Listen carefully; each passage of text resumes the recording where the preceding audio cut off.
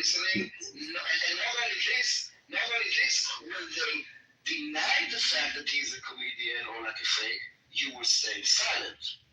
Yeah, normally I do deny. So here's the thing. I'm not trying to on the room. So worried about Clubhouse? Yeah, what do you worried about Clubhouse? I vote, but I was typing. I was busy, so I was so worried about Clubhouse. Experts, friends, or free speech. So Benjamin, what would your choice be? There's more free speech than there are. You don't know exactly what was going to Like I said, you come to some instance. You know the after that this is not a real person, and they have to sign. Wait, say that again, I didn't hear you. So people left, and many people that heard it left with this again impression. It's not a Miller's room. It's not a Miller's room. This entire PR defaming and spreading Jew hatred, and you are part of it. I mean, yeah, so I need to think about you bring up a good point at the end there. I mean, your first few points were not good at all, but this is you bring up. No, all amazing points. You say place. You wanted to do it. Unfortunately, you have. So hold on, Steve. Are you a Zionist? If you use the definition of Zionism where it's you believe that the state of Israel should exist, then yes, I'm a Zionist. You mean when you use the actual definition? Do you feel that when you're in Amir's room, do you feel there's pressure where you can't really express how you truly feel? Because I've been in that room with you, and I've heard you say good things, and then I've heard you say vile things towards Israel. What? Okay, hold on a second. I'd like to know. And I can't remember all of them. Oh, that's fine. Did they threaten to blow you up, Fadi? If that's Amir, that we understand. Amir, Did they threaten to blow you up? By the way, everybody, would you please, we have a poll in the room, and a lot of people haven't voted. Please, this is a democracy. Please express yourself through the legal, peaceful voting process, the democratic process. Yeah, I've been into Amir's room where they voted to quote unquote kill Norm. I mean, multiple times. I'm surprised it's still alive, Norm. I'm surprised. Did they kill me? Well, they voted to kill you. Can I ask you a question really quick?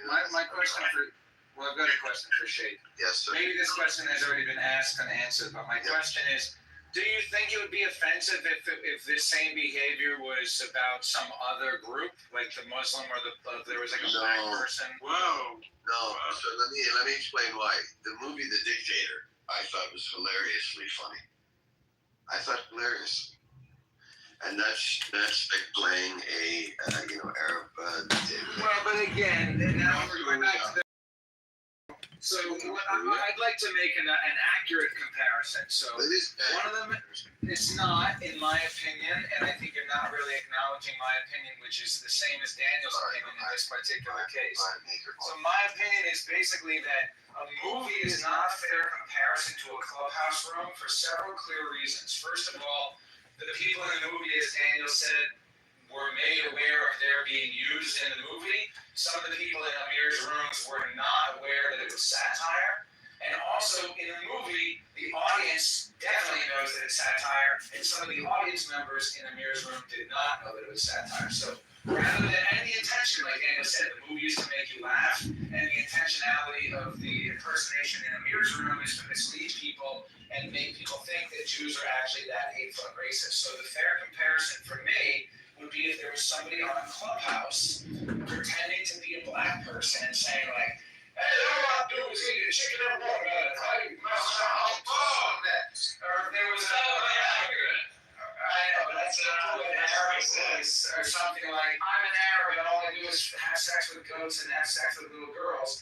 Obviously, it's offensive to say that all Arabs are terrorists, jihadists, towelhead, raghead, kid fuckers. Okay, not too much. Not too much. Keep going. My point has been made.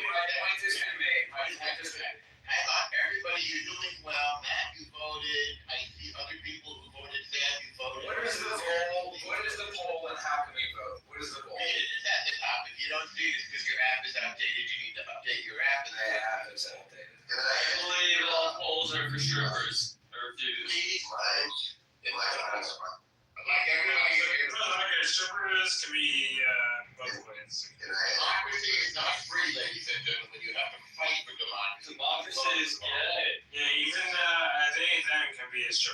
and you can. Thank you for voting, those who voted. We have 15 votes so far, and the people believe that it's okay to have a Palestinian state in Greenland, about half of them, a little more, but most people feel that no, terrorists are bad, they don't want a Palestinian state. So if you have strong feelings about this, express it through the democratic process and vote. You can vote here, it doesn't cost you anything. Thank you very much. This is me, Norm, getting out the vote. It doesn't cost you anything, and Jews and Palestinians are bad. I don't mind a Palestinian state. There's zero threat to Israel, even on its borders. Oh, good for you. That's a great point. So no Palestinian state, please. Let's get like a hybrid. We've been going in circles, guys. Lou wanted to come up. He's up on stage. Welcome to the stage. What's up? Okay, Yes, I just wanted to support my friend Trashbag. He wrote a wonderful book. You should go buy it. I bought it. It's tremendous. It's absolutely wonderful. Wow, are you being sarcastic? Thank you, Lou. Lou is such a nice guy. Are you being sarcastic, or did you actually read it and enjoy? I read some of it, not a whole lot of it. Okay, great. How many stars? How many stars did you give it? So far, 5. Let's go back to the conversation, guys. Yes, but please vote. Thank you, those who voted. Thank you, everybody. Can I ask David why he laughed when my friend said some of those very disturbing things about Arab? That's what I said the thing about it. They laughed right in the black voice, not that. No, he laughed at the Arab thing and he only muted himself. I think I heard him laughing. Did you laugh at blacks or Arabs? No, something about doing something to cannibals. What's your point? Why'd you laugh at that? You just, and the second person just laughed. When he left at me laughing, like, what is the point? I was doing out the poll for who thought that my friend was actually an Arab, okay? And let's see if anyone on earth thinks that my friend was Daniel thought I was this is totally funny. Listen, I understand you used to really like dumb videos in a newsroom. Don't insult me with those like handbags. Either you look at yourself and take accountability and responsibility, or you're gonna dance around. Hold on. But this is how it's strict, so please don't dance. You want to get checkmated. I'm offering you the ability to resign before I resigned preemptively. I don't want to be checked. One second. Okay, nobody's saying, guys, for the record. The fact that you think that you're in a position to checkmate means that you are zero. Let me please finish one sentence. You are not in a place of introspection and taking accountability. You're in a position of defending and attacking, and that is your problem. So this is why I'm not engaging. Listen, it's as clear as sun for everybody. Either you acknowledge your participation in spreading Jew hate and prevent it in the future, or you try to attack me, sugar to me, or gaslight me, and then we will have the same situation, and you will leave it with yourself. I said what I said. I don't need you to justify it. I don't need you to attack me. I don't give a fuck about your checkmates, okay? It's about you and your active participation and silence in spreading violent and dangerous Jew hatred. And I say violent because it turns into dead Jews. So shape, either take responsibility and accountability, or please shut up, at least with me. Others can enjoy the conversation. Yeah, it might sound funny to you, like on Clubhouse, but as we have seen, what's been happening on the streets. Like people take it seriously, bro. Like people, like. Hey, David, go. Maybe they haven't taken it from Clubhouse, maybe they take it from X or. David, you just laughed when someone said that Arabs do something to camels. Don't try to do So what's your point, Shay? Stop looking at others. Look at yourself. Introspection is about you, Shay. Stop. Just stop, yes. Daniel, wait a second, buddy. He's trolling you full on. He's not going to change. He's just going to be toying with you now. Even the name shapeshifter is a I'm not mockery. playing along. This is what I told him. I'm not checking the game. He's playing a game with himself. He's only playing. Daniel is bringing up the entire room. Morty is trolling, and Vadi is playing along with it. That's the room that trolls Jules. There's nothing we can do about it. No, hold on. Morty has never, ever said things like, Jewish people should go. My God. Like, doesn't play the role.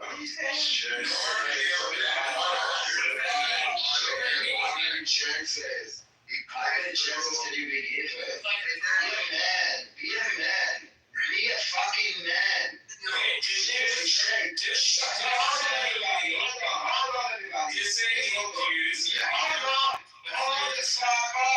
Hold the fuck on, everybody. Please, everybody mute up, including Shake.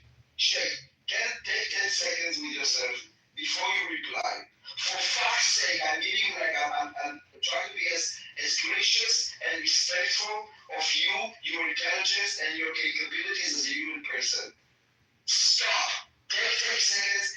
I will tell you this. If you think that it will humiliate you, embarrass you, I guarantee you that it will do the exact opposite. If you will be a man.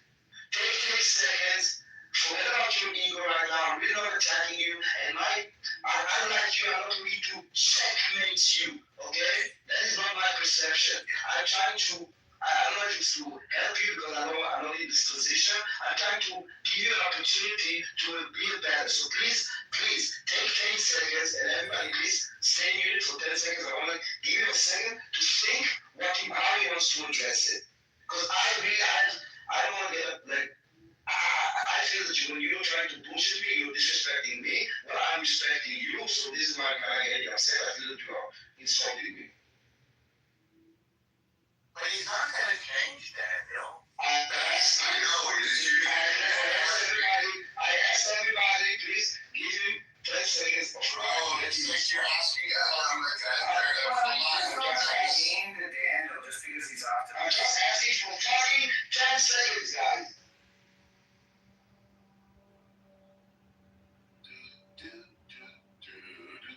See, he's even putting it as a fucking gift, bro.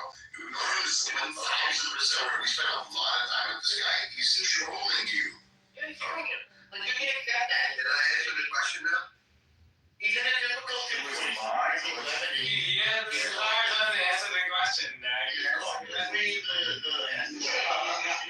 asked for it from you guys was very simple. I'm asking for fucking 10 seconds of silence and then shapeshifter. And since then, 6 people asked. I asked it 5 times. So I'm not going to get upset. I'm not going to engage. The shapeshifter was a great segment. I'm going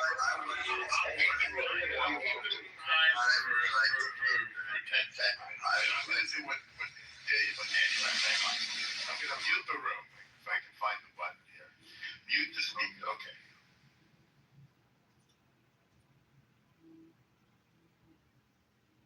Shapeshifter, go ahead.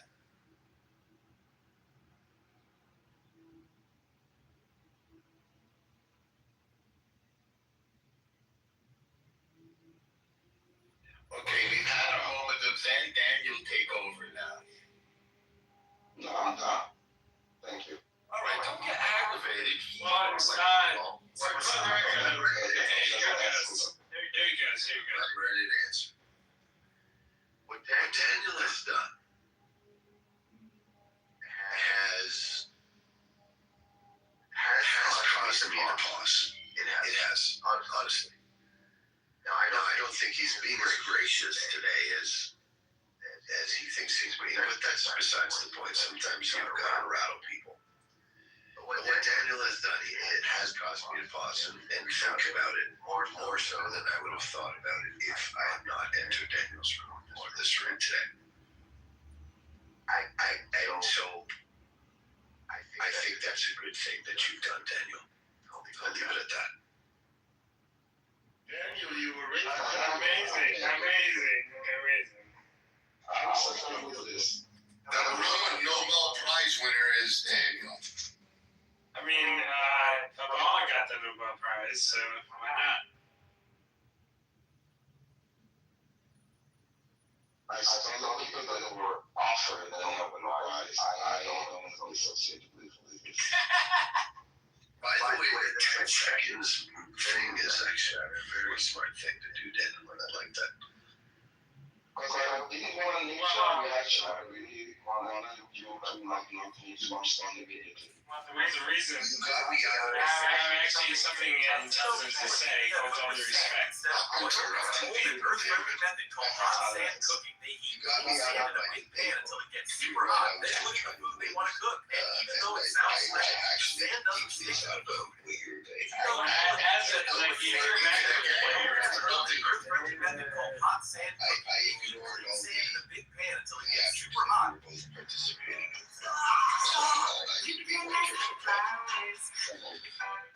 Now is a good time for me. You were saved for the day, but you woke up too late. Covers down Two cosmics.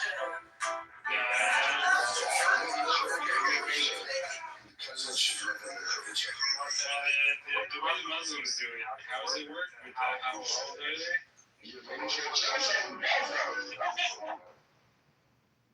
Hey, have you guys seen the video, the starving hostage in the tunnel? Evolve. Yeah, for the record, like when I saw the New York Times had that big explicit about this story. I got his name wrong. I'm sorry. Was that one that?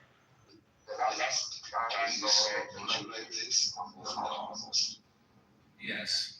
Yeah, that was Ken. Mamash Ken. Just so you know, the only starving arrows that we saw from Gaza is literally the Jewish hostages. I didn't see anyone Can you see the fat Hamas guys in the tunnel? really quick, Daniel. our flag has been the down salvation. I'm just looking for one image of a starving arrow. Yeah, something is on the fruits underground. PTR for the fat starving man. Hold on, Daniel. Do you think there's no starvation at all happening in Gaza? I think that there is no, what the word starvation in English would either mean a number, okay? So there are people that don't have access to food. There's no deliberate actual starvation. And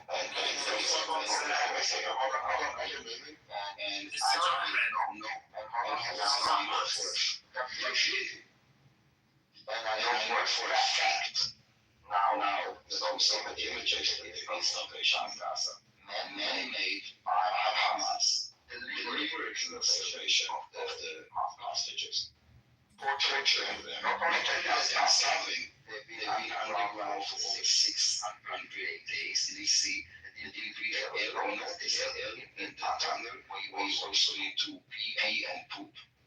You imagine the air in the tunnel where you also need to pee and poop for 600 days.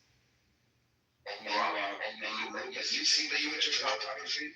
This is what the Palestinians are doing to us. And if anyone thinks that this is not the most justified war, then tell me how can you live with I this? think one of the most Why do I never have an newsroom and call the police on the hostages? Zero empathy, zero humanity.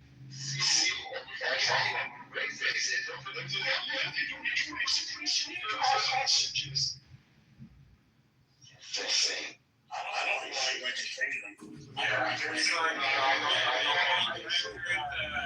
with Daniel. It's very simple. It's like release the hostages. You know, when I saw that picture in the New York Post about. It's sad, bro. He's a very well. That's crazy. That's crazy. Yeah. I can't lie. Sorry, go ahead. No, I cut you off. The picture they had on the front page of all the media was a kid was I think he had mild bifida. He was in Italy. Right, that was at the point I was going to make Norm. It was like, the New York Times ran a story about the storming in Gaza, and they ran a picture of the kid, right? But it came out later, and the New New York Times had to do a correction saying, we apologize. The kid actually had a medical issue. That's why he was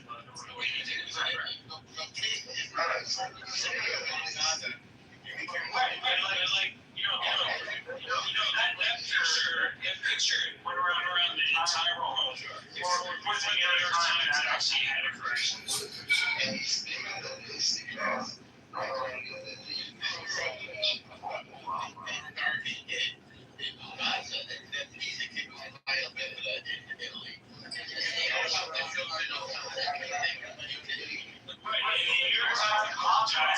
They apologize like in a very small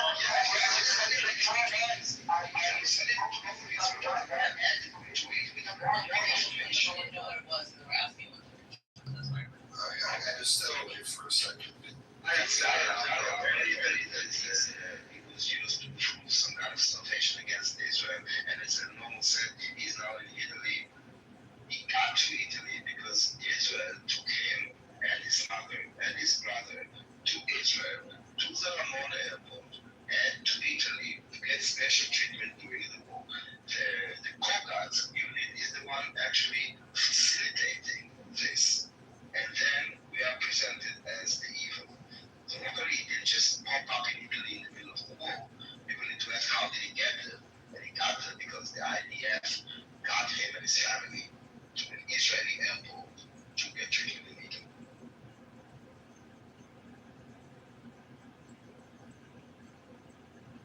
With his mother who looks fully dead.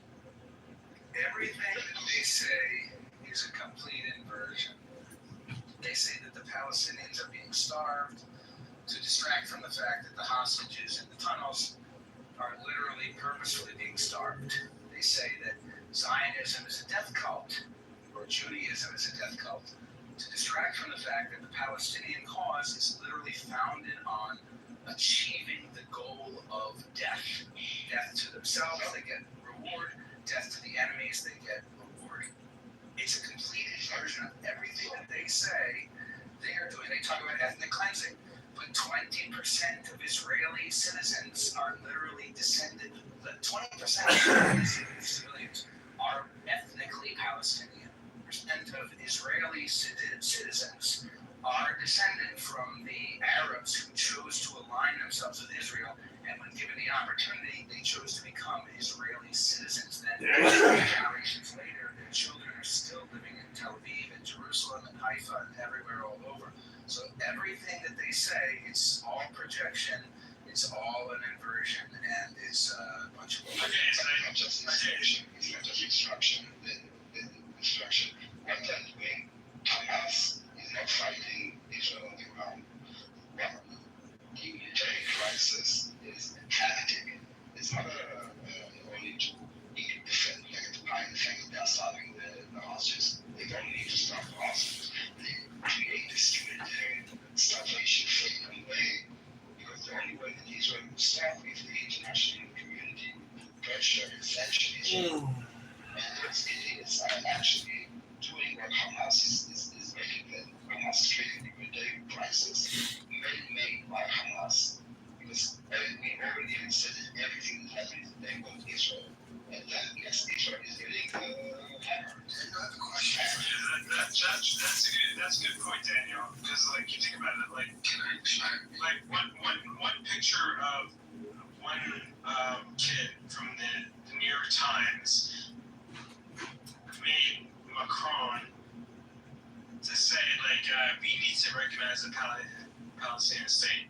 What happens next is the UK is like, maybe we need to also recognize the Palestinian state. Like, where is this up now? Canada wants to say like we need to recognize.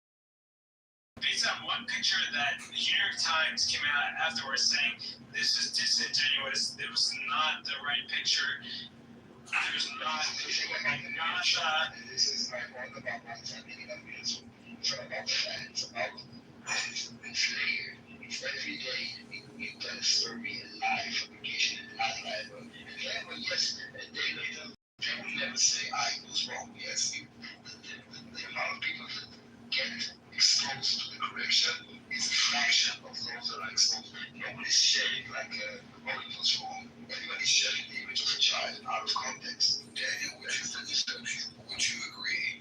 This is a genuine question. Would you agree there are instances where both sides have participated in this kind of intentional twisting of the narrative? No. So, you give me an example. Okay, so you think the 40 beheaded? Do you know? I won't guess it. Do you think the 40 beheaded baby story was real? Can I also ask if Norm really shaking for that? Yes or no? Well, I'd love to hear Daniel's answer. I want to hear Daniel's answer. So, In the background, he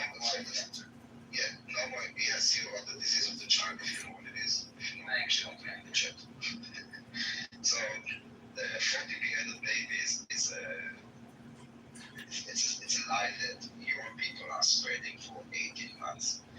No one actually said 40 beheaded babies. This is why I will now ask you if you can give me the full quote or show it to me. You will not be able, or even say who said it, because it was never said. It was during a news report of one channel, I-24, that we don't really watch. I think it's something that goes to the world. And it was on 8th of October, 7th of 8th of October, like when it was still crazy. And they basically combined two sentences. Sorry, that she heard from a soldier that there were 40 children or babies, and then she said some beheaded. Okay, and then she heard about it, and then I don't know who echoed it, and then I think on 10th of October, I'll find it for you. 2 days later, Israel, the government had to issue like this, no indication of beheaded babies. Okay, on 10th of October. So that should have been clear.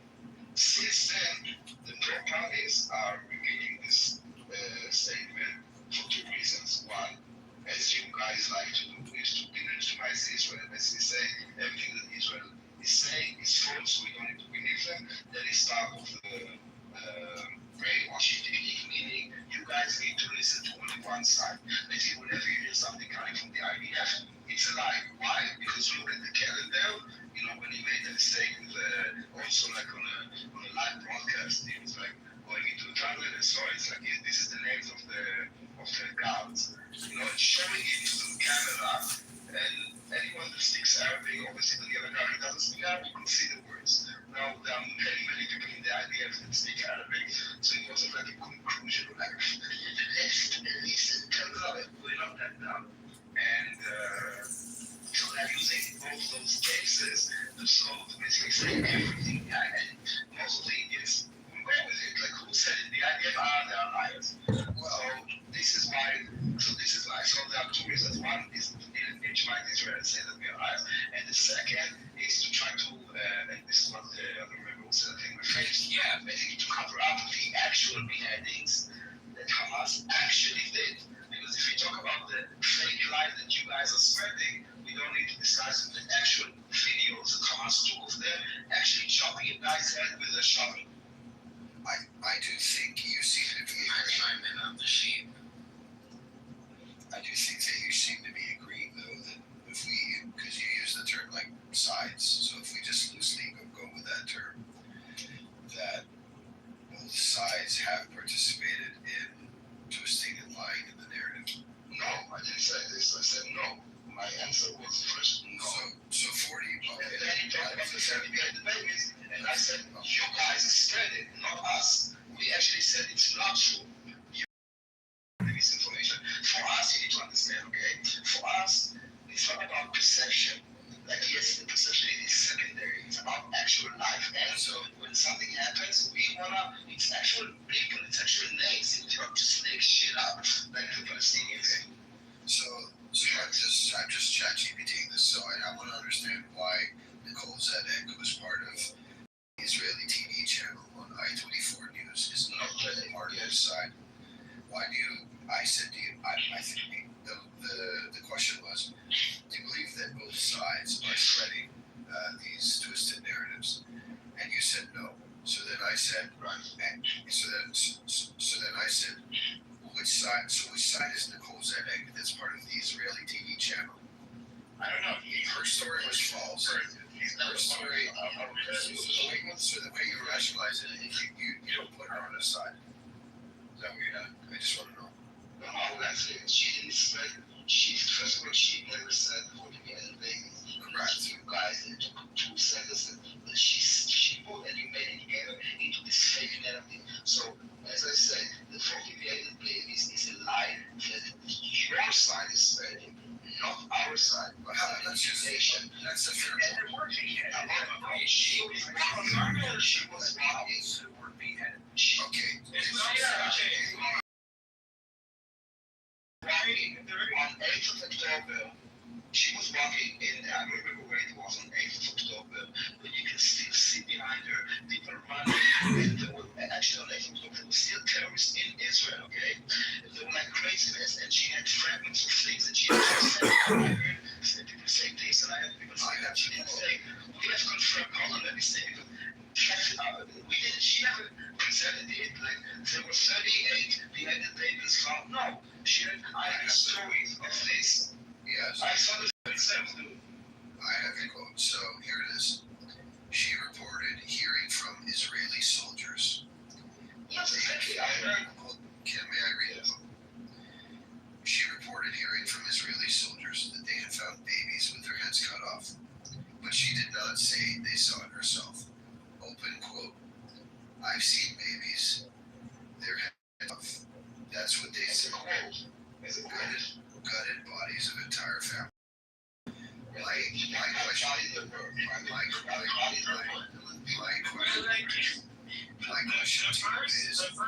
question to you is, were there any beheaded babies? I don't know what beheaded babies. So there was one baby that was shot when he was still in the there was one baby that was stoned to death in Gaza. There was a beheaded baby, and hold on, there was beheaded men, and in the confusion of 8th of October, when she's talking like live about things that she heard from different people, she never reported it as news. She actually said that she heard. It wasn't reported, it wasn't issued by anyone official. We actually have names, dates. I can give you a website that will give you on each person what he's doing on this day, his face, is everything about him. They are all real people, okay? And again, this lie of 40 beheaded babies, as you said in the quote, was never said. The reason that you guys keep on saying 40 beheaded babies because you repeat a lie, and the entire idea, same as Morty, is to delegitimize and vilify us. Yeah, so who participated in it? So that you keep talking about the 40 babies and ask me, for instance, instead of yourself, again shows your lack of introspection and responsibility. This is not us spreading it. I don't believe any of our people say you did 40 billion babies for us. Only you guys are talking about it. Because you want to delegitimize us. Daniel, I would like to, Daniel, charitably, coming from a good place, shine a mirror, because we all have blind spots. Just like I had a blind spot that you pointed out earlier. I'd like to show you your blind spot. Are you open to that? I'm open for you trying. I don't have a blind spot. Okay. I mean, you called me out on trying to win. He's open to it. I would like to give you. Okay, can we do the 10-second thing? Sure, go ahead, but say what you want before. I don't have anything to Okay. So you called me out personally on my lack of introspection. And what I was trying to do was get you to acknowledge if there was any twisting of the narrative on the Israeli side. And you said no. I want you to think for 10 seconds on whether that's you being introspective. What these barbarians did is much worse than anything we have said. Fixating on the babies, we know that the people who are sympathetic to the Palestinians are so ashamed of themselves and so appalled at their barbaric behavior of Hamas. I saw a picture a couple days ago, trigger warning, clog up your ears if you don't want to hear this, of a man sitting back in a car and they had cut out his heart. I saw it in living color. His heart was cut out of his body. This is just one example of the families that they slaughtered in front of each other, of the children that they murdered in front of their parents, then they murdered the wife, then they murdered unspeakable barbarity. We had not even expressed the depth of horrors that these barbarians visited upon us, but they photographed it all, and they called home and bragged about it. Mommy, Daddy, Mommy, I killed 10 Jews with my own hands. We recorded them saying this. It defies description. So no, not only did we not exaggerate and manipulate the narrative, it was so filthy and unspeakable that we barely talk about it. It's like those people who've been through the Holocaust or World War II or any war. They just don't speak about it. It's not something you can even say in polite company. It's true, Norm. Right now, I'm looking through my photographs because I could have sworn that on like October 9th, I saw on Telegram a bunch of disgusting photos, including photos of people in Israel, and I'm looking through my photos to find them, and I can't find them. I must have, Norm, knowing myself, I must have deleted these photos because they were too disturbing. That's the only reason, because I can't keep that shit. So yeah, it was never made public. No, I saw it. I had them saved. Maybe it got leaked, but it was only for. I don't save nude photos either when people send me nude photos. By the way, you gotta do. On October 7th, on October 7th, I cannot imagine what you guys went through watching this. And 8 and 9 and 10. But what I can say is I was to my core disgusted, angry, and So when there was a suicide bomb before October 7th, killing people, like, why did you feel that? in complete disgust and shock that this is what's happening in modern times. So, you know, I just want to make it clear. Why did it take you October 7th for you to realize that? Hey, David, you're just on the verge of like annoying me, and that's hard to do. Daniel, are you ready? I'd love to hear your response. Yeah, حبيبي اتفضل. What if we are like manipulating and lying? Is there any manipulation of narrative happening on the Israeli side? No, and I tell you why I'm saying this, okay? When you're talking about, first of all, I think and I hope that you are, okay, since we're not in the newsroom, I am trying to do this, talk about nuances. And in nuances, there is a difference between, like, for example, manipulation, meaning that you know that you are complicit, and for example, making a mistake, right? So, for example, I will tell you, I don't know, that I got the delivery at 2, but it was at 3. I was just listening to I'm trying to say there's a difference between a lie and a mistake. For example, the calendar thing, I'm just trying to, do you think that was a manipulation or a stupid mistake? Like, what do you really think happened there with this calendar? Well, it's hard for me to get in. Yeah, you don't know. I'm just asking what you think. You saw the video, right? Yeah, I saw the Do video. you think it was a manipulation, manipulation, or a stupid mistake? Let's do a quick recap on what I believe to be the facts. Number 1, it was the spokesperson for the IDF. Right. Right. Number 2, it was, obviously during the heat of the most tense moments in October 7th. In Gaza. No, it was a few afterwards. It was in a tunnel in Gaza. Yeah. I think under a sheet. It was in the hospital, right? It was in the hospital. Yeah. It was in the hospital. It was in the hospital during some of the most tense. I think it's Shifa. Okay. So he was the spokesperson. It was in the hospital. There were news cameras. Not news cameras. IDF spokesman camera. IDF spokesman camera, and it was broadcast on the news. Right. And he took the paper and waved it at the camera. And he said, No, he pointed at the. No, I think It was static on the wall. No, it was the wall. It was. I remember it being let me get you and this. it was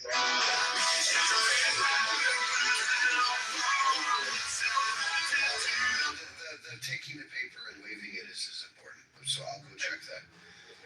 So he took the paper and waved it at the camera, and he said these were operational plans. Like these are operational plans. No, those are no. They said that those are the schedule of the guards. This is what they said. Okay, so let me double check. He said that those are the names of the guards, and this is basically the schedule. Okay. Okay. And it was basically a calendar with names of days. Okay, we'll do the research a little bit later, but let's go. Let's know this story. Okay, it's good to me. So we can do another example. I thought you know the I will end Joe Biden's war on crypto and I forgot some of the facts, but let's use the facts that you present. No, let's use the one that you present. No, I would like to use the hospital. Let's finish with that hospital. Yeah. No problem. I just wanted to say something. Let's for now What do you want to say about it, Fadi? Let's for now. I asked him. I just wanted to think of everybody that joined. I asked him if you think that it was a mistake or is it a calculation. What would Israel have to gain by? Okay, We got to this after the answers. Okay, so now let's examine the intent of someone who's trying to manipulate versus someone who made a mistake. He was saying that hospital is a command center for Hamas. This happens to be true, and they went back and they traveled there. Chef, do you have do you want to say something? Do you have a conclusion, or you reaching it as you speak? What I said. I understand. Before that, I asked him a question, and I would like to know. You don't know yet if it's deliberate mistake, deliberate manipulation or not. You wanna. What you're doing right now is that you're thinking it with us. Yes. It's an honest. It's. Okay. So if you already had it or not. But I want to be honest with you. I want to be completely honest with you here. I had prior concluded it was manipulation, but I want to re-examine it together. I want to do it from a genuine perspective. Okay, so maybe I'll do like 30 seconds. You do 30. So I want to steel man the Israeli side. I would like to spend my time steel manning the Israeli side. It's up to you whether you want to steel man the other side. So I suppose the way it would be a mistake would look a little bit like this. He knew that it was a command center. He had irrefutable evidence that it was a command center. And someone told him that the paper was the evidence. And even though he couldn't read Arabic, he took the paper and he waved it, and he got caught up in the heat of the moment.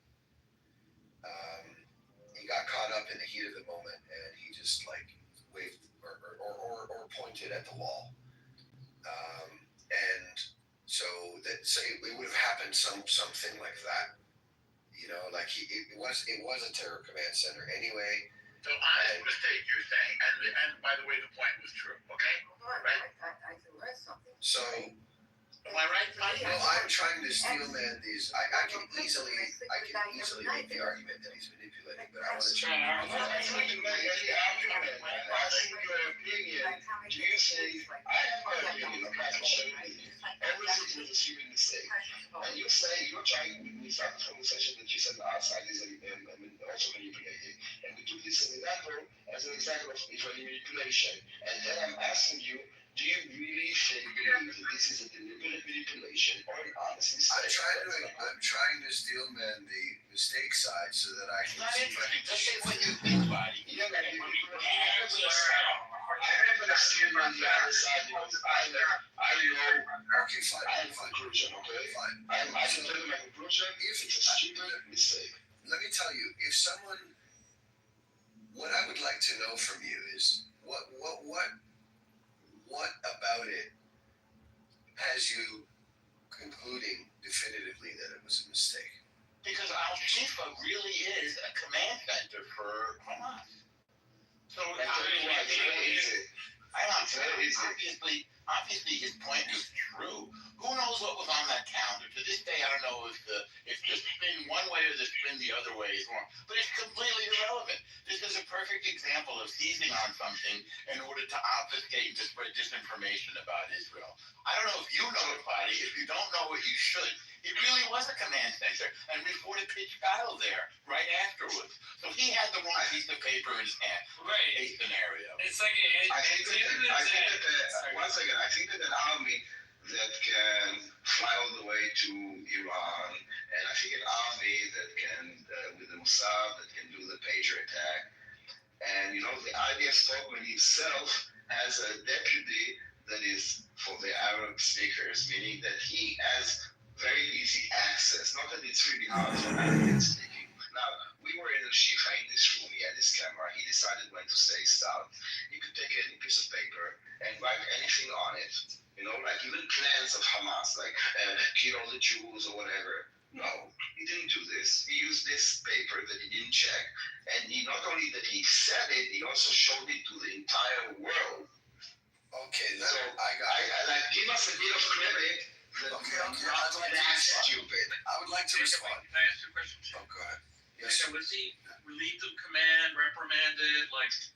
You're getting off the topic. That's not off topic. Relevant question. Let Fadi answer first. Okay. What's the answer to Daniel's question? So I now remember why I concluded it was manipulation. Because I had forgotten and I wanted to re-explore it. The reason why I concluded it was manipulation, but I wasn't thinking enough about El Normo's point, which is, let's suppose that it was indeed a terrorist command center. So why I concluded it was manipulation is the IDF spokesperson himself would have known that he hasn't read the paper. And then he chose to say in front of the cameras that the paper said something that it didn't. No, That's hey, David. Let him talk there. Hey, David, just settle down. But finish your thought, Fadi, because there's a lot of fluff in this. I appreciate the narration of Proud of being on this perspective. So the idea, hey, David, bottle of vodka, grab one, just chill. Or do the 10-second thing. You're humpering, Fadi. I think you realize you've been exposed. No, actually, he's interrupting him. Normal. Yeah. Thank you, Daniel. Thank you. Okay. All right. So the IDF spokesperson, who is a trained spokesperson, by the way, spokespeople are trained on how to. This Thursday, July 24th, we're celebrating with the Get It On the Floor. He was like in the Navy. He learned acting. He's fluffing all these things. Just give us a real answer. Okay, so the guy knew that he didn't read the paper, and decided to tell people something about the paper that he knew was not on the paper. He just made it up. That's manipulation. Right, but you don't know that he did that. You just made that story up in your head. No. He might have grabbed the wrong paper. Yeah. You don't know why he did what Grabbed he the did. wrong paper. Yeah. There's a million different Okay, all right, I'm gonna go find the video. Yeah, very good. There's a million different explanations, and you made up a story that made you look bad. He's manipulating. If I find the video, would you guys want to watch it together? The New York Times ran. I just want to understand. Whenever you say something that you don't necessarily check or know for a fact, and you made a mistake, I would say that you are manipulating me because you made a mistake and you didn't check it thoroughly. No. But basically, just like imagine the scene, okay? He's not a militant, okay? He went there they allowed him to go into the Shifa hospital, and he walked in, and there are like evidence there, like you were a detective going into a crime scene or whatever, and you say, okay, I see a bed, okay, so they slept here. You don't know for a fact that they slept here, but you see a bed, you kind of try to figure things out, and you assume things, okay? The fixation on the mistake was basically to delegitimize the entire thing. Basically, there is no. Basically, let's focus now on this mistake. not manipulation. Manipulation, I tell you why it's important to use specific word. It's with intent, okay? Meaning, I know that it's not true. I want them to think like this, so I will say something that I knowingly know that is manipulative, that is deliberately showing something that it's not. And that is something that I think that you are attributing to Daniela Gali, which you wouldn't attribute to anyone else in a similar situation. And then you could assume, you assume sinister intentions. Right. I give you a perfect example. The New York Times apologized for using the picture of the kid who had other issues going on, and they said health conditions. Correct. Right. But when they issued that correction, that happened way after, like, every single newspaper around the world, threw that picture up and said, like, this is what's happening. It's fine if you, and not fine, but it's okay if you're saying, it's like, well, we didn't mean it, we're trying to figure it out, we need to figure out, facts. But at the end of the day, like, if you're going to say, like, this is what's happening, you either have to know it and have to be forceful about it, or, it's not right. It's not right. Without speaking. Okay, I put the video in. Ignore the commentary in the beginning from some influencer, but it was static on the wall, and he walks up to it and points at it, and you can look at the video. It's there. Okay, yeah, I wanted to use a non-biased one, but just ignore the stuff in the beginning. you're confident it wasn't edited, like? No, it's just a video. Okay, all right, I'm gonna go watch it. Thanks, Yaakov. Yeah, to be honest, I don't know what anyone would have to gain, and that's the important thing. Manipulation is, in my mind, is what does someone gain from the manipulation? And if there's nothing to gain, meaning if they come out looking really stupid, there's nothing to gain. Therefore, the simplest answer, Occam's razor, is that he just screwed up.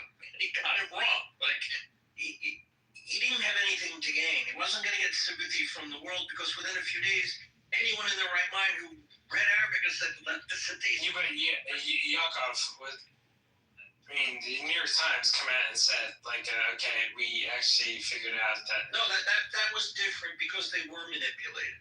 Okay? They were manipulated. Wait, okay. Were there people on the ground who were part of the New York Times or manipulated, or were the people that? No, they got to. Let's talk about one issue at a time. You're now trying to pull one thing that's very different into another thing. I'm specifically talking about the calendar date. Forget the kid in the trash bag. Okay? We can talk about that later. That's a different issue. But the guy. Well, the reason it wrong. Okay. That's all right. Okay? The guy getting it wrong shape. What did he have to gain by? He had a lot to gain. So. And then I'm also curious whether there was a correction or apology issued after that. But it wasn't true, so he had, like, he had a lot to gain. He had a lot to gain. Can I respond to Yaakov? He did ask me a question. Yeah, what I'm saying is, he did ask me. Hang on a second. I just want to make something clear. The story is absolutely true. The evidence was a mistake. The story is correct. So by criticizing the evidence and pretending, the Jews are liars. The Jews are liars. They can't even read Arabic. I haven't even seen the translation of what was on that sheet. But the point was that Al-Shifa Hospital, which was the story, was a command from us. The IDF went there and fought a battle for 2 weeks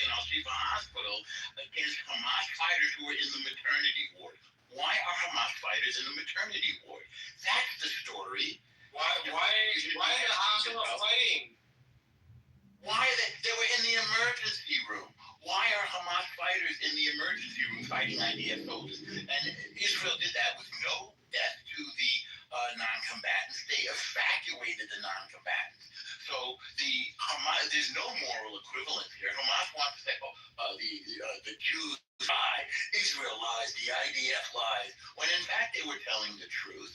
And then, when they say, the story that they're using kindergartens and schools and hospitals as control and command centers, they get you to move past that story. They want you to ignore that. When in fact there's documentation of it. I don't think it was at Al Shifa Hospital. It was Al Shifa. Are you sure? The idea is that we will talk about this mistake is that I just want to say, Fadi, I'm not fooled by all this sort of tiny minutia obfuscation.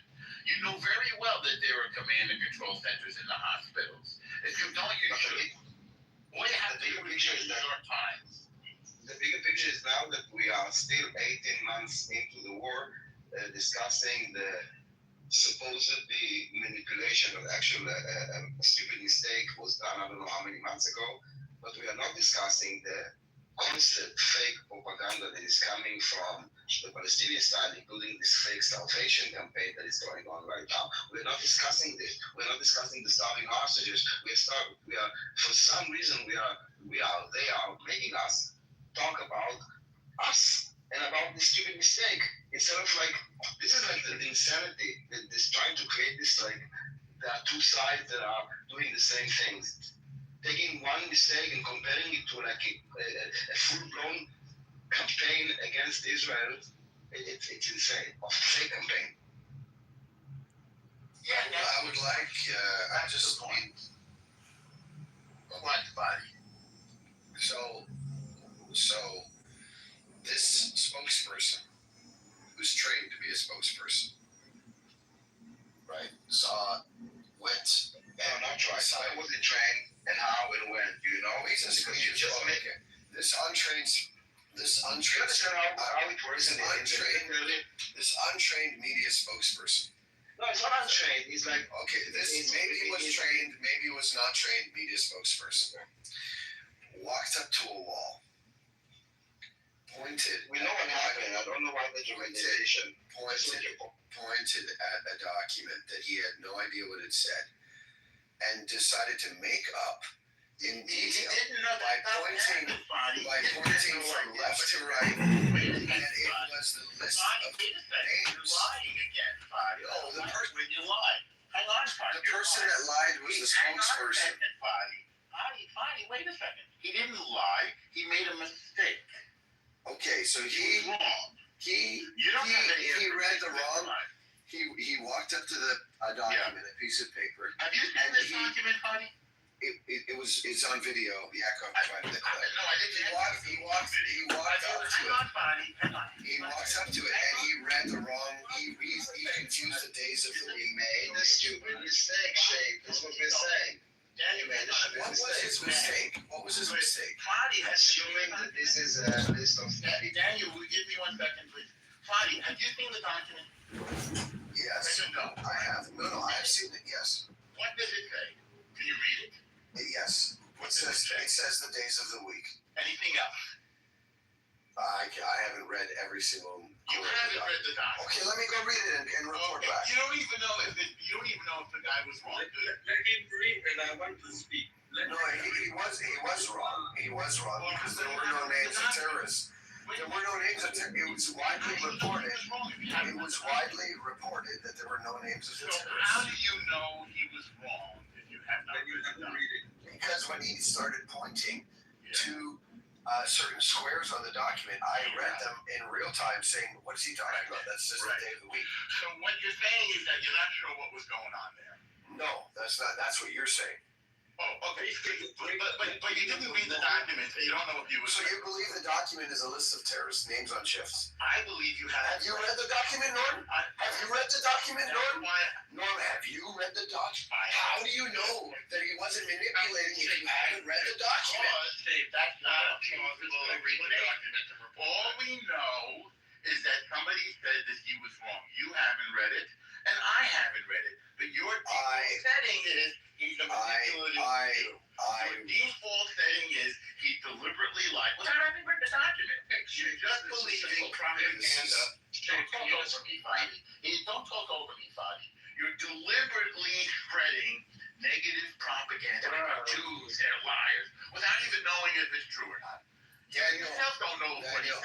to stand for You yourself don't know if it was true, Fadi. Isn't that the truth? Daniel, You don't know. Am I telling the truth? race. You just don't know. You just don't know. And you take the time to read it. With all due respect, why are you looking? Are you going to stand? We're looking for Yeah, we're gonna stand for it, Fadi. for your. You don't even know what the document says. Okay, it took a few days. The ceasefire is over. El Normal. Okay, The ceasefire between you and I is officially over. Okay, guys, let's Yes. State, can I make a recommendation? How about just go offline for a few moments, read the document, report back. Well, you could have done that before you came up. Guys, I read most of the document. we all assume, even though we don't speak Arabic, that it's indeed the days of the week. He went there into this room in the Shiva hospital and with a camera going to different rooms, pointing at different things, and he made this mistake, okay? He made this mistake so anyone can see it. I believe that if the intention was to manipulate and assuming that there are enough people in the IDF or in Israel who speak Arabic, we would have either not shown the document to the entire world or fabricated it. I think it's very obvious to anyone with like a grain of I don't want to. It's very obvious it was a mistake. Suggesting otherwise is stupid. And I will tell you another thing that even if the entire clip was without this calendar, it would be the exact same. It would be the exact same clip. Like this what we're showing you is a Shiva hospital. You just found point to try to delegitimize the entire story. And no, it was a stupid mistake. That's why I say not the mistake is stupid. One thing I want to mention. You don't even know if it was a mistake. We have to look at the document. I just want to say something about the document. Since Shaggy spoke, I went to look for it. There's something special about it. It is a calendar which there's the days of the week in Arabic that are highlighted in yellow or just crossed over in yellow, whatever. And the important thing is what is the title of the document, okay? When they think they translate another in, like, you know, when they're kind of debunking. What does it say? The title of the document is the Al-Aqsa Flood, October 7th. So what is the Al-Aqsa Flood? That was the attack on October 7th. Exactly. So why was the name of the document Al-Aqsa Flood and then the date October 7th? It's a good point. It was underneath the hospital. Yeah, a great point. So they lied. So they lied in order to accuse us of lying. And finally, you played along with it. You were suckered into their lies. Vance, thank you for the input. I didn't know this because I don't read Arabic. Well, I saw the debunking videos, and they specifically, on the debunking videos, they said, yes, it says Al-Aqsa Flood. Can you send me the link to that video? Because I'm trying to zoom into all aspects of the document and the resolution is blurry. Can you send me that video? If you could read Hebrew. It's from France News Site 24, something like that. Yeah, sure. Maybe ask ChatGPT. It's not that hard to Check. read. Ask ChatGPT. I'm sure that you will be able to tell you exactly what the document I'm says. trying to, but the ChatGPT is hallucinating and mixing It's up. okay, we don't need to hear the details of your relationship with ChatGPT so you can obfuscate some more. So the more we look at it, The ceasefire is over. the more we look, keep trying to take the more we look at it, the more we see that calling it a lie or manipulation is in fact itself a lie and manipulation, which is typical, and I'm not speaking of you here, Fadi, typical of what the other side does. They project their lies onto us. They say they want to commit a genocide, so they accuse us of genocide. They practice apartheid. There are no Jews in their lands, and they accuse us of apartheid. They accuse us of stealing land, and they come and steal our land. Every single thing that they're doing is a projection. Every single thing they accuse us of is a projection of what they're doing. And this is a great example. I'm glad you brought us this example, Fadi. Here's a document that says Al-Aqsa Flood in the hospital. It's being used as a command and control center for Hamas. And your only response is, the Jews are being manipulative. And the latest is them using starvation as a weapon of war, as we saw with the hostages. Guys, every day there will be someone like straight taking turn, come and waste your time, right?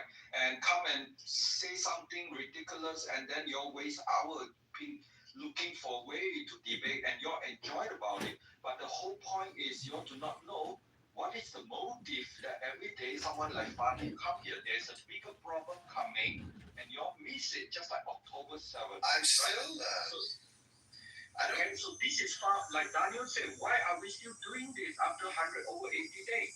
Because the next October 7th is coming and Fadis are here to make sure you all don't see it, right? So what is the next October 7th? Hey Dave, you know nothing. Again, someone Dave, like Fadi will never be discussed. And he doesn't care whether he reads or not. He just wants to and if you are moderator, just make sure he go off stage so we can discuss what is the next October 7th. Make it off stage, he will disrupt me every time. The next what does that mean?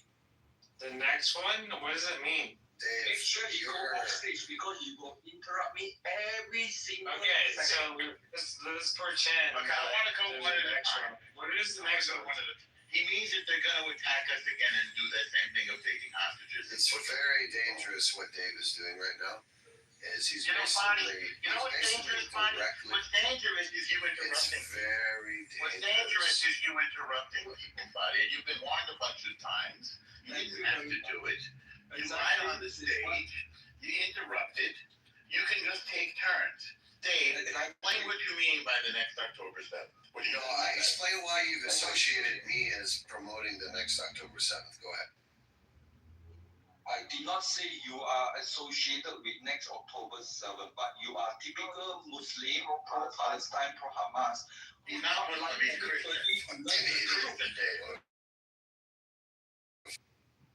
Okay, so the next big problem coming is Iran. They will be running out of water in a couple of weeks. And due to 90 million people running out of water, and the Shia and the Sunni will not do anything. They will repeat the problems. And where do they go?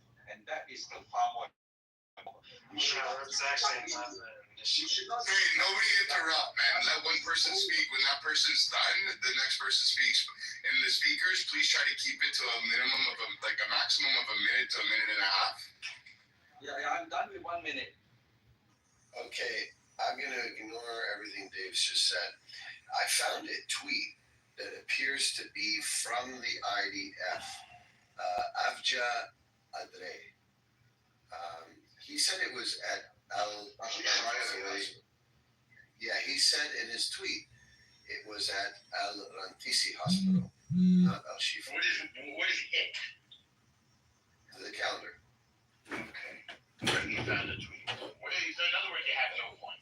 Well, no, hold on a second. We like. Do you have a point?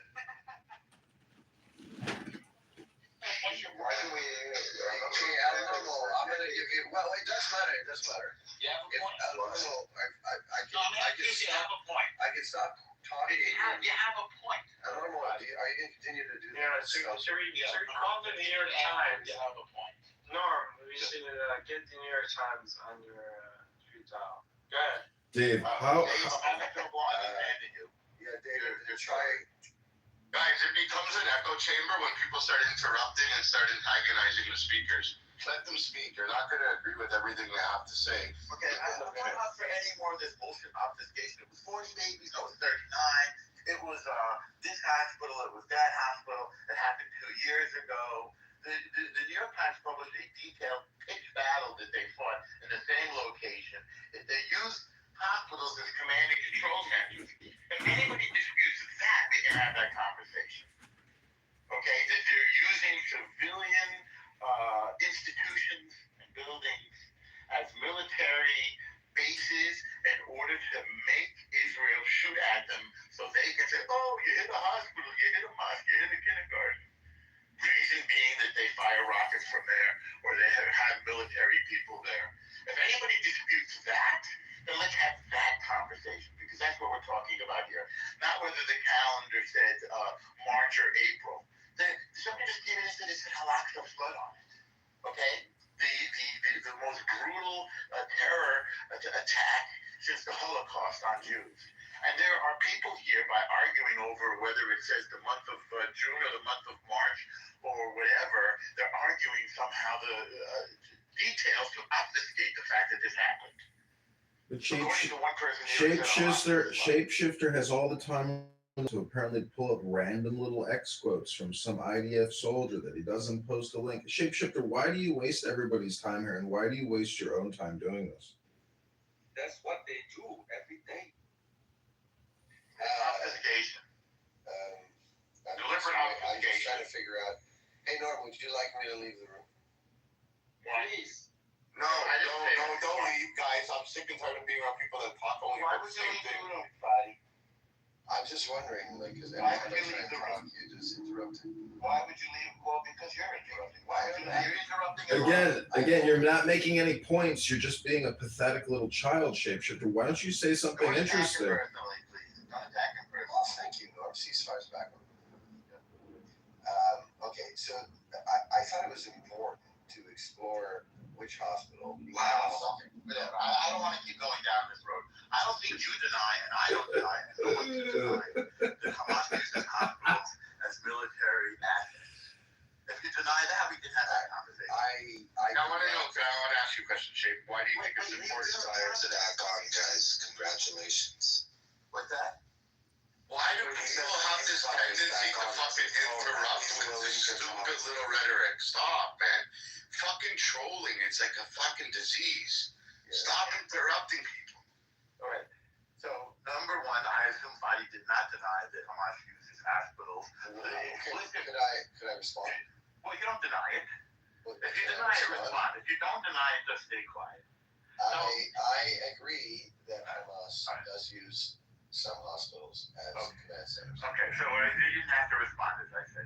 So that's the only thing that we're talking about here. We're not talking about what the calendar says, and we're not talking about whether it was Asifer or the other one that you mentioned, Al-Rimshi or whatever it is. And when you start to get lost in the details like that, it's deliberate.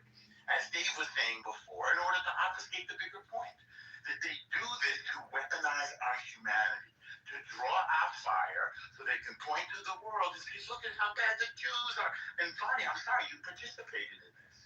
You do it on a regular basis, and that's why I lost patience with you, despite your reasonable tone. Yes, you have a reasonable tone, and yes, you're a Lebanese Christian, so you're caught in the middle between two opposing forces. An army that wants to wipe you out, frankly, which is Hezbollah, and an army that wants to prevent that army from wiping you out, wiping us out, and that's the IDF. But your positions are problematic, Fadi. Like wanting a terror organization to join the Lebanese army. That's problematic. And by, regularly going into Amir's room and mocking Jews. When you go into Amir's room and mock Jews, that's bad, Fadi. It's anti-Semitic. I don't know why you do it. You seem like a nice guy, but you also seem like you hate Jews. And the stuff that you say and do contributes to Jews dying. And that's where Daniel was coming from. We don't like it when you contribute to Jews dying. I'll land it there. Okay, thank you. May I respond? Okay, great. A lot of things said there, Norm. I would never accuse you of hating Arabs. I would never do that. I've got too much respect for you, and in moments where you've shown. That's called a straw man. That's called a straw man. Hey, Bibi. Okay, so what is your point? Should I keep dealing with this, or what do you think, man? One Torontonian to another, Bibi. Should I just hunker down? No, stay and do your thing, guys. Honestly, not us. All right. Who is BB? Is BB your daddy or something? Go ahead and state your position. See that bullshit right there. Just answer the question, bro. Try BB your daddy? vodka. It's barely noon. Jesus. Okay. Go on, you for a while. No, he's right though. David keeps fucking interrupting. You need to stop that. But Norm, you said he was slurring. I was riding your wave. Okay, go ahead. What is your point? David, stop, man. You're dishonest, baby. You're dishonest, buddy. That was a Freudian slip. You're dishonest. I sense tension. No, I misspoke. Okay. So let's kind of go at this. I would never accuse Norm of hating all Arabs. That's a straw man. But here he's accused me of Jew hate. I accuse you of Jew hate. I've got many close Jewish friends. That doesn't matter. David, shut the fuck up. That's it, David. You are honestly so dumb. I've spent hours and hours bonding. Well, they should know that you hate them. Maybe we should warn them. Cracking jokes with many Zionists. Maybe we should warn them on this app. Some of them are in this room. So Norm, I want you to reflect on. What I'm reflecting on your dishonesty. Why do you hate? I want you to reflect on whether your civilization of me is spreading. Why do you go into the Jew hate room every day and laugh along with them and mock the Jews? Why do you do that? I know your feelings are hurt, Norm. No, they're not hurt. So, okay. Now the second thing you said, Norm. We're in a ceasefire, so careful. It's a delicate one. The second thing. Wait, what do you think? What ceasefire do you mean? You and I. Well, whatever. I have the same relationship with people either way. I don't have any. We don't have a formal agreement. Well, I don't think that you're threatening me is making your case stronger. Careful. Okay. So that was actually good. I give you points for that one. Okay. So the second thing. Points for the whole thing, buddy. You're actually super funny. So the second thing you said, amongst a lot of things, was that the Hezbollah is trying to destroy me. Yeah. Yes. So I've been to Lebanon many times. I've lived there. I took my wife there actually. For context, irrelevant details. My wife. Who cares? He's telling his story, man. No, but it's semantics that you're getting aggravated at. Who cares, Norm? Honestly, aggravated semantics. I took her to the most densely populated Hezbollah neighborhoods in Lebanon, because they all also happen, some of them, to be great tourist sites. Beautiful. They're a terror group. In the neighborhoods, Hezbollah is a terror group.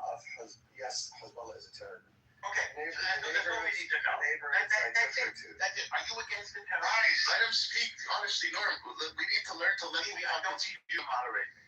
The neighborhood. But all you do is create a fucking echo chamber. You're not here to moderate me. The neighborhoods I took her to were very densely populated Hezbollah strongholds. They're a terror group. Be proud of yourself. I didn't take her. We already said that.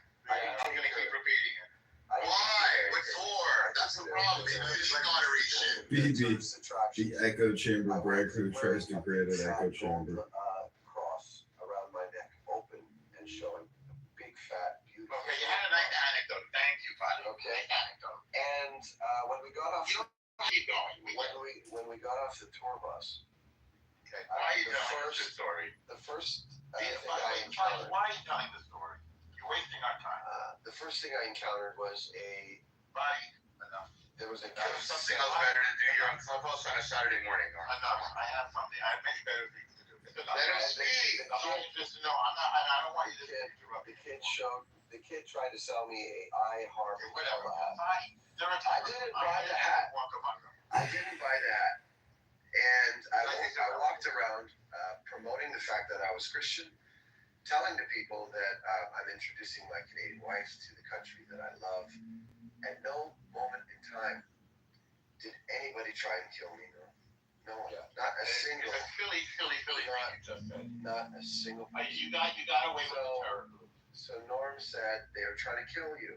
Correct. And yet I was completely. But let me ask you a question, Shane. I have a lot of Armenian friends that used to go back to Lebanon, and they had to, when they would arrive in the airport, they had to hand in their passports, and the police had to be notified that they were there because they were Christian, and they had to basically say where they were going to be because their lives were at threat. No, man, that just doesn't happen.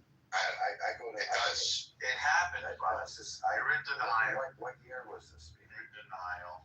To the early 2000s, 2010, 2015 was the last time my friend was there, and he said that he was fearful of his life. Now, I've gone there so many times. So have my entire family's always going down there. So are you saying that it's safe? No, it safe? It's safe like Toronto. Is it safe for Christians? Yes. Yeah, absolutely. Except they murder Christians. Other than that, fine. Absolutely safe. He took his wife around. He didn't buy a hat. Aren't you guys listening to his story? Thank you, John. Thank you. Yeah, but it's because they never asked him to buy a t-shirt. Genuine body. Yes, thank you. This is like to recognize John. John, thank you for your empathy. It's not empathy. I'm actually making fun of you for wasting your time and everybody else's time. Thank you very little. Thank you very little. Thank you. Fadi, what is the population of Christians are going to be zero in Lebanon? But aren't you guys going to be totally out and run away and go to Western societies? Is that a question or something that you want to happen? I just want to confirm whether you're promoting genocide. Go ahead. Not by coming, right? Your population has started decreasing drastically. Is that a desire or a question? It's not really a question. You want to know? Okay. The answer is that will never happen. Has it been declining? Yes, it has. Let me ask you a question, Shapeshifter. What would it take for you to join the Jews and be a friend and an ally and support the Jews 100%? That's a great question. That is a phenomenal question. It actually, first of I all, want you to think about that, Shay. Hang on. Should I do the 10 I'm second going thing? to read you a few facts about Christians in Lebanon. Should I do a 10? Apparently, you're in something I don't know. By the way, I do consider myself I'm an going to ally. sit down if you interrupt me. Sorry. Understand? Great. Okay. Persecution and fear. Christians in Lebanon reportedly feel like second-class citizens and live in fear of persecution as Hezbollah's influence expands within the country. I didn't write this. This is from ChatGPT. Violence and harassment. Reports of violence and harassment against Christians in areas influenced by Hezbollah exist, according to the Foundation for Defense of Democracies. Assassinations. Hezbollah is suspected of assassinating opponents, including members of Christian political parties. Displacement. Clashes between Hezbollah and Israeli forces have led to the displacement of thousands of Christians in southern Lebanon, forcing many families to flee their homes.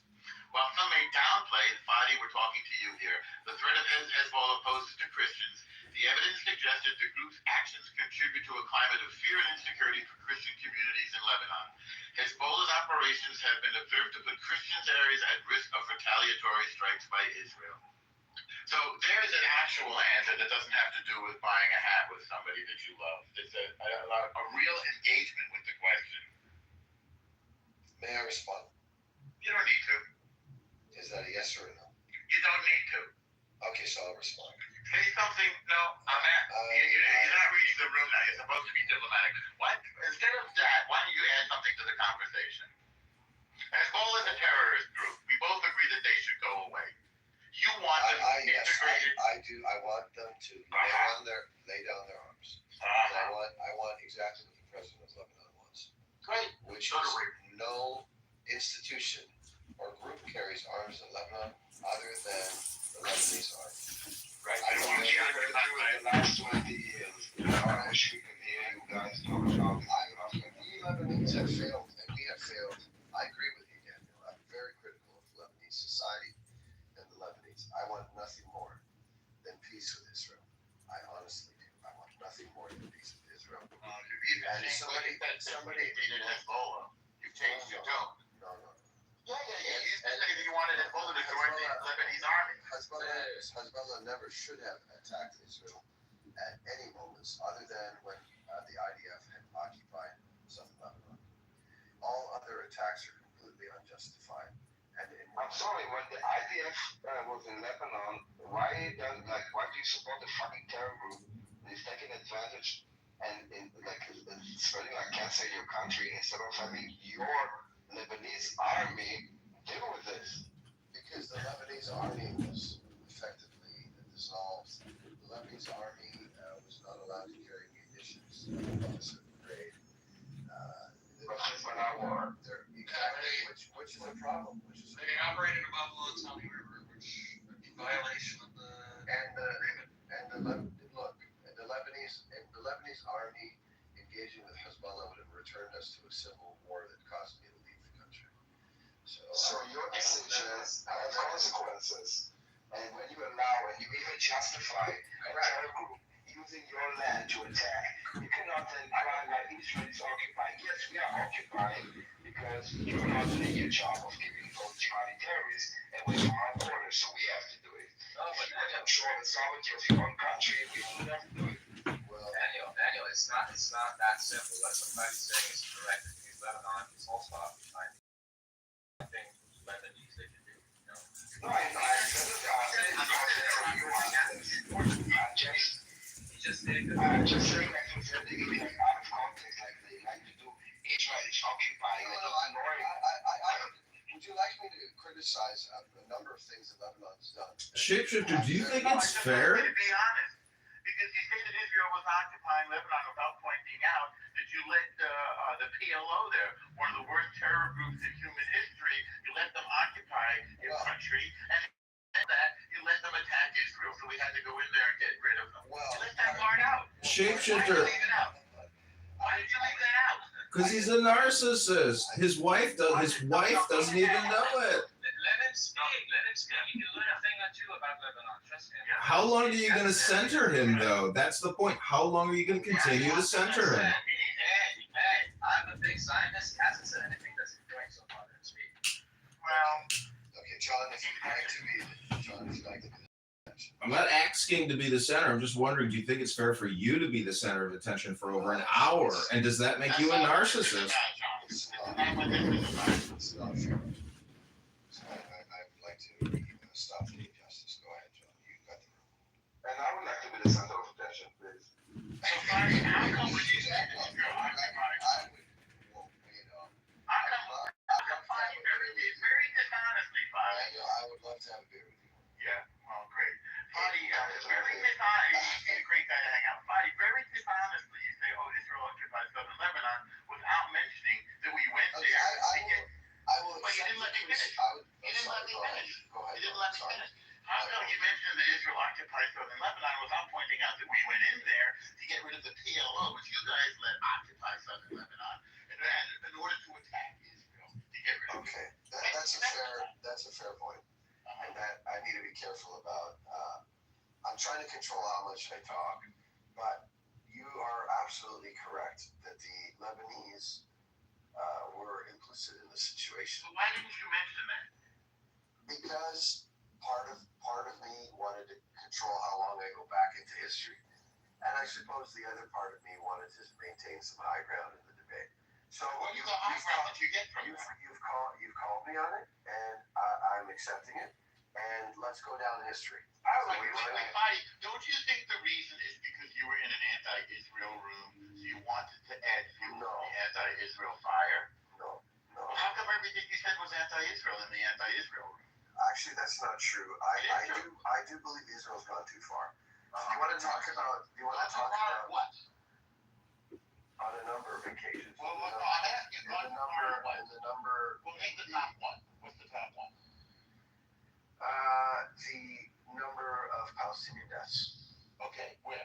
This is Hamas. This is not on us, dude. In Hamas, like, why are you blaming Israel for this? So, in most wars, do you try to minimize the number of deaths? Is that how you fight a war? Or do you try to maximize it? It's a decent way to fight a war. Israel is doing whatever they can to minimize, or Hamas is doing everything to maximize it. So, read to me that a shapeshifter, that if you really care for the Palestinians, you are like gaslighting them. Well, no, I said 10 minutes ago. The responsibility of the Palestinians is on the Palestinians. Okay, Not on us. They can end it tomorrow. Okay, I agree that all the hostages should be released. I agree. Great, but they're not. But I understand we all agree with this. And because they are not, and we all agree that they must be released, and it doesn't go with asking. I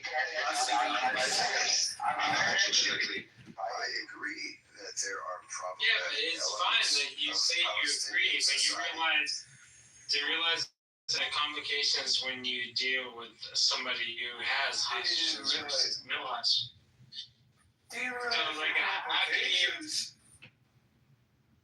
So I agree that there's huge problems in Lebanese society and Palestinian society that have caused the problems that we have today not even debatable. And I think. Yeah, but Okay. at the end of The the reality day, is you say that there are too many deaths, but still the Palestinians, which obviously don't think like you, because they could say, okay, too much death, here are your hostages, back, we're putting down our guns. So maybe you think it's too much, for them it's not too much. And if you have any complaints, you shouldn't present it to us when we are fighting something that you said is completely 100% justified. Yeah, Daniel, if you ask that person on the ground, like in Gaza, they would say like, we just want the end to the war. We just want to live, right? That's their prerogative, right? But what's stopping that? It's not Israel that's stopping that. It's Hamas. So what the government does.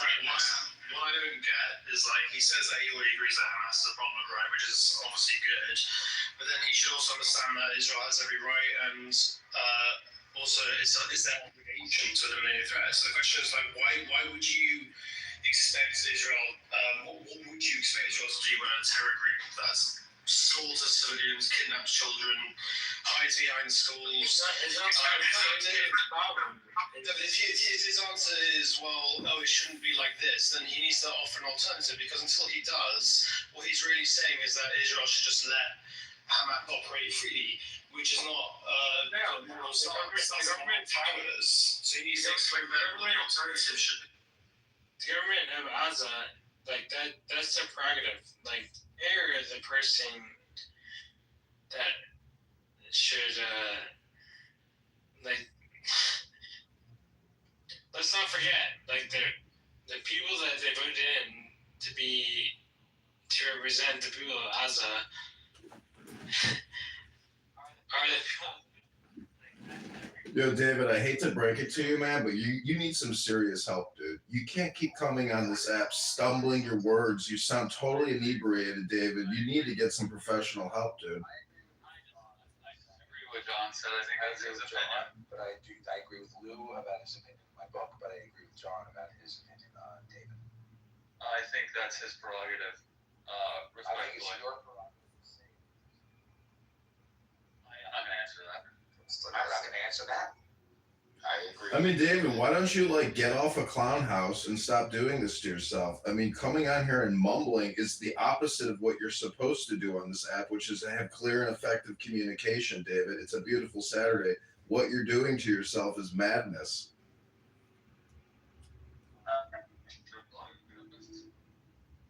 Not too much. Come on, John. Kitover. Listen, I'm just trying to put some information in David's head so maybe somebody says something to him which is actually meaningful as opposed to placating him and letting him just go on and on and on and interrupt your room and mumble and stumble and interrupt nonstop. Moderators should be ashamed of themselves for even allowing David to do this because you actually enable him to do this.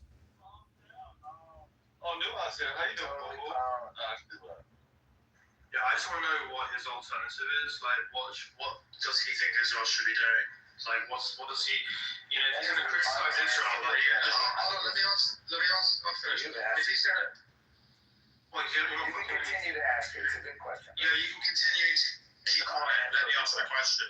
Yeah, well, it is, because if you criticize Israel's stance, but you offer literally no fucking alternative, then you need to offer one before you can say something. Because I think deep down, there isn't one. There's no clean way. Clean way. That's the key word, clean. To fight a terror group that hides behind civilians. So what the fuck is your alternative then? If you want to criticize, what the fuck is your alternative? I would love to hear Shape's answer to Tobias's question, but if you don't want to answer Shape, I can try to answer Tobias's question. I'm happy to answer because he's asking a very relevant question. Excuse my language, Robert, but yeah, please answer. No, it's okay, man. It's okay. It's all good. And by the way, John, kudos to you to try helping David out.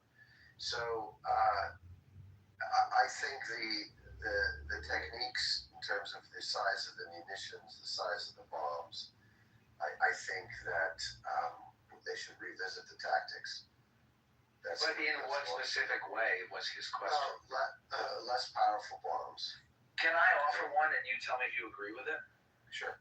So what I think the pro-Palestinian people would like to see I think that they envision that there's like a Hamas stronghold somewhere where the Hamas people are hiding out, maybe in some tunnels. And they envision the Israeli army like walking past the Palestinian civilians who are the innocent ones. And then they're going to infiltrate the tunnels and then they're going to shoot with a gun or ideally arrest without killing Hamas terrorists. Is that what you would like to see? Is that like a good vision? No, like, I guess, unfortunately, war is too complicated, right? So it's a tough thing that the IDF is trying to do. I'll acknowledge that it's not easy. Right, and there's a problem with the scenario that I presented, which is, I mean, the main problem is that you're going to expect this hypothetical Israeli army is going to walk through into the tunnels and then get the bad guys who are hiding in the tunnels. But we're not acknowledging the reality that there are bad guys hiding from the windows and there are bad guys pretending to be civilians. No, I'm acknowledging that. But then that's why they draw bombs. That's why they draw bombs, because they don't want to walk on foot. Right, everywhere's IEDs, so they don't want to walk through the road. They're just going to fucking drop a bomb. It's 2025, we got bombs. Yeah, but like, let's take an example, right? When Osama bin Laden was in the compound, the U.S. did not drop a massive bunker buster on the compound. The problem is that they're one man. Don't scale shit. But that's one building, one man. Guy. Okay, it's just an example. Well, it is a good It's a example. bad example, though. We're talking about a war. Because it doesn't It's not. Hamas embeds itself in every part of Gaza. Yeah. Right, It's not a bad example. it's a fine example, but it's only one man. So I agree, of course. So, but the problem with Hamas is it's thousands and thousands. I know. Of men and women It's and a teenagers. very complex, non-trivial situation. I still do think that the size of the munitions and bombs being used. Well, I hear you there, but what's the alternative? The alternative. That's interesting. Can you tell me just your military experience? I have understanding ammunition. You know the fact of which munition fell where and what is the reason that it fell there? I have a few other points. I think the siege was too aggressive. So that's the second point. Well, we've heard that, but it's not a response to Tobias's question, which is what's the I'm alternative to the giving alternatives. Is it too aggressive? Is it too aggressive or is it too aggressive enough? There was a siege and obviously the siege. Hey, Tobias, can I take a minute to respond to your question without interruptions, or would you prefer everyone interrupted me? I mean, I think I'd like to respond to your bombs idea. I haven't finished. You brought up. Okay. All right, so yeah, go ahead. You spent 5 minutes to talk about 20 different points. Go ahead, yeah. I'm surprised you guys are still like centering this. This is like 2 hours. This has been going on. Okay, I haven't been here for the. I'll stop responding to the questions directed to me. No, I'd like to hear the response. Okay, so the first thing is the size of the munitions and being a bit more tactical with the strategy. The second thing is being a bit more proactive around ensuring that the children and women have food. The third thing is being more aggressive with the peace negotiations. So those are 3 things. Those are 3 good things, but to all 3 things, I would love you to, if you could, expand on specifics. Let me try to remember the 3 things. Increase peace and negotiations. How specifically? Reduce the deaths of women and children. How specifically? And what was the first point? Something about like more precise munitions, but how specifically? So let me just use fewer words. First thing is less powerful bombs. But how specifically? With using a rifle? No, just rather than like. The bomb is based on the target. If you need to go and destroy like a tunnel system, you use a strong bomb. If you need to, like, it's kind of like a drop. I mean, this is not this why I have military experience. Every single ammunition that drops in Gaza goes through a series of approval, including, by the way, legal, to make sure that the target and the munition and the angle and the intelligence fit. Yes, there are mistakes, obviously it's war. But just say like use like softer blows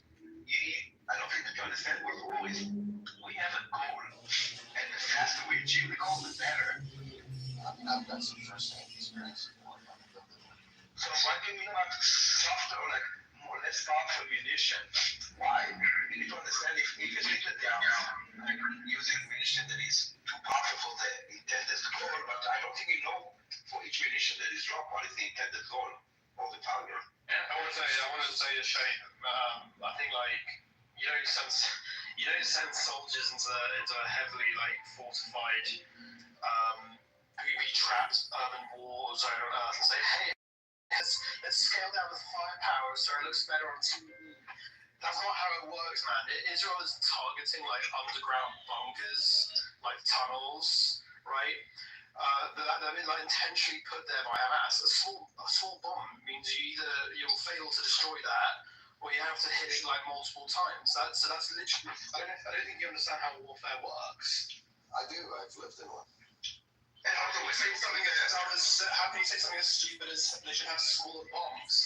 Or when you hit a munition stock or like warehouse for munition, shift that 1 second. Shift that. When you throw a small bomb into a munition storage, okay, where they hold rockets, there will be big explosion even if I use like a very small detonator. You do understand why? When you put weapons everywhere in Gaza, let's say there's a building that is completely like booby trap. Why would we send like a smaller bomb, crush the entire building, destroy the fuck out of this building? But we, as you know, evacuate the population. This is why 75% of Gaza is conquered, and you have 50,000 deaths or 60,000 out of them, about half of Hamas, showing the idea of being very careful, despite Hamas's attempts to maximize civilian casualties. I also want to point out, sorry, I just want to say that, what happens if you miss? You hit the wrong part of the building, you'll cause only a little bit of destruction instead of entire like neutralization, which means that the Hamas fighters might survive, the commanders could get away, the weapons might be recovered. So you got all these problems. If you start using weaker ammunition, so then Israel has to come back and hit the same target again and again and again, and this time with troops on the ground, because that's what would happen, right? The troops would be on the ground that time, which puts its own soldiers at great risk. That's why I'm saying I don't think you fully understand how warfare works. I mean, I don't think any of us are deep military experts. I think that criticizing. Some people here are. I want to ask you a different question. Do you want Israel to win this war? That's an interesting question. I would like Hamas defeated.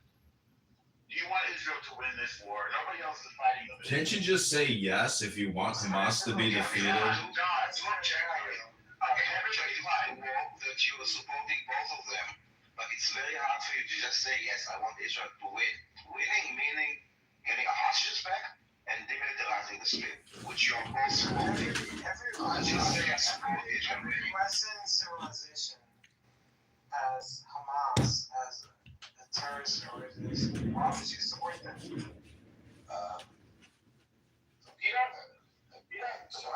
didn't support that. Yeah. Why would you even I'd like to give David, wait a second. Do you want Israel to win this war fight? If that means that the Palestinians have a free autonomous state. No, it doesn't mean that. It means the objective of the war. The objective of the war. I would like Hamas to defeated. it's the time. It's the hostages. Second one is to demilitarize the Strip.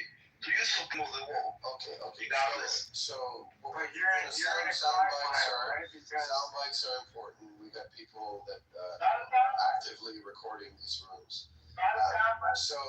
So I support there's an important caveat I'd like to point out before I answer. There's a caveat that was following, so for all people that might be recording this room, just note that. And get ready for your editing techniques. You're gonna make some big genius point. I support. No, he's doing it because they're actually doing it. I now heard that someone is, spreading something that I said, which I actually never said, but they're saying, and it's enough that they say that I said it. So, which is not true, by the way. Exactly. So You want to do it more about Hamas should be defeated. Okay. Yeah. Second, there should to your point, Israel, right? Okay. So Hamas should be defeated by Israel. Okay. No more. Okay. Second, I do support a temporary. So number one, that's a yes. What's number two? I do support No, please, let him answer. I do support a temporary demilitarization of the area, followed by Of the area of the strip, Gaza Strip, you mean? of the strip, yes. Followed by a genuine effort to help the Palestinians stand up on their feet, including having their own military. Again, but that is not the objective of the war. The objective of the war, creating a Palestinian authority or autonomy, is not an objective of the war. Okay, The objective of the war, Like Israel made a mistake, dog.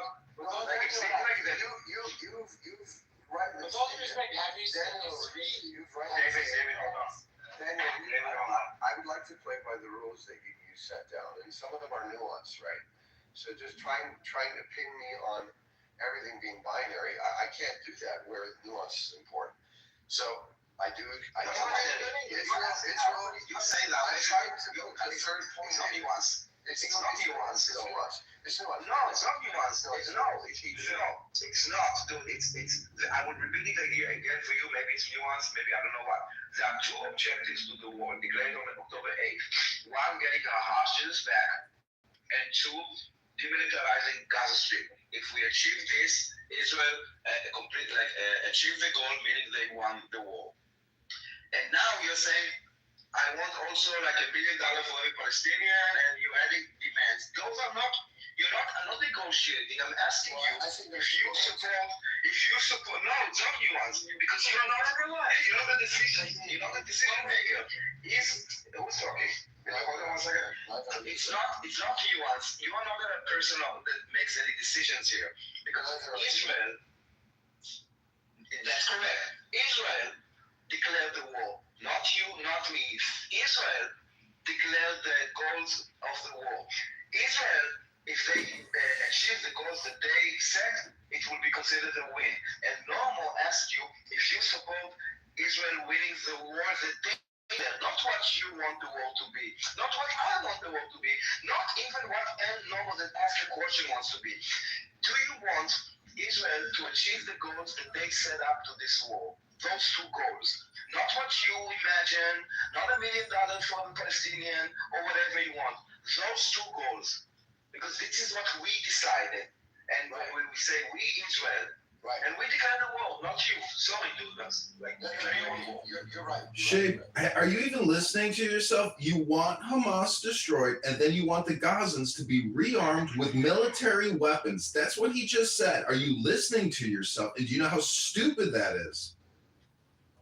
So, I can't answer the questions the way they're posed because I don't want to give the person the soundbite that that's going to be. Believe me, nobody cares about your soundbite. Hate to break it to you, self-centered narcissist. Okay, so Hamas should be defeated. There should be. Whoa, how dare you? Just like in all many wars of this nature, there's often a cycle of demilitarization followed by a genuine effort To rearm them with military weapons. the good people. So you support Israel achieving their war goals. I support the demilitarization, the temporary demilitarization, and the defeat of Hamas. I'm wondering, why is it so hard for you? Is it like because you are so much in like places like Amir's room and all these like hateful places, supporting something that you see as moral, justified, legal?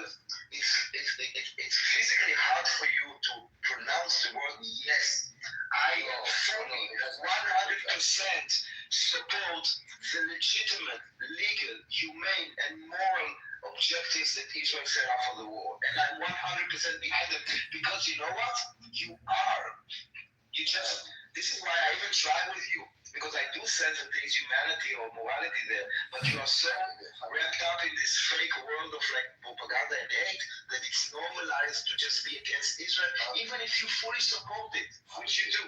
I said I'd have a beer with you, maybe two now after that. So, okay.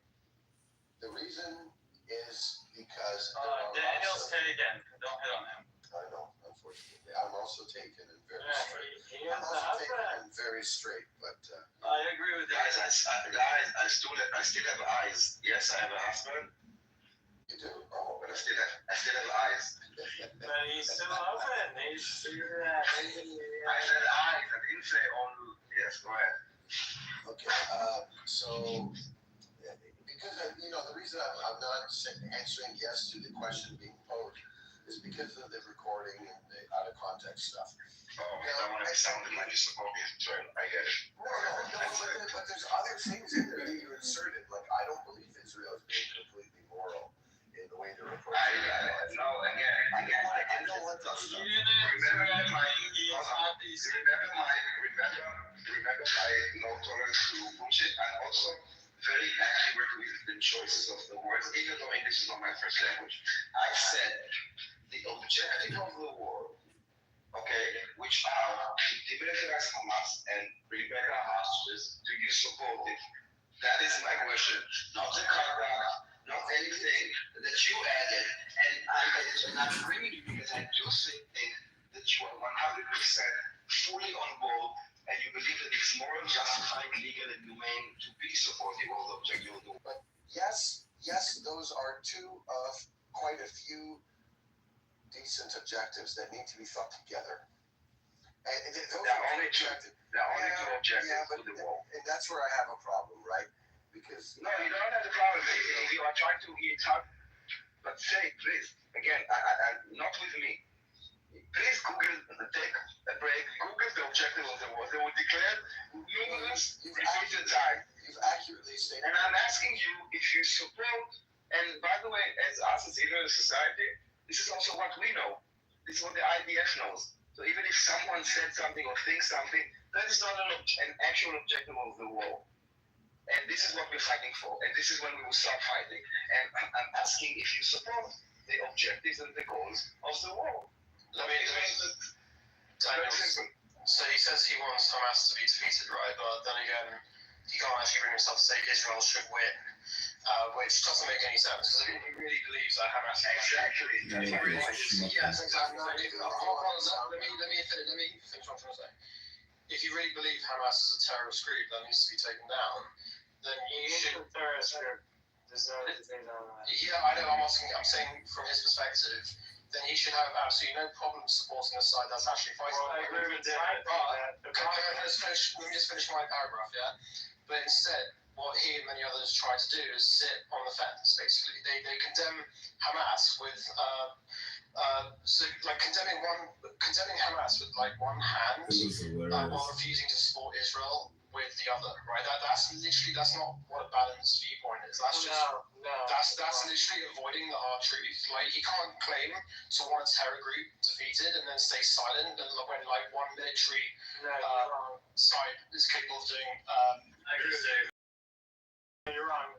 The reason why you're wrong is because his opinion is his opinion. It can't be wrong. You can disagree with it, but it's not the way he thinks I'm wrong. With all due respect, be wrong, actually. Okay, with all due respect, I disagree with your opinion. Because I agree with David. The Cool, I'm wrong because it's my opinion. Why don't you actually explain why I'm wrong? We can argue. Okay, you know what? You're being very combative, and I choose not to. I agree with David. Let the record show that I agree with David. Hey, I think Dave won that one, guys. He's refusing to argue. I would just like to also say that the moderators, you should be ashamed of yourselves for even letting David come on stage. That's my opinion. He's a great guy. Yeah, he's a great guy, drunk on a Saturday morning on a Shabbos, interrupting every single sentence, but yet you permit him to do it. You're an enabler. Don't let him do this to himself. I'd like to help him with that, but right now I just give him my friendship and love. No kidding. I mean, we could ask Shay, do you believe that Jews right to live safely and securely in our homeland. 100%. Oh, yeah. So you're a Zionist. If that's the definition, then It is. Zionist. Yeah. Clip it. Clip it. I'm putting that clip out. Thank you, Shapeshifter. You are a We don't clip it or we don't troll, and I don't agree with Kitover. I'm not trying to trap you or anything. I'm kidding, Shapeshifter. You're good. You're good, brother. You're good. So, guys, I learned a lot about Zionism thanks to Clubhouse. It's been very, very enlightening. I'll admit, growing up as an Arab, there was only one definition that I had access to, and shame on me for not kind of doing more research, but the definition that typically, that was around me in my youth was this idea that the two blue stripes on the Israeli flag represented from the Tigris or the Euphrates to the River Nile. Here we go again. No, but that horizontal stripes then. The river to the sea, and then. Really, that's what it means, huh, Shapeshifter? Why don't you tell us what Zionism means, Shapeshifter? No. That's the kind of fake narrative that was out there, right? And then I learned thanks to Clubhouse that it's actually just simply. Many people hold that the definition is just simply just that there should be a state called Israel. So let me ask you a question. What does the word Zionism mean to you? I would just like to take the simpler, more kind definition, which is like there should be a homeland for the Jewish people. That's all it is. And its borders are 67. That's the one. Like when I go to Amir's room, anytime I ask, I respond the same way. He calls me a cool Zionist. But then I was trying to figure out why They're not even indigenous to the land. They're not even indigenous to the land. Need to work on your accent. They're not even indigenous to the land. Why is there such anti-Zionist rhetoric everywhere? And when people have that rhetoric, okay, it's not right everywhere. So when there is anti-Zionist rhetoric, where is that person typically coming from? And what I've learned is that they Lack of education, lack of intelligence, awareness. That's where it comes from. What I've learned is that they attribute other things to Zionism, expansionist stuff, colonial stuff, conspiracy theory stuff, and it's fascinating. A bit dangerous when that happens. Now, it is true though that there's a colloquial definition and an intellectual definition. And You realize it was the king and the queen that decided those right? King and queen. Yeah, I agree with David. So why would you blame Israel? Anyway, But that's also a very modern academic left-wing view of. I think even correct me if I'm wrong, extra definition around Zionism. Yeah, didn't the queen didn't she apologize for what she did in the Middle East? Victoria? Elizabeth? Elizabeth, yes. Elizabeth II. Yeah. She apologized because she realized You guys totally interrupted Shapeshifter, and he was just getting to the colloquialism part.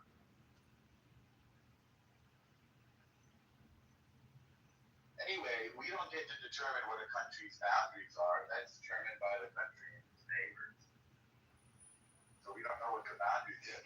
But the country is the homeland for the Jewish people. It's also country is determined based on war. And correct me if I'm wrong, didn't Israel won that war? Yeah, it did. Yes, it was actually 6 days of war against their Arab neighbors, correct? Correct. There's a great book about it by Michael Oren, former ambassador from Israel to the U.S., called 6 Days of War, genius book. Listen to it on audio. I don't get any money for this. Yeah, so like there's people around them that fought a war and they lost the war. This is the issue. The issue is you don't drink vodka on Saturday mornings on Shabbos. You should be at the gym. Maybe you should be out at lunch with some family or some friends. That's your opinion, respectfully. Well, what are you doing today, Lou Jizz Tickles? Because everything you say on here is some kind of AI schizophrenic rant. And when are you going to do anything for the campaign? You'll like John Kitover, Lou Jizz Tickles. Thank you, David. I don't have to answer that. But I'm working. Oh, you're working on being David's little accomplice here. You know. Okay, now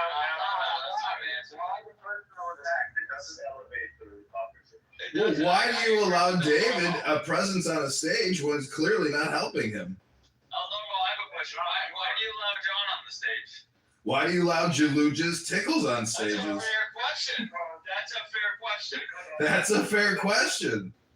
Because I like him. That's my honest answer. He's a good guy. Ooh, you hear that, Lugis Tickles? Likes me. My God, he likes me. What's your answer for me, Norm? I'm not sure I know you, but you haven't done anything to offend me. I would never offend you. I've been following you for years. Well, He never follows me back. I don't know you.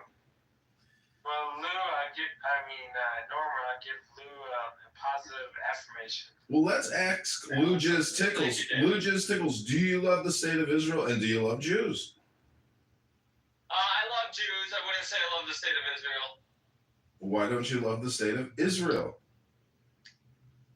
It's a complicated question. I'm not sure I have to answer that question. You love to build a measure, corned beef sandwiches? With bacon? No. Well, then you're an anti-Semite. I'm good.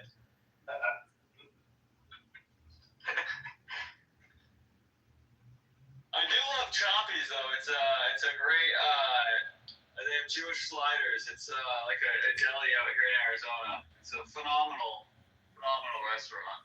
You know, Egal down in the chat really apparently wants to come on stage. Egal, if they're not going to bring you up, why don't you just write in the chat? I would bring him up.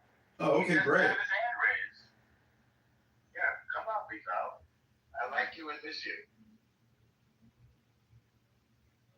Good job. Thank you, Lou. Thank you, Lord. Sure. Ego, what's up? Yeah, what are you thinking, Ego? What do you want to say about the Israeli government?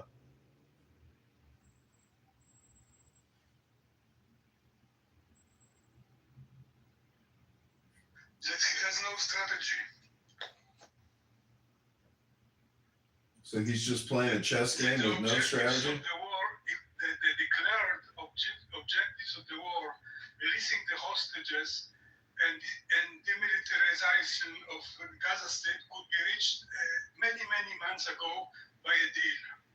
But seems that some fraction which leads to the government have another objectives beyond those two of replacing dismantling Hamas and releasing the hostages.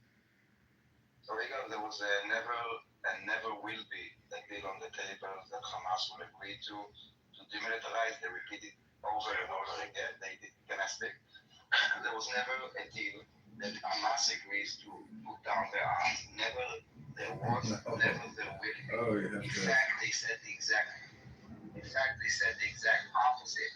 They said that they are willing to not govern Gaza because they are not fit to govern Gaza because they are a terror organization, but they want to stay as an armed resistance force. Basically, kind of like, I don't know, Hezbollah, that they are not the government of Lebanon, but they want to stay. So more kindness, it's compassion, important friendship for Jews with no sugar and on the if you grass. believe that Hamas offered at any point to demilitarize themselves, please show me your sources. According to my knowledge, yes, they did offer this. Please show me your sources. Please show me your sources. Yes, I will look for sources. And Not that they are willing to step down. Not that they are willing definitely, down from there will be definitely, governments there will, that are willing to put, yes, yes, they definitely were ready to disarm for the end of the war. show me. Okay, I will. Thank you.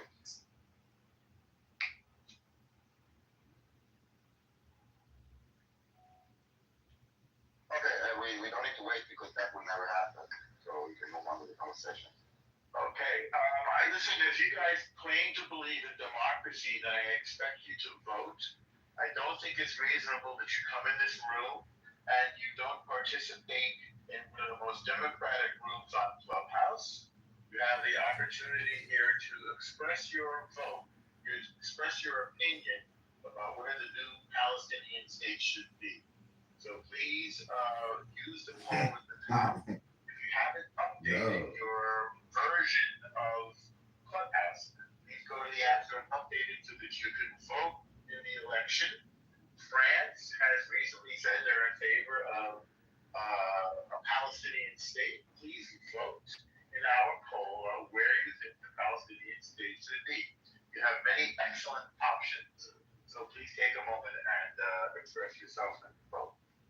I didn't vote because South Africa is not there, and I think that South Africa is the one that is leading the charge, the legal charge. And you know, Africa is kind of huge, and there are many places also close to the beach or whatever. So I would like to add South Africa as, I think, one of the best options. Okay, we can run another poll. If enough people voted this one, then we can. Can you put Jordan in there? Because I've been to Jordan. I've seen Palestinian towns and cities that have sprung up in Jordan, and there's a network there. There's plenty of land. There's plenty of resources, plenty of construction opportunities. Jordan is the place to send these people, and the king of Jordan will have to relent and allow this to happen. This is where they should go, in my opinion, and maybe Egypt and other places. But give them two options. Give them three options. But they have to go. They can't continue living like this. Have you seen these photos of these aid distribution sites and the swarms and the crowds? Where are these people living? And what is the problem with going in there now and start removing?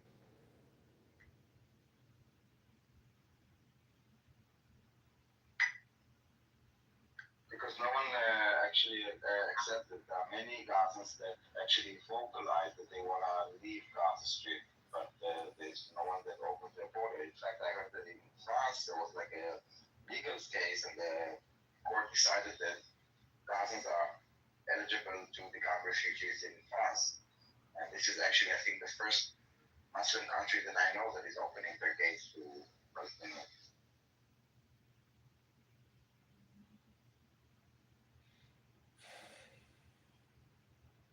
I think this is when Marine Le Pen will gain 90% of the votes of the French people. But good afternoon, everybody. Good afternoon, El Normal. I just wanted to add something because at least across here in Italy, the discussion has been pretty heavy on the media about this idea of genocide, and I've been obviously saying that it's not a genocide, it's a war, and a war has casualties.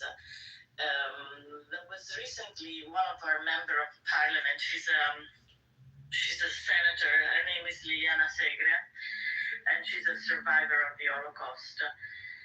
And she was trying to explain that the word genocide in itself brings a lot of hatred.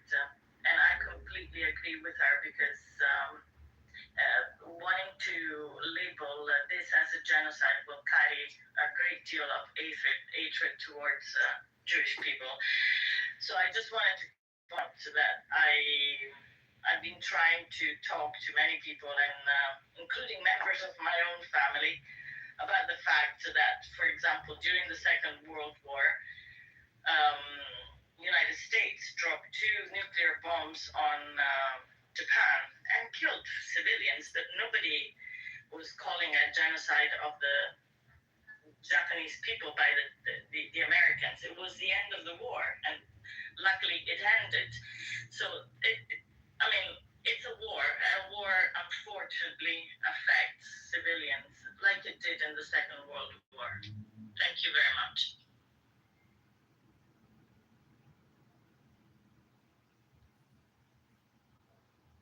Grazie, Paola. Listen, they're never going to drop the charges of genocide because it's a political communication. And, you know, you have to call for what they are, which is ruthless propagandists. I mean, you know, I like that former speaker, the Christian Lebanese guy, but he's pretty slow with the responses, and everything is a slow walk and a deflection. He has no position at all that supports Israel or the Jews. He believes in destroying Hamas, which for him would be a controversial take in Amir's room.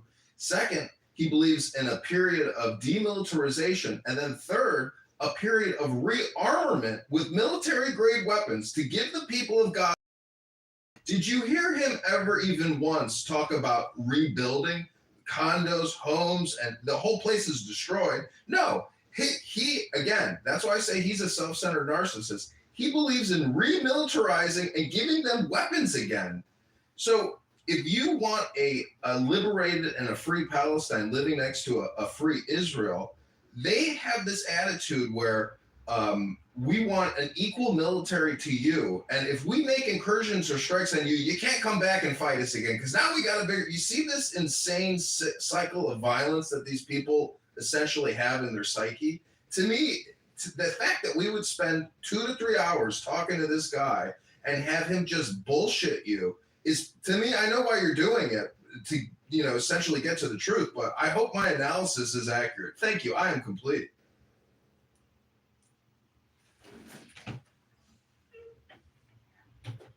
They're not interested in breaking the cycle of violence. That's what's happening. Pro-Palestinians are not really pro-Palestinians. It's a misleading term. It's anti-Israel. They are using the Palestinians as a weapon, and they don't. No one is advocating or calling for. You know, when the Ukraine war started, all the women and children of Ukraine fled, and almost all the countries in the world opened their gates. Here, not only did they not open the gates, no one even said let the women and children go. Even after they started reporting women and children are dying, they still didn't say open the gates. At least let the women and children go. Because the more dead in Gaza, this is the Hamas incentive, this is the pro-Palestinian incentive. It brings more support to the pro-Palestinian cause, which is the anti-Israel cause, and it defends Israel, it legitimizes Israel.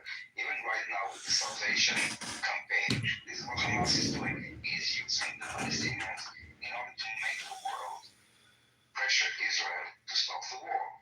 This genocide claim, the ethnic cleansing, all those things are fabricated in order to push Israel to stop the war, because they cannot win Israel militarily, only with international pressure. The thing is, what the world doesn't understand is that perception is important, but it's not the most important. Our lives are more important.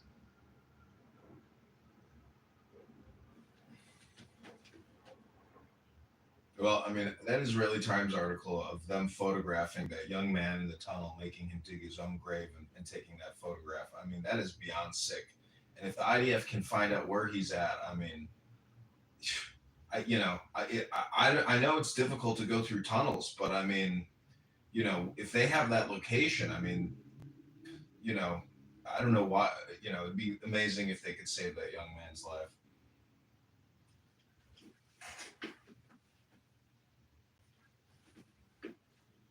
It's very sick. It's hard because they said that if the IDF will get close, they will execute you.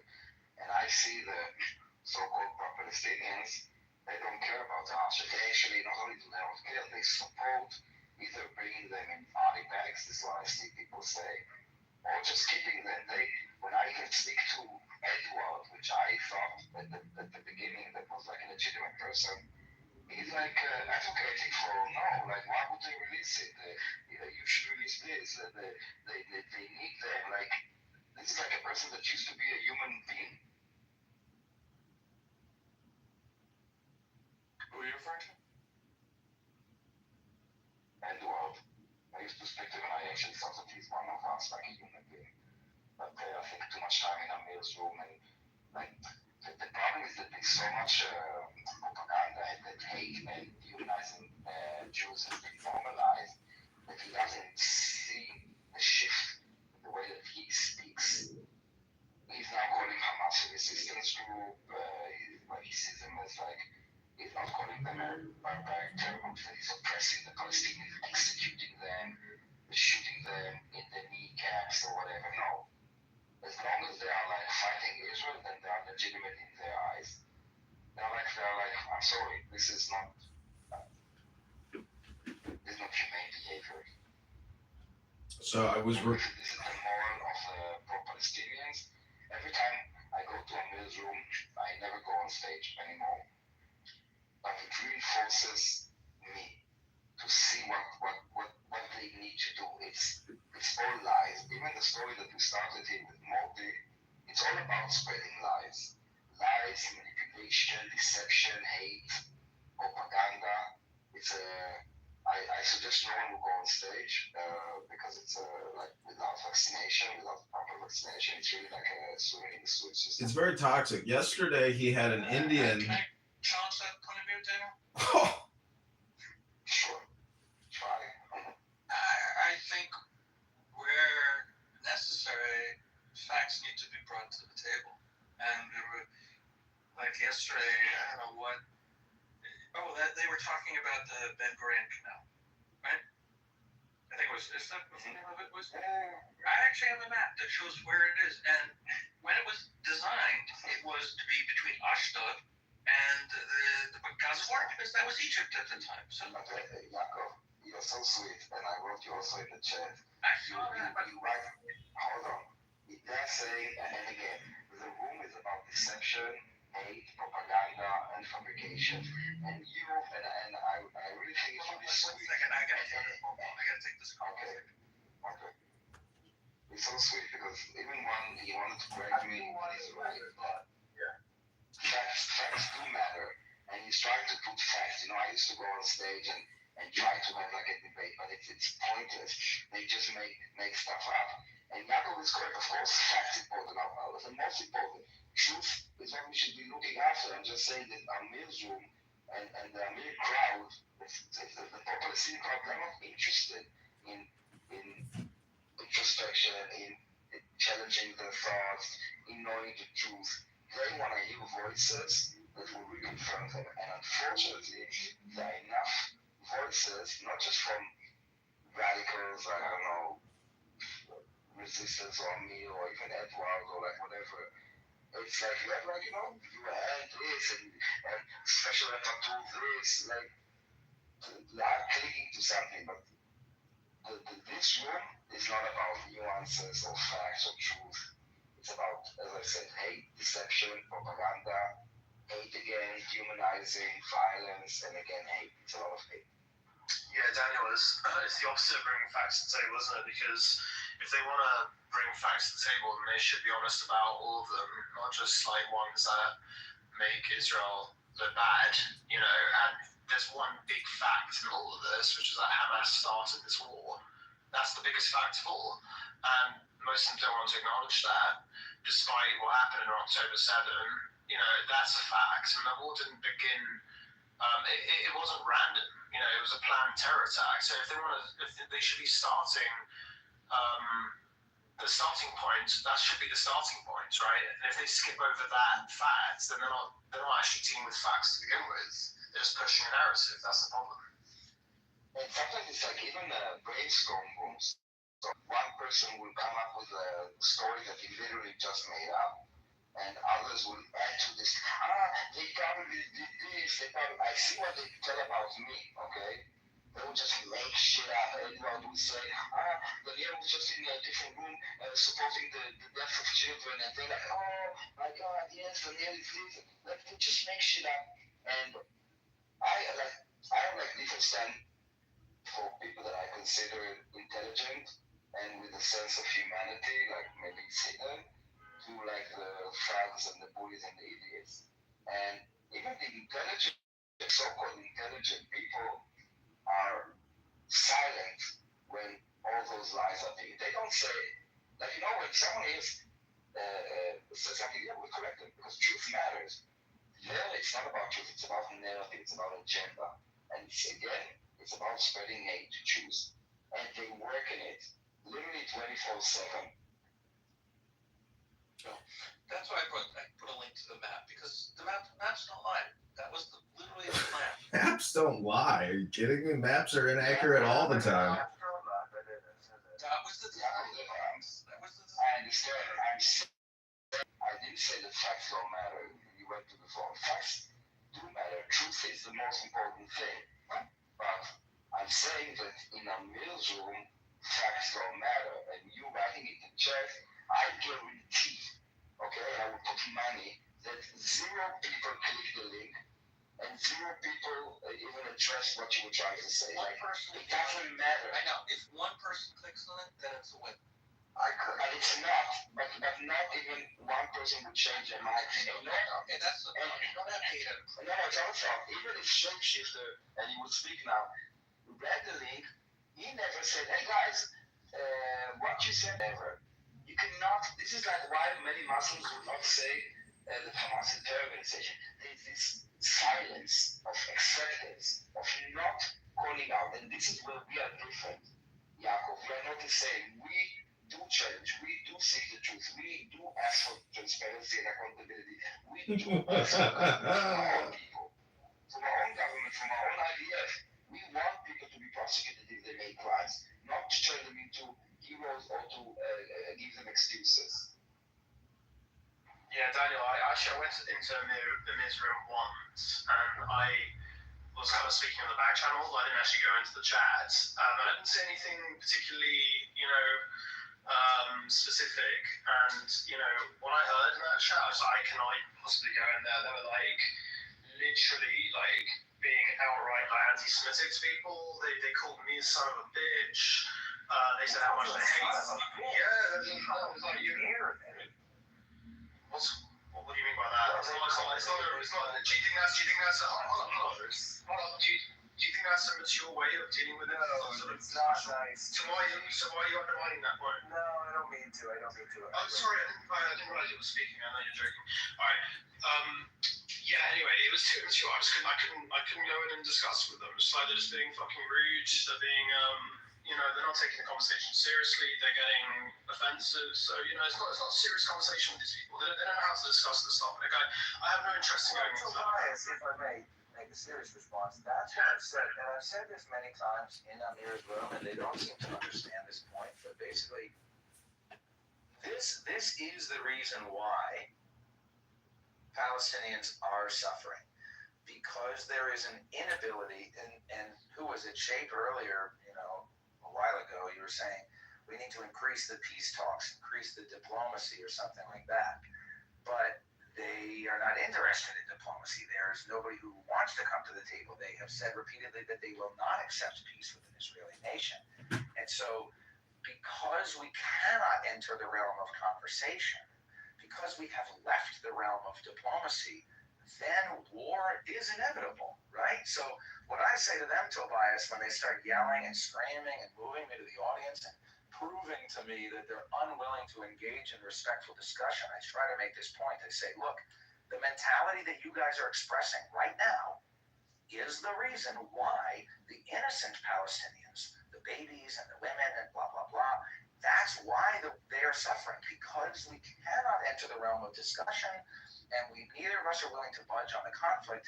Then the only option left is war or armed conflict or fisticuffs, and I'm complete on that there. No, you're right, man. Sorry, I thought you were somebody. I was just joking. No, I know who you are. I thought you were somebody beneath. No, you said that. You said in a very British manner. Think hold me. Yeah, no, I get it. I know. We've spoken a million times before. I know who you are. I thought you were somebody else, my bad. But yeah, no, he acts like he's standing for people like him. They have understanding for some sort of truth position, but I just think that the way people like him treat people in his rooms just kind of it shows something very different. So especially, very, very, very generous. I'm sorry, I want to speak like Christopher Hitchens. In Amir's room. People are dying, suffering, grieving. Okay, I'll stop now.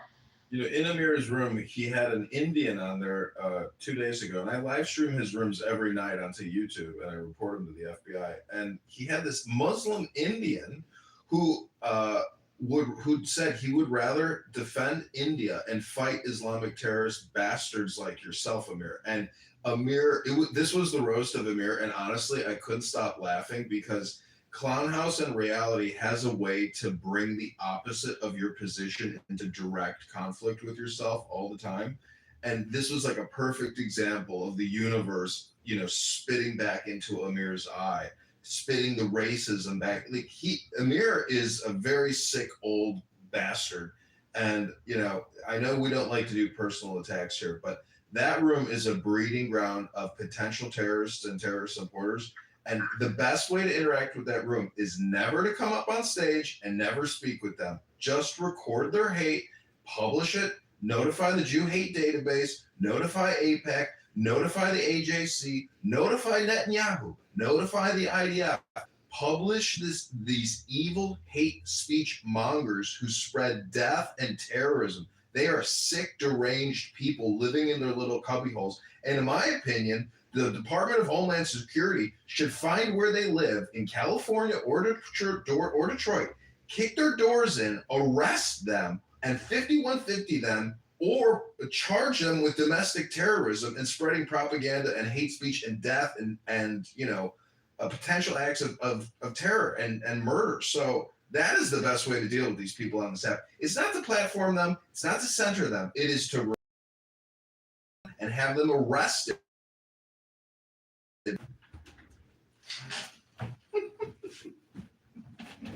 I love this. You didn't hear anyone? Are you guys not hearing the fire anymore? Nah. On YouTube, you don't hear the fire. Wow, I didn't know that. I've been just doing silent sound effects in my own ears for my own pleasure. No, you enjoyed the sound effects for yourself. Does anyone notice something about the poll at the I'm afraid if I update the app, I'm going to lose it. No, it adds up to 102%. You will not lose your account if you update your app. Is it going to Dorm? Is it going to log me in automatically, or am I going to have? Okay. Yeah, just updating the app. All right, I'm trusting you. You know, from Yeah, a you can get the polls that add up to more than 100%. from a record. Most people think that it should be in Paris, France. Yeah. Well, that's punitive, obviously. Paris, France is Because they think it should be in a Muslim state. This is why. If you believe in democracy, then show us, don't tell us by voting in our poll, where should the new Palestinian Palestinian state be located? Just so you know, Yaakov, the reason that it goes to 102 is because they It's 45.6 and 34.7, and they're rounding down and adding them. So if you add the totals by rounding down, they're rounding each round up separately. They round each road separately and then they add it. So. Right, it's stupid. Like that, no one actually looked at it and said, "Does the math add up to 100?" They just They're not rounding it again. And proportional. No, they're rounding each vote separately, and then it goes up to more than 100. And more, we learned this in 20% proportionally is a lot is 2/3 of 40%. The bar it should be a lot shorter. You know, going back to Amir's room, you do realize he says that he will issue personal fatwas and that he will identify you as a kafir. So his fallback is always Islam and the Ummah, and you know, so. How do you deal with people like that who are willing to always keep going lower, and then the final bastion is Islam? And you know, how do you argue with all or nothing people like that? I don't think you can.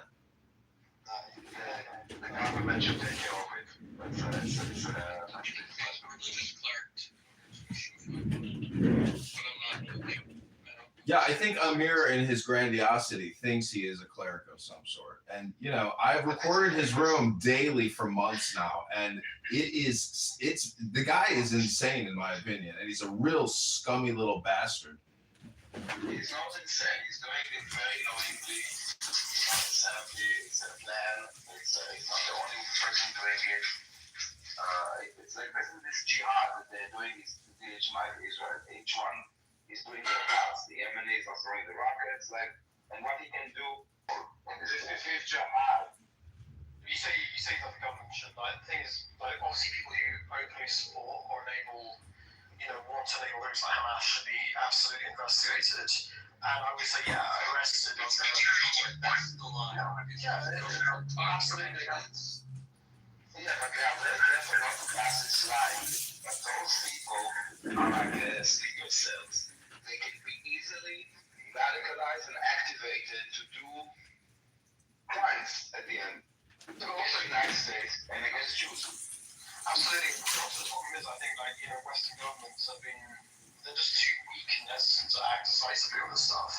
And obviously that comes from political fears about being labeled certain things like bias, etc., leading to tolerance of these sort of extremist views. But it's dangerous propaganda then. I agree. I think people like him should absolutely be investigated. It's like this tolerance to intolerance, that is the problem. If we're tolerant to intolerance, that is like self-destructing ourselves. Massively, yeah. I'm sorry, what country is he talking about? The Western elements. What are we talking about? Which country are you talking about? We're talking about people like Amir who openly support and want groups like Hamas to enable kind of lack of people like him being investigated as a result of the Western government that he lives in, that's often too weak or hesitant to act decisively. Do you understand? Well, I hope that they will wake up before it's too late for them. What's hard to understand, Dave? Well, I heard with all due respect, the people that represent the more liberal part of your country, I don't know why it's funny, but they actually are pro-Hamas. So, what do you say about those people? I can't tell. What's funny is that I cannot tell if you are inebriated or inarticulate. I was asking him a question, sorry. Why not both? Right, so repeat your question, sorry. Why is that? The Labour Party has made it very clear that they're pro-Hamas. So, Hamas. that's what I was asking you. What is your position on that? About them not being pro-Hamas, they never said that. No, I was asking. I was asking him. The government in the UK, yeah? Yes, the UK is a government, and yes, the Labour I think there's definitely truth out there. and the Labour Party. There's a lot of Labour people who are pro-Hamas. So I'm asking you, what is your position? Yeah, okay. Answer. I think the first thing to point out is that even if they don't openly support Hamas, I think silence and the double standards kind of makes it easy to see why people might think that. I think if the government condemns what Israel's doing and are harsh about it, or more harsh about it than condemning terrorist groups, and then hesitates to call Hamas what it actually is, a terrorist organization, and tolerates members of supporters who actually praise that rhetoric, especially after what happened on October 7th. Yeah, I think absolutely it starts to look a bit that way, whether it's, I would say it absolutely looks that way.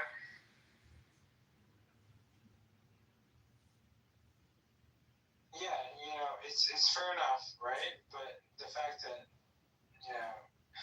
Keir Starmer, with all due respect to the Prime Minister, is in the wrong side, right? Because if you ask him about the fact that he's even getting the idea that the government would actually say like there's a Palestinian state. That's pretty hardcore. I don't know how many people in the UK would actually agree with his statement. Do you have an opinion on that?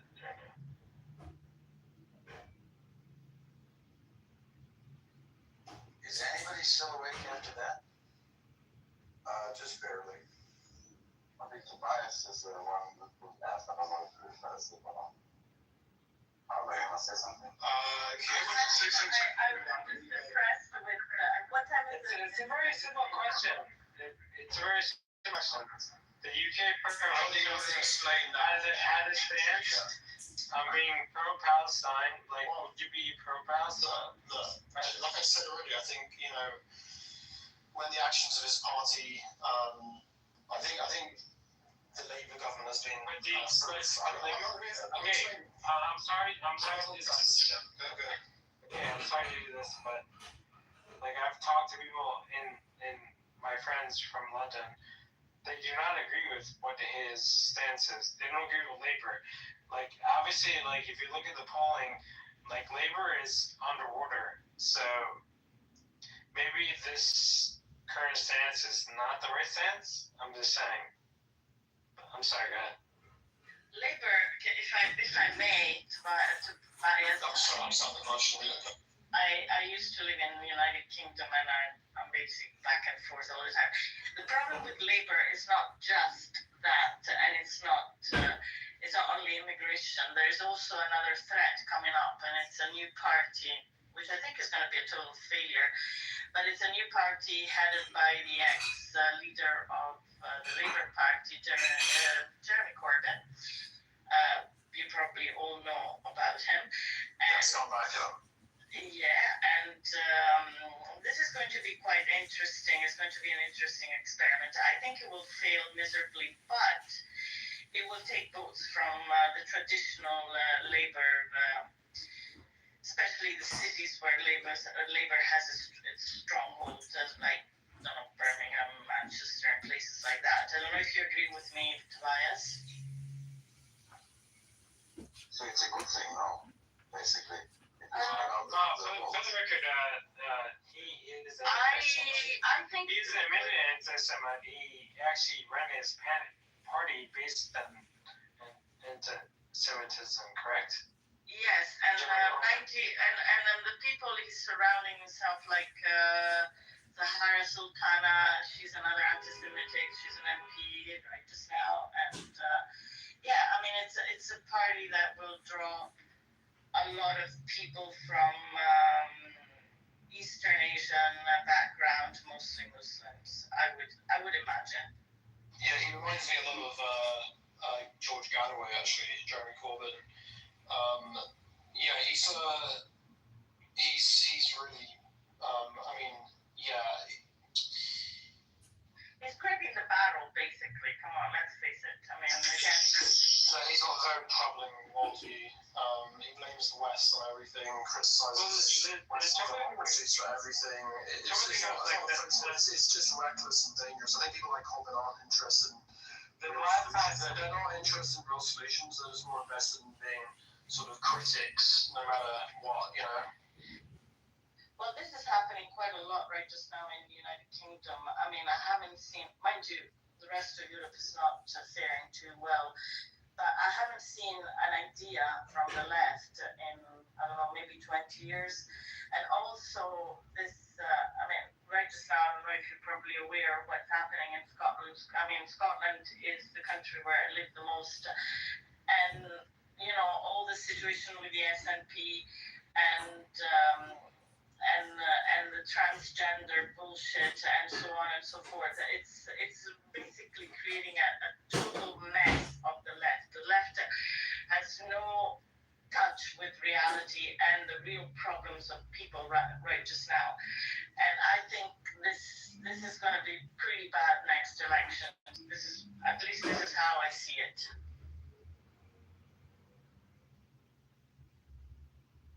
Yeah, so the left are very the modern left loses, and it's not just weak and confused; they're dangerous, you know. And I think America's seen the same problems with the left, not maybe obviously very different ways, but the left here, instead of solving problems, that is sort of, like I said earlier, just pushing narratives and ignore sort of hard truths, you know.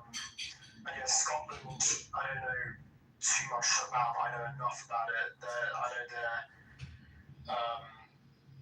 obviously obsessed with this idea of independence. Well, it's not going to happen for a start. Also, the prime minister before Sweeney, Hamza Yusuf, is the biggest racist and anti-Semite I've ever seen.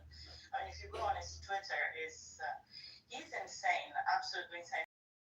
Palestinian woman, and he's pushing for Scotland to recognize. I mean, as if Scotland could recognize another state. I mean, that's up to the Westminster government, but he's pushing the Palestinian agenda to the point that is almost sickening. And I would invite all of you to go and check his Twitter.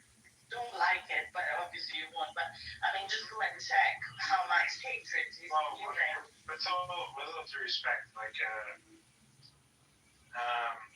Scotland voted pro EU, right?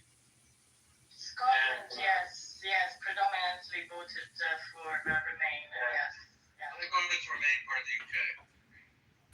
But only, you won 49 was all due respect, right? Correct? 51 counts. It was very close though, but not good enough, as they say. Yeah, but people in Scotland, they have a very, very, very hard position when it comes to what they feel when it comes to the UK. Well, who are you talking about? This gentleman that's very interesting.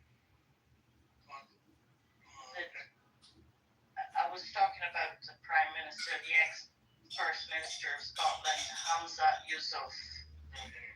You might want to check him out. He's of Pakistani origin, and he's had a tirade during one of his speeches complaining that most of the head top jobs in Scotland were held by white people. I mean, not counting the fact that 98% of Scottish people are actually white.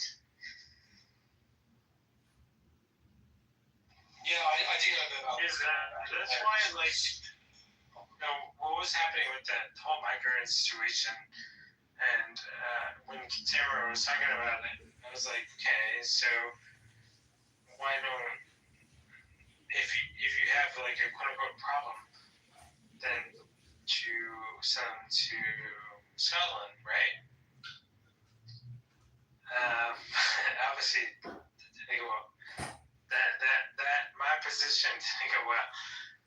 Apparently, I know his wife was Palestinian. That's news to me. I feel like I should have known that. But I think She's Palestinian, yes. I didn't know that. That's unsurprising. That's okay. That shouldn't matter. Well, it's quite telling, actually. Yeah, but with all due respect, it shouldn't matter.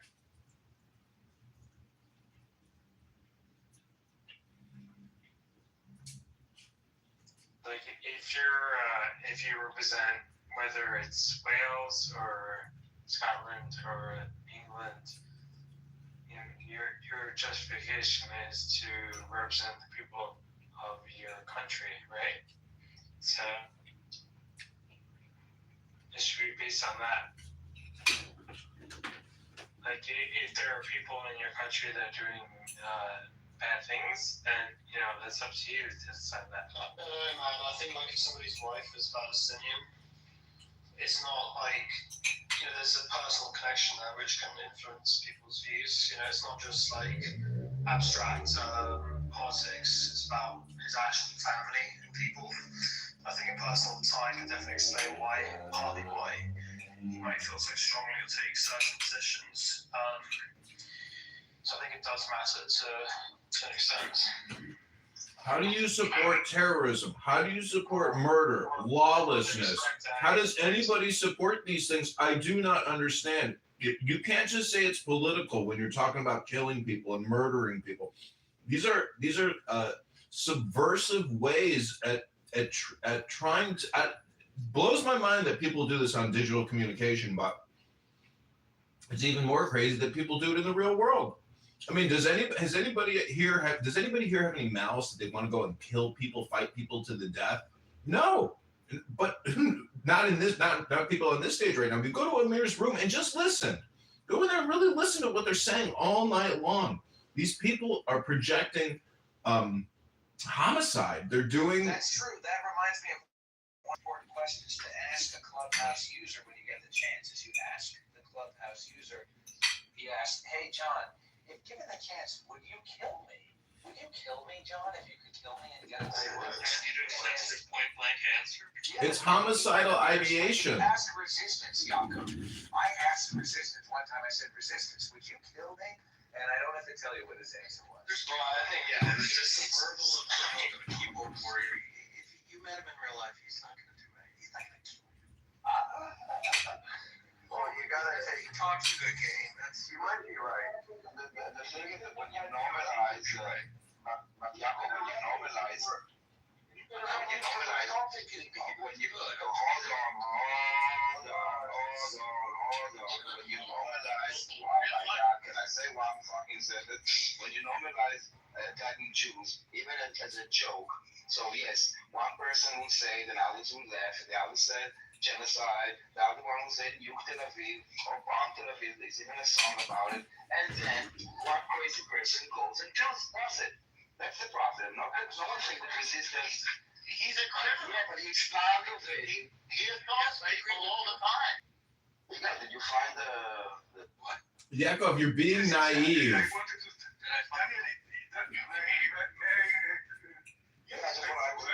I was mistaken. Just one second. You asked me.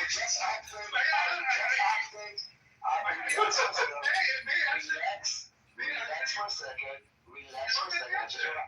I just want to update. My God, can you relax for a second? Can you stop for a second? I want to update the stage of what I understand this. I want to update the stage what I asked you so they can understand your answer. Is that okay with you? Then I will tell them what you're talking about. Thank you.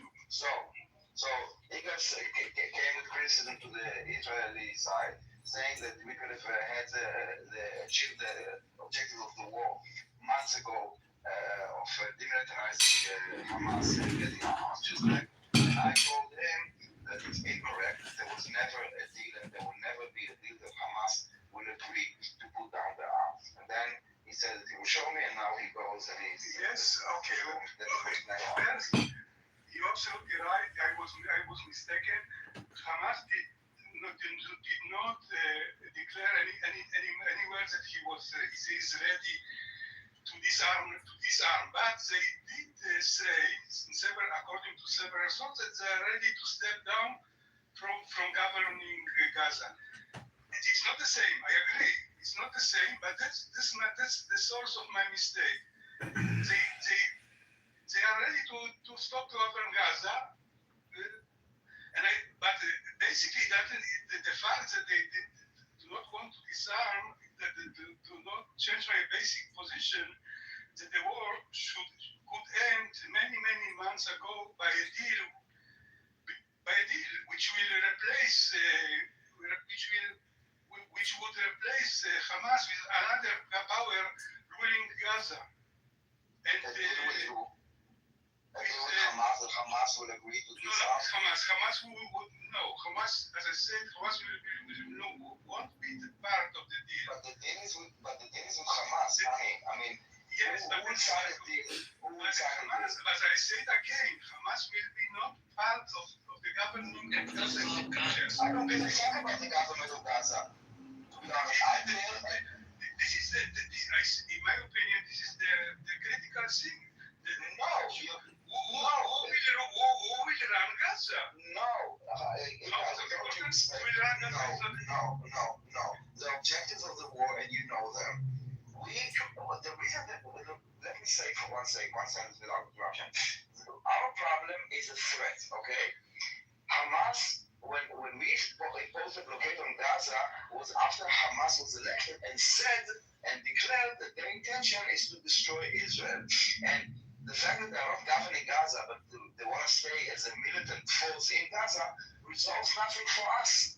Yes, they should be also in the government of Gaza. It was after the threat when they started actually coming into Israel. There was a period of time before the fence went up. So I want to explain to Igal. I want to explain something to you after. I think that the objective of completely disarm Hamas is not possible. Very simple. If you want completely, if we end this war without forever. But it's justified. Do you agree that it's a justified cause? That we will not have a genocidal army saying that they want to do something again and again and again 1,000 times? But I think Hamas is very much weaker. So we should continue what you're saying. I'm explaining this the other day. But the price, just a minute, just one second. The price for the continuation of the way we are going now is one, the death of the hostages. Second, the political situation of Israel in the world is going worse and worse. And actually, Hamas is winning this war because of this policy. And of course, the price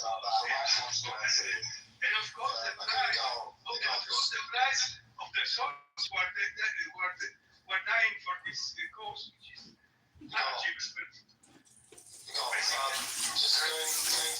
going back to what you were saying about the war could have ended months ago, right? Like just replacing Hamas with another group. Do you know what I'm saying? That's like such a simplification. Let me, okay, whatever the fuck you want to call it, it's an oversimplification because Hamas isn't just like a group that controls Gaza. They're deeply connected to their people. The government and also like the government and military, they're deeply connected to these things. So I think changing who's in charge is not an easy process. Like any group trying to make any group taking over would face the same sort of problems. And also the problem isn't just about like who eventually leads Gaza. The big issue is that there are big groups, some groups that refuse to accept Israel's right to exist and keep attacking it. Until there's a real plan for peace and security, where both sides agree to live without that sort of back and forth violence, there's not going to be a leader or a group that can fix this, because Israel will not make deals with groups that continue to support or carry out those sort of attacks. Saying the war could have ended by just simply replacing Hamas, like it's an easy process, that ignores the deeper conflict and what's actually happening there. The realities.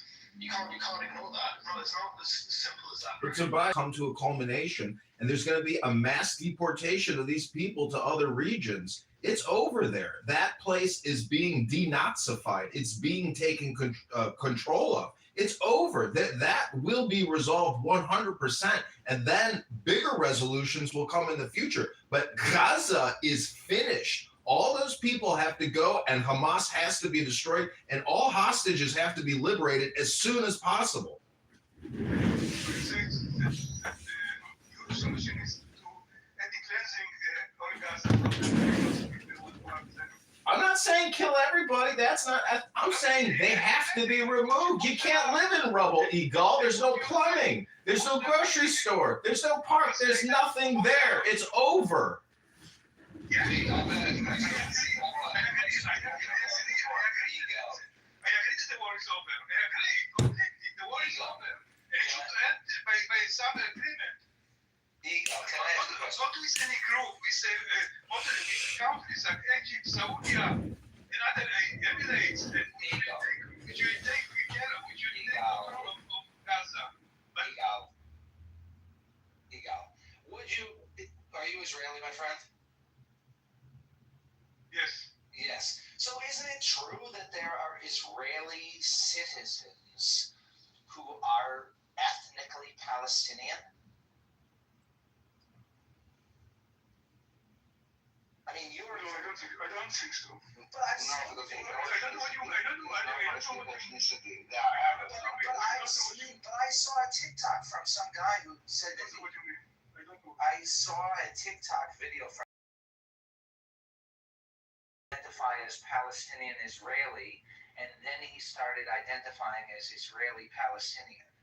I read online that 20% of Israeli citizens are descended from the Arabs who initially chose to become Israeli citizens during the creation of Israel.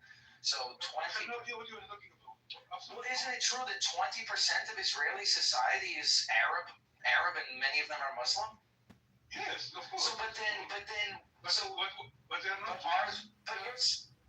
But you're saying it's ethnic cleansing if the people of Gaza were deported. But it's not ethnic cleansing. It's the cleansing of the Gazawi people, and the Gazawi people is not an ethnicity. There's a guy called from Israel. Yeah, you live there. Whoa.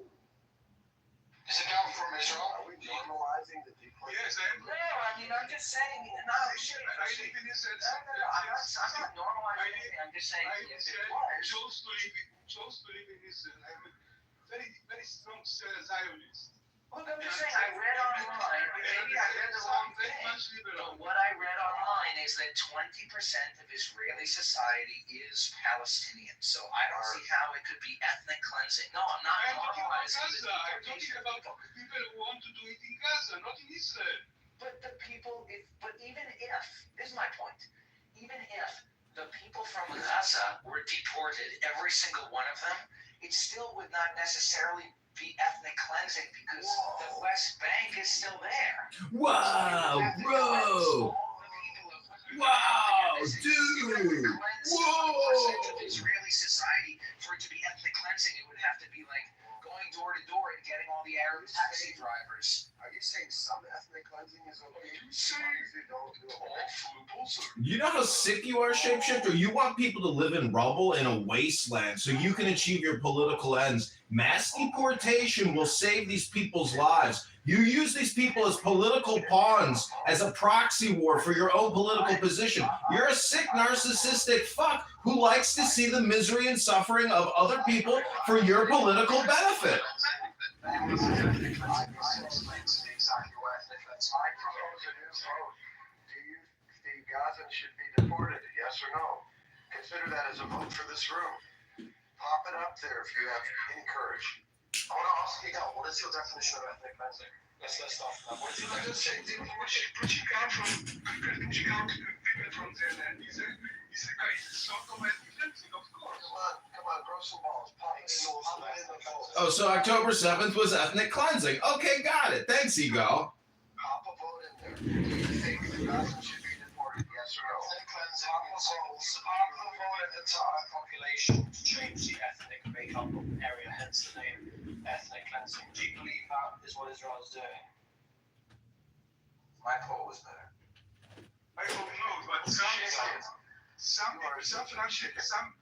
the Israeli government do want this to happen. Wanting and then actually happening are two separate things. I don't know. Frankly, I don't know what are the objectives of the war now. I don't know. It's called the liberation of your hostages, Ego. It's called the liberation of your hostages and the destruction of a terrorist army known as Hamas, Ego. That's the objectives of the war. John, do you think the Gazans should be deported? 100% as soon as possible. Bring them to safe areas in Jordan immediately. Daniel, do you think the Gazans should be deported? I think they should be allowed to leave, and I think they should be allowed to seek refuge if they want, and many of them do want, and many of them, if you have any humanity in you, would want them to have a better life and not live in a terror hub in tents that is completely destroyed. Like I want to understand what you want. So you think the Gazans? One last question. Can I ask you a question? One last question. Okay. Do you think that the Gazans who choose to stay should be allowed to stay? Now, I want to ask you. You've seen Gaza, and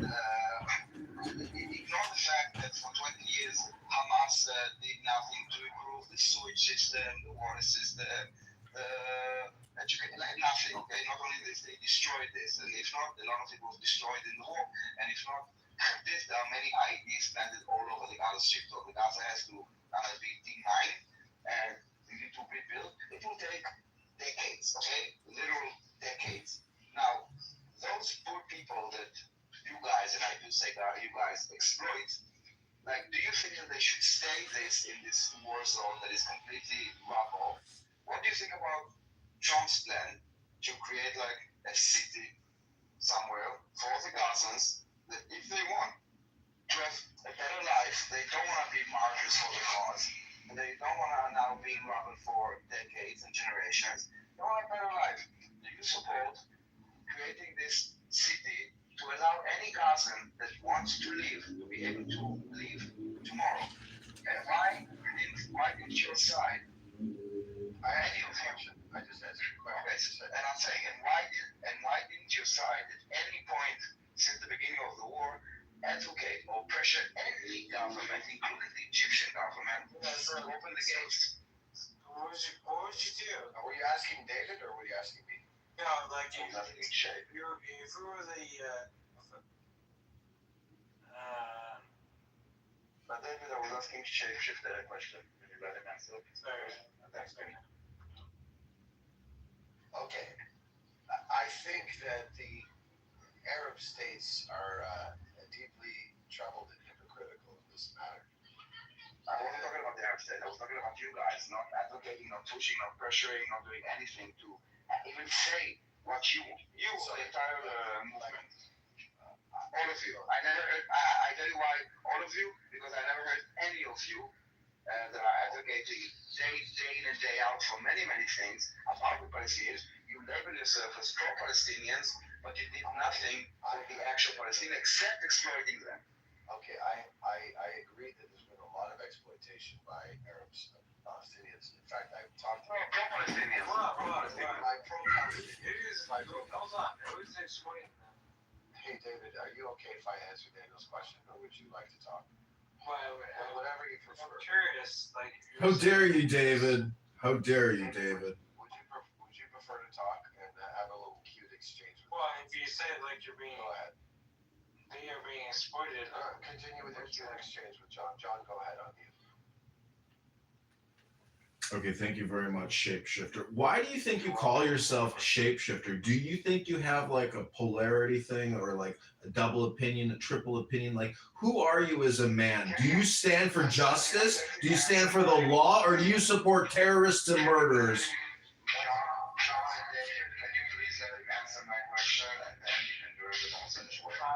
He's incapable of answering your question. He's deflecting. So let's give him like a minute, and if you see that he's unable, because if you don't give him a chance to answer, then he's unable.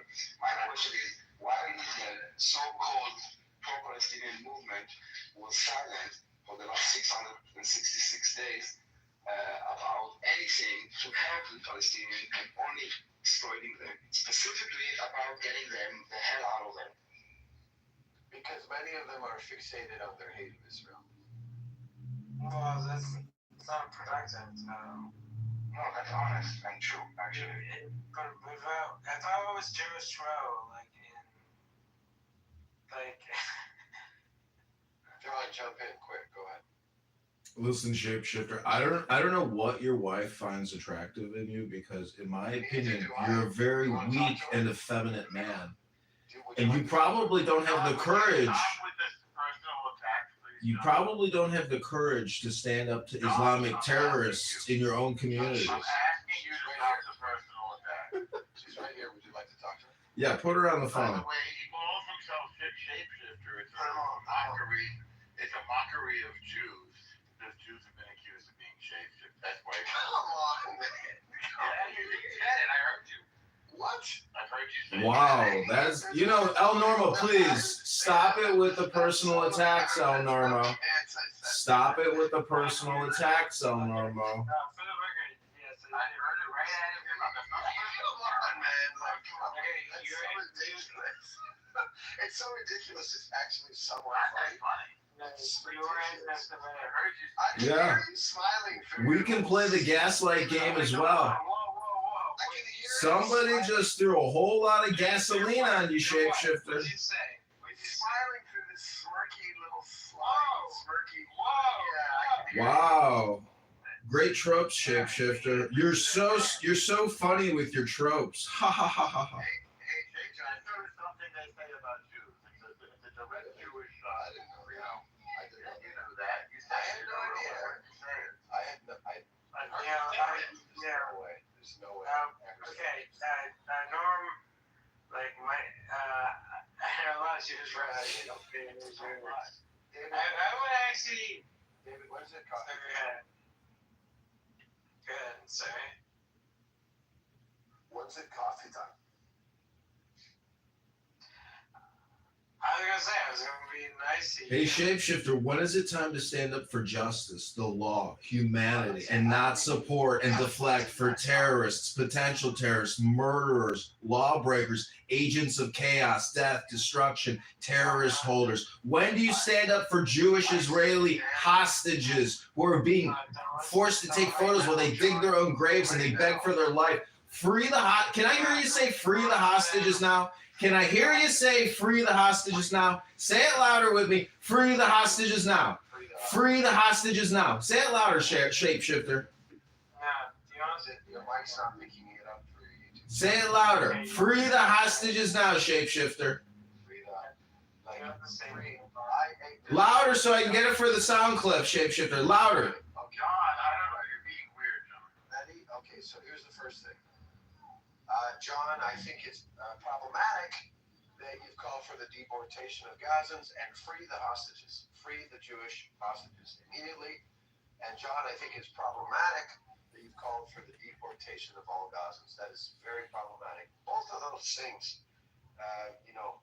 But you agree that Hamas should free the hostages now. That's that's progress on your part, shapeshifter. Congratulations. Can we get some progress on you thinking that deporting all Gazans is bad?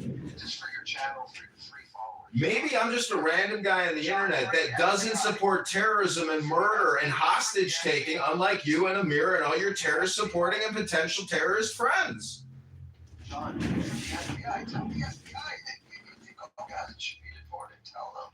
Send them a clip of you saying that. Why do the FBI think it's illegal to think like this? I think the FBI should have the context of John. Why? What is the point?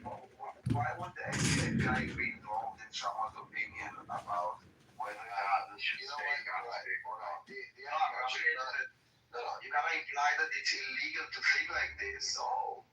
I think the FBI might not want to know something about the person that's sending them all these videos. But you're right.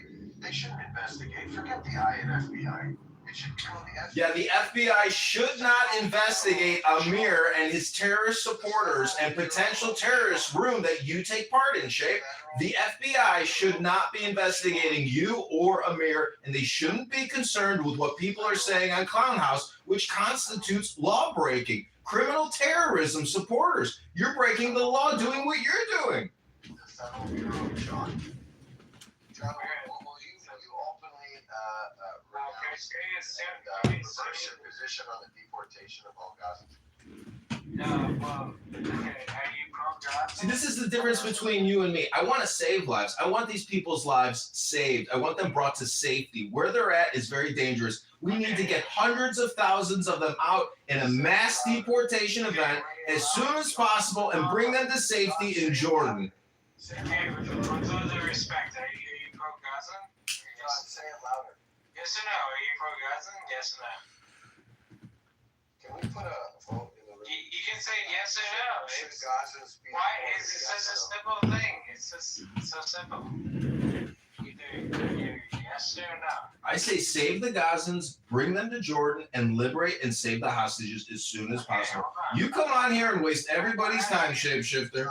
If you were king of the world, shapeshifter, what would you do for we the people? So your answer is no. Your so-called funny jokes. Okay, let the record show. Some of them are actually funny. He decides. Most of them are not, which is why I use the term so-called. Go ahead, John. You're just a shapeshifter. You got opinions on both sides of the fence. You got no position because you're on one side of the fence. I'm on the pole here doing a yoga pose. You waste everybody's time with your bullshit. And I bet your wife doesn't appreciate the fact that you're on a stupid social audio chit-chat app for fucking kids. Your wife is probably like, what's wrong with my husband? Why is he on this fucking stupid app all day long? Get a life, loser, and love your life. Love your wife. It's supposed to you.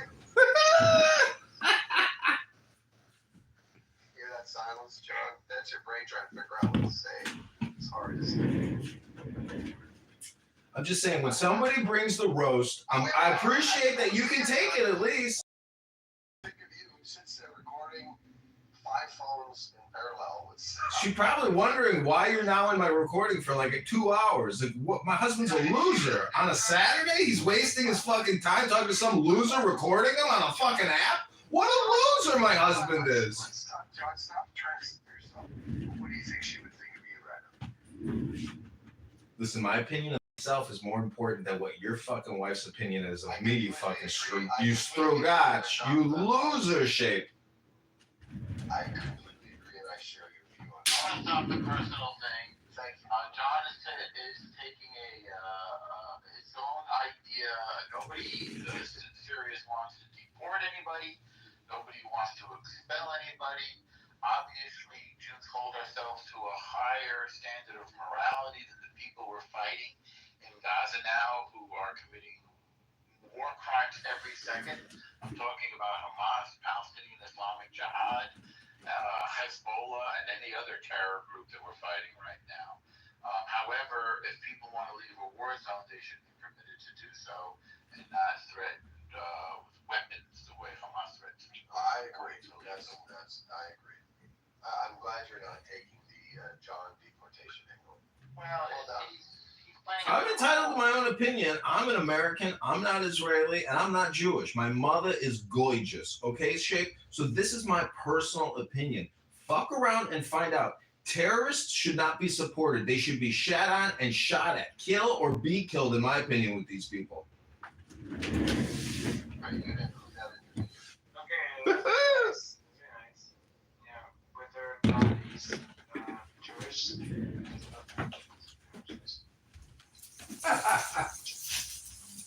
Where do we go from here? But, yeah, it's up to you.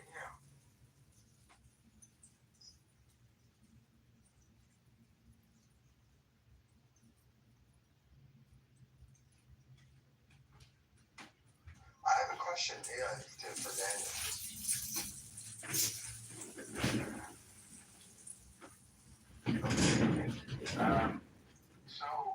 Shape, I got a question for you. If you were president of the world, king of the world, what would you do for the Palestinian people, and what would you do for the Israeli people? That's actually a good question. I'm the king of the world, but I'm the less Shape either. Okay, fine. Good question. That is a really good question, John. Your recording device is real close to the mic while I try to. I think it's not a great question.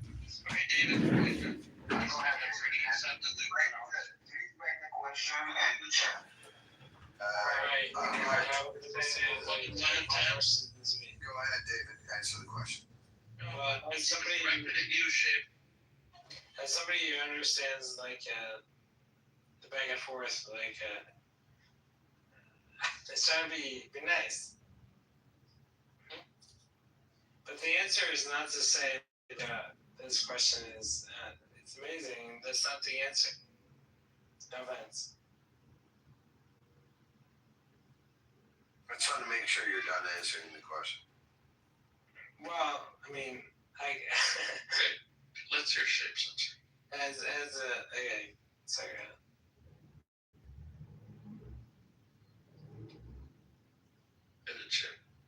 Rewrote football. He was that exceptional. Okay. Unfortunately, John left the room. That hold you back from a good answer. Yeah. I would say I have a better question, but Go ahead. No, he's answering this good question, then you can give a better one. no, I choose not to. And that's a challenge. I want actually. He's also a minority owner of my beloved Birmingham City. Okay, so I think the question, if I recall it, was like, if I was king of the world, what would I do for the Israelis and the Palestinians? Yeah, Palestinian people in the Israeli. Okay. First thing that I would do is spend a considerable amount of time recognizing the legitimacy of both sides' causes. It's the first thing I would do. I'd spend a lot of time. Sorry, I think that. Wait, what does that mean in actual terms? Like talking about it and getting that out there in the narrative. But I think like. Can you let him? No, Brad. David, please. Yeah, but no, Brad. Okay. Let him finish, then you can criticize or. Yeah, David, shut the fuck up. You're ruining my recording. That's true. I was king of the world. Okay, the first thing I would do is I have a conversation here with my good friend Royfield, who I think he's one of the most beautiful, kindest people that this ad has ever introduced us to. In front of the world, directing those that are in my. So I'm a king in this hypothetical. Is that right? Okay, you said I. Yeah, you're an autocrat. You can do whatever you want. Like. Yeah. Yeah, but nobody cares. And you don't answer to anybody. You get what I'm saying? Nobody cares. And I would just keep repeating that point over and over to make sure that that was known as the official opinion of the crown. Okay. Yeah, but there is no crown. No offense. Come on, David, be quiet. I'm trying to be nice. The second thing. Silent. The second thing I would do is talk a lot about the dangers of talking about the past. So the first point was acknowledging both causes, right?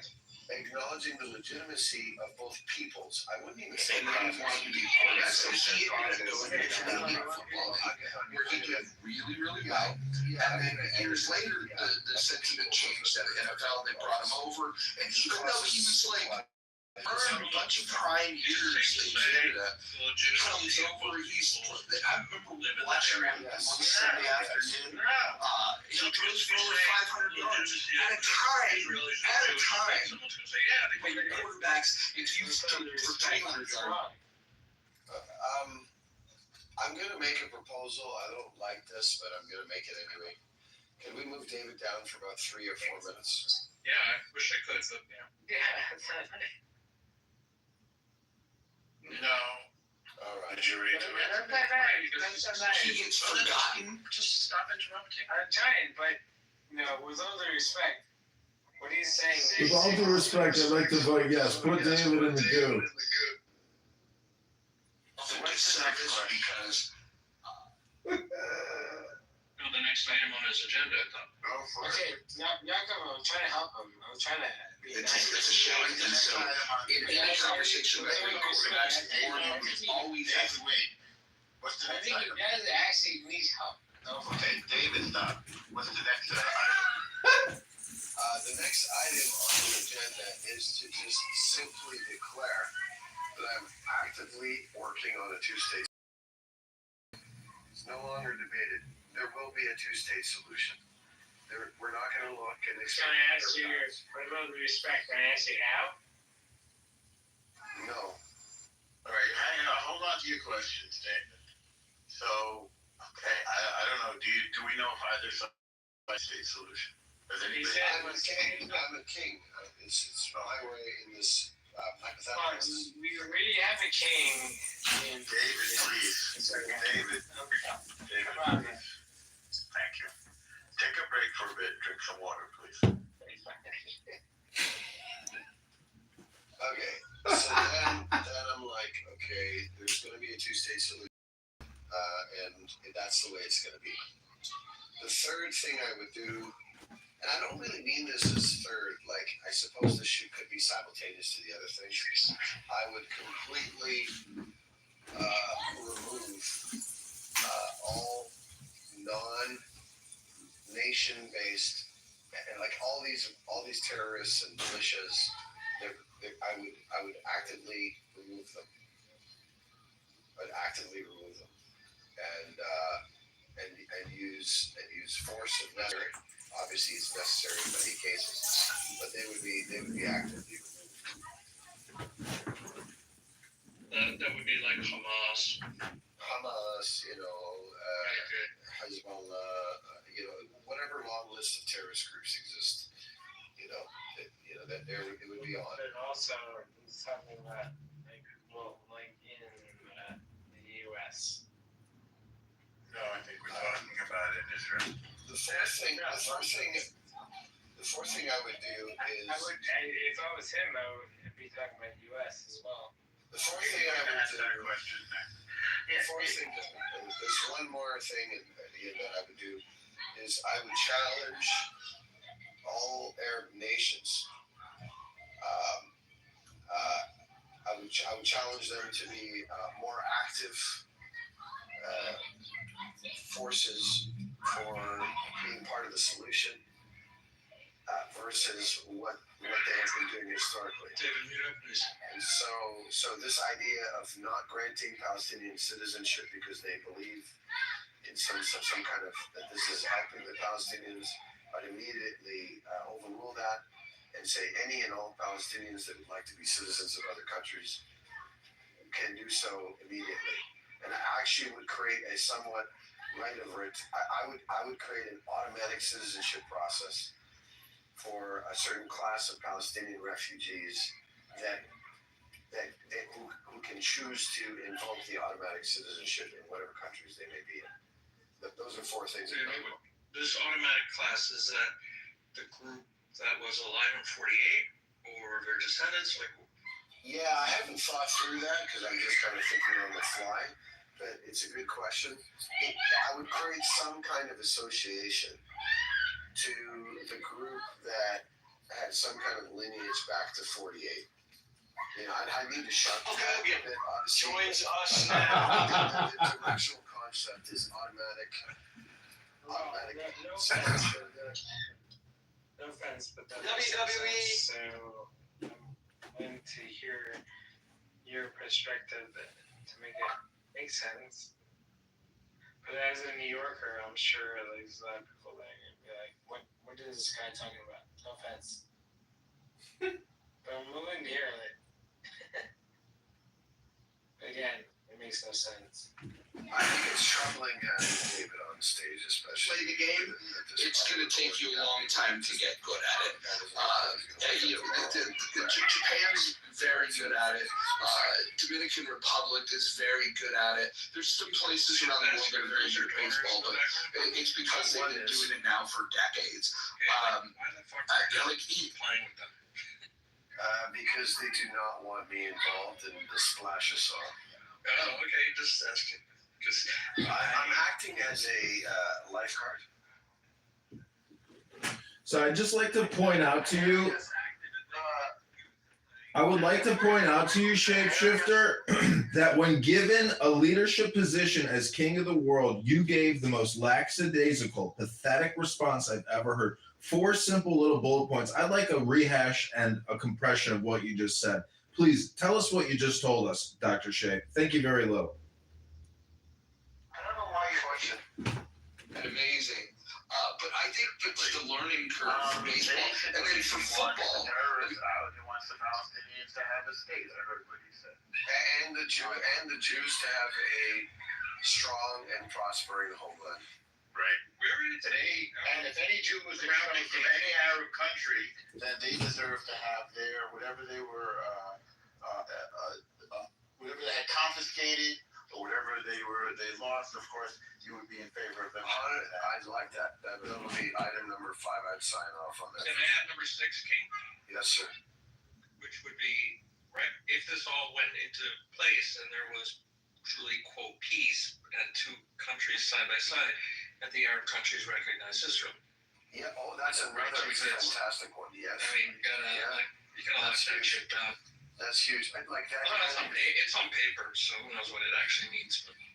Well, that kind of is implied in my first one, but you've made it. It really, I don't, to be honest, it just says you recognize as king, you're like. No, I would lock it in. Yeah, you're right. I'd lock it in 100%. In fact, I might go as far as. I would go as far as saying, if you don't do this, there will be no two states solution. You got to do this first. No, it's going to get done because I'm king, and whatever the king says happens. But I'm trying to going. Well, if I'm king and someone's actively speaking against it, what's my position? Like, am I just going to let them do that, or am I going to get dungeons? You have potentially? Like, there will be. Look, it wouldn't be an automatic dungeon thing, but dungeons could be in play for anyone that's trying to undermine the peace process. All buses, people that, I mean, definitely in play for actual terrorists, but people that are actively trying to stall the peace process through clever, covert means, they're not just going to be allowed to walk around on TikTok doing videos. There's some of the videos may be taken down a little lightly.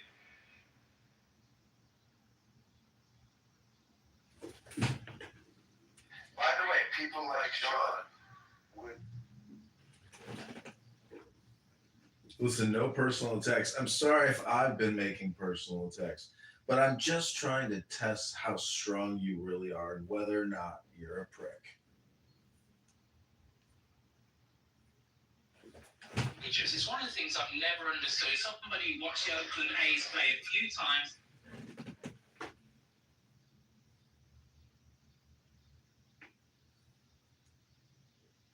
At a faster speed without a mitt. With Shapeshifter's position, Shapeshifter left. Somebody know what happened. Maybe he had to leave and talk to his kid. The problem with Shapeshifter's position is he responded as a reasonable guy. Even though he was king, he was being reasonable. And I think Israel has spent 70 years or so believing that if we treat our neighbors with dignity and respect and even thoughtfulness and regard, they will respond the same way. And it hasn't really worked very well for us because in many cases they took our reasonable civilized response as weakness and responded with violence, terror, suicide bombings of bus stops and cafes and discotheques. And October 7th. Yeah, because that's what they do when they go to Charlie's, right? Now we talked about manipulation and other things. So I don't know what percentage of. I always believed, kind of like a New York liberal, and I always believed that what Israel believed: if you treat somebody nicely, they'll treat you nicely back. But I don't think we're on the same wavelength with those of our neighbors who are terrorists, however many there are. And so when we try to make a deal with people who are reasonable, and that includes our Columbia professor, I'm trying to remember his name, but he's famous. He was a student of Edward Said. What up, Scott Jones? Negotiations. And as far as I know, the most sophisticated and westernized members of this Palestinian Arab group, they do not believe in Oslo. They do not believe in negotiating in good faith. And they are silent when it comes to acts of terror against Israel. So I don't think we even have reasonable Palestinian Arabs on the side of peace, two-state solution, or like a civilized area in which there'd be businesses and hospitals and schools and agriculture and technology. In other words, our vision for a civilized society, what does Soros call it, an open society, is not shared by our neighbors, and we can't sell them on it. So the response of Israel has been, if we can't make a deal with you by being nice, then we're going to be tough. And baseball, though, unlike football, American football, unlike American basketball, there's no time to hug. They've now instituted that you have to pitch within a certain amount of seconds, which I don't like that rule either. But it's about outs. And so you can put a rally together. That's really These are random acts of terror. And what is the answer to that? They'll put the people in jail, beat them up. I don't know. It's a puzzle, and Israel is willing to defend itself either by talking or by fighting. Whatever the neighbors really get to choose how they want to do it. Hamas has chosen to destroy Gaza. They think this is helping them. Okay, it seems a little strange to us from a Western perspective. But you talk to some of them, there are people from Gaza on this app, and they'll tell you they think they're winning. They're happy. They want to make their children shaheeds. One of the women who formed Hamas in the beginning, back in the 80s, said, I've given 3 of my children as martyrs. Unfortunately, one of the greatest comebacks in NFL history, nobody got to watch, and that's what changed the rules about if a football game's on, you keep it on the network until the game is over. The next show can just wait. In other words, but here's the time component. Yes, there's comebacks, but there is if you have a big lead and not enough time, the game can be over. And in baseball, it's never like that until the very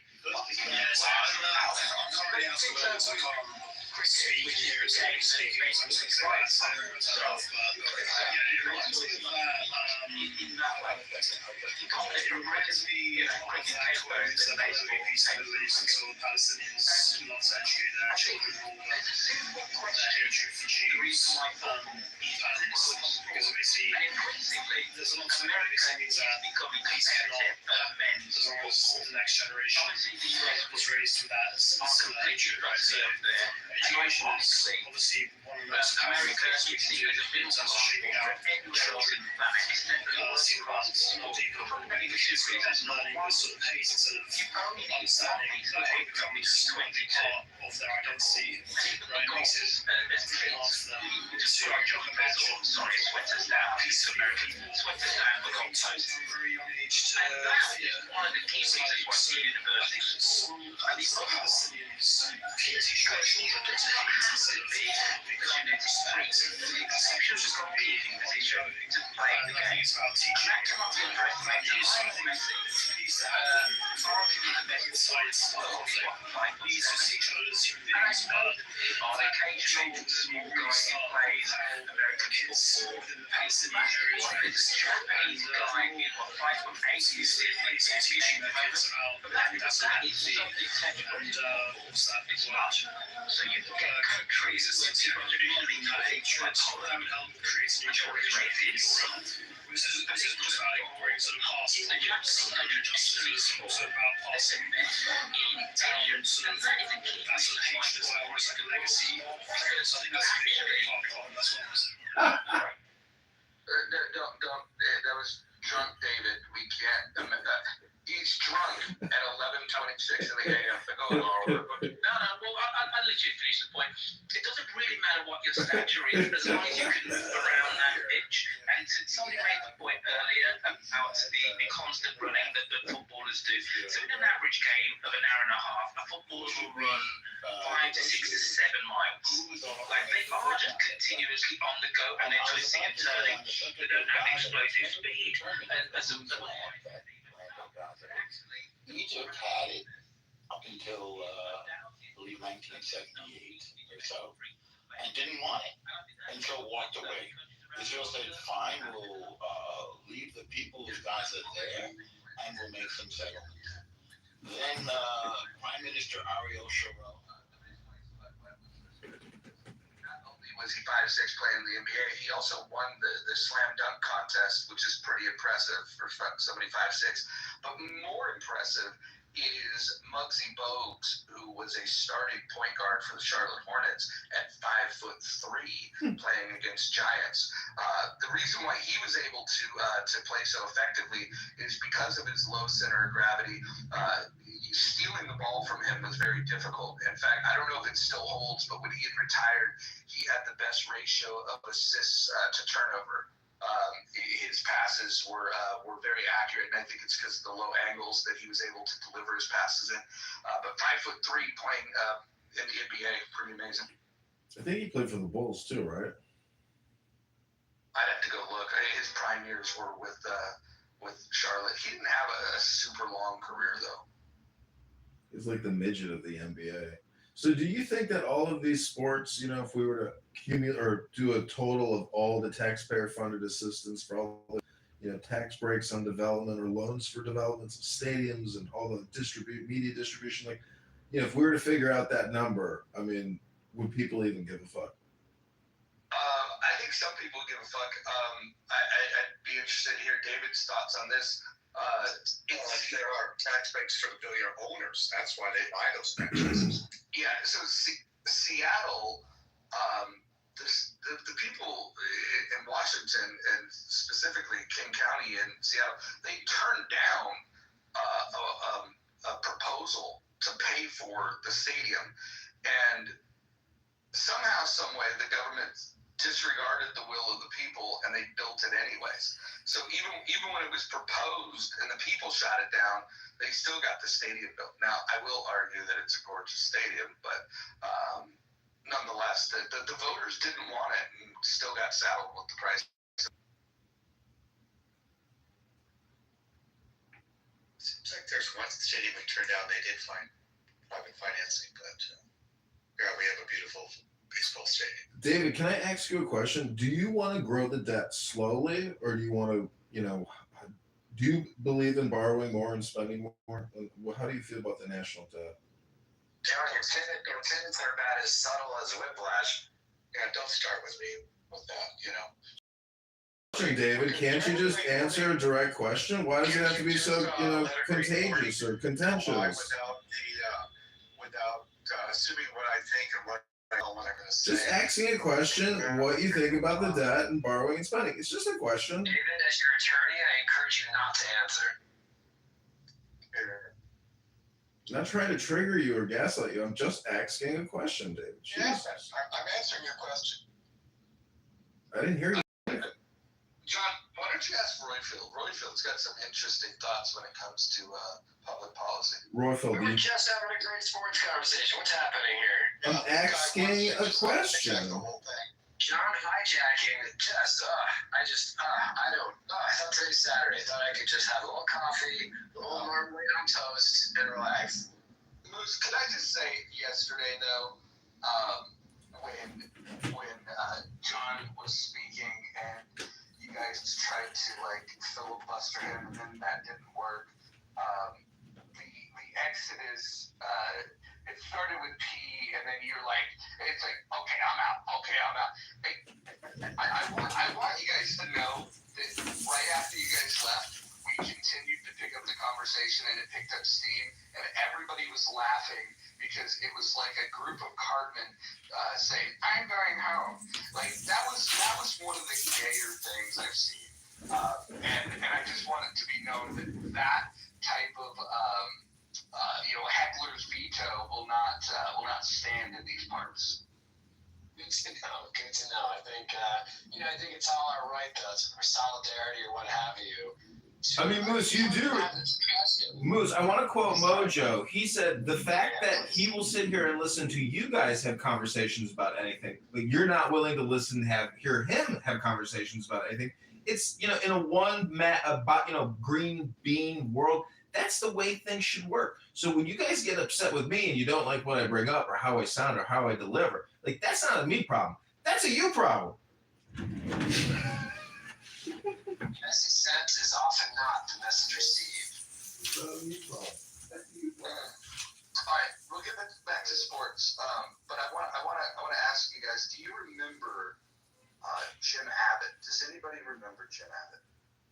I remember Abbott and Costello, but not Jim Abbott. Jim Abbott played for the Anaheim Angels, California Angels, when he first started playing there. He was the gentleman that had one hand. Do you remember him now?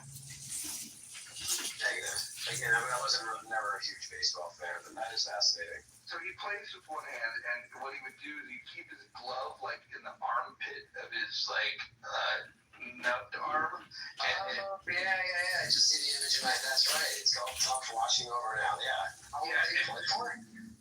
He didn't have a super long career, but he did have pitch a no-hitter once in Major League Baseball. And I always used to be really fascinated by him because he had good stuff. He wasn't just a starter; he was like a key starter on his team. You know, pitching a no-hitter is no easy task, right?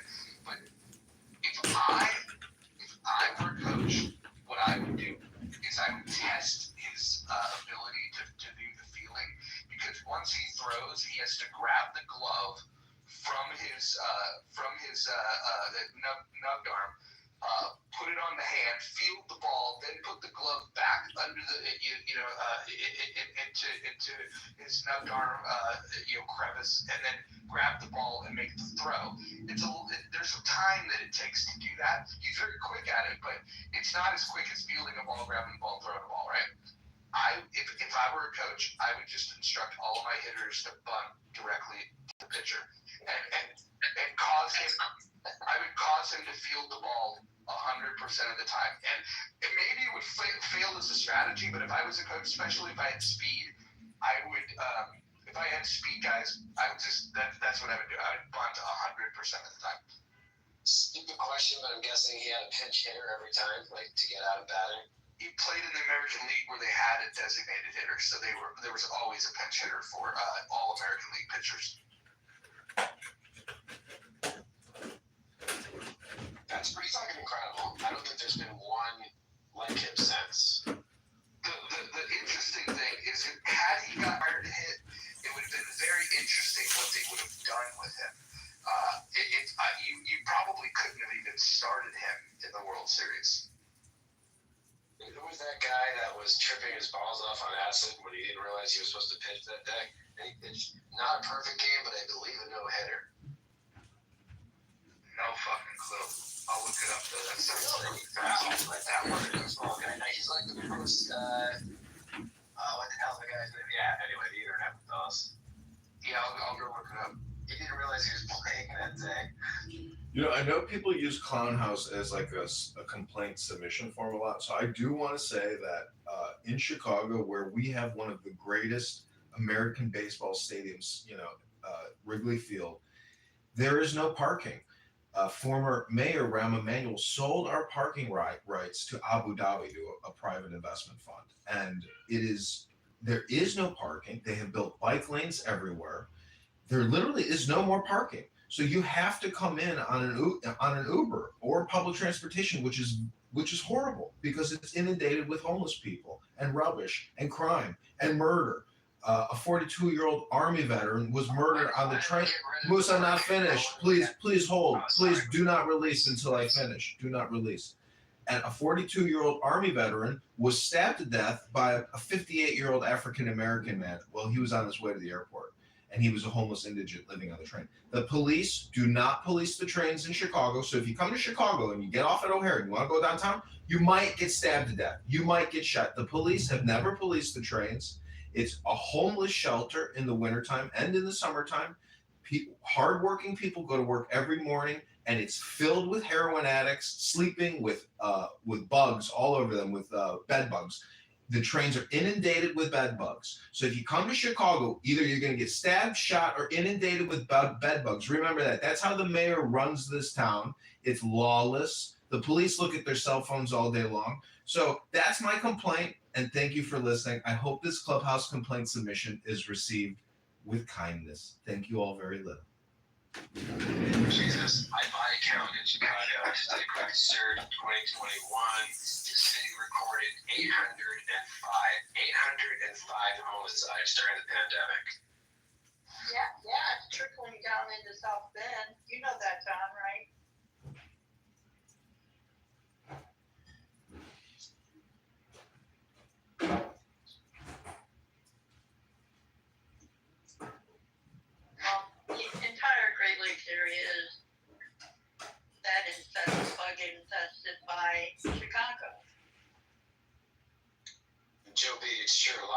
pitchers do no hitters, but not many of them do it while they're tripping their face off on LSD.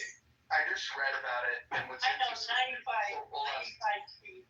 Hold on. What's interesting? It's the guy's name is Doc Ellis. I've never heard this story. It's amazing. So thanks for bringing it up. So 1970. This was a time when pitchers were pretty dominant. It was a good era for pitchers. Let's put it that way. But he did get a no-hitter, but he walked 8 batters, including hitting one of them. So apparently his pitches were so erratic, nobody knew what was coming, and so it worked out for him, in terms of not giving up any hits. But he walked 8 people. That's incredible. A lot of those pitches are so fast. That's why it's at 95 miles per hour. They rotate into the hit and get themselves knocked out. It is hard to bunt a 98-mile-per-hour fastball. Have you ever bunted a 100-mile-per-hour ball? It is no easy task. Not to mention to do it with any degree of accuracy. I said 95. So when I was playing ball, and I only played until I was about, I think once I turned 18, I was aged out. So I played as a kid, and I was good at bunting. I was fast, and I could lay down a bunt. But the fastest that I would see in that age group, I remember the guys that threw heat, quote unquote, they'd come in at about 85. I could still lay down a bunt. I don't know the answer to how hard it would be to bunt a 95-mile-an-hour fastball because I've never faced one. Well, when I was on my high school baseball team, our coach was like, we had bases loaded. He's like, step into the pitch. I'm like, what? I'm like, you want me? I'm like, are you fucking crazy? Like, I couldn't believe he was asking me to like get myself hurt for the sake of a fucking run. I was like, no fucking way. 100%.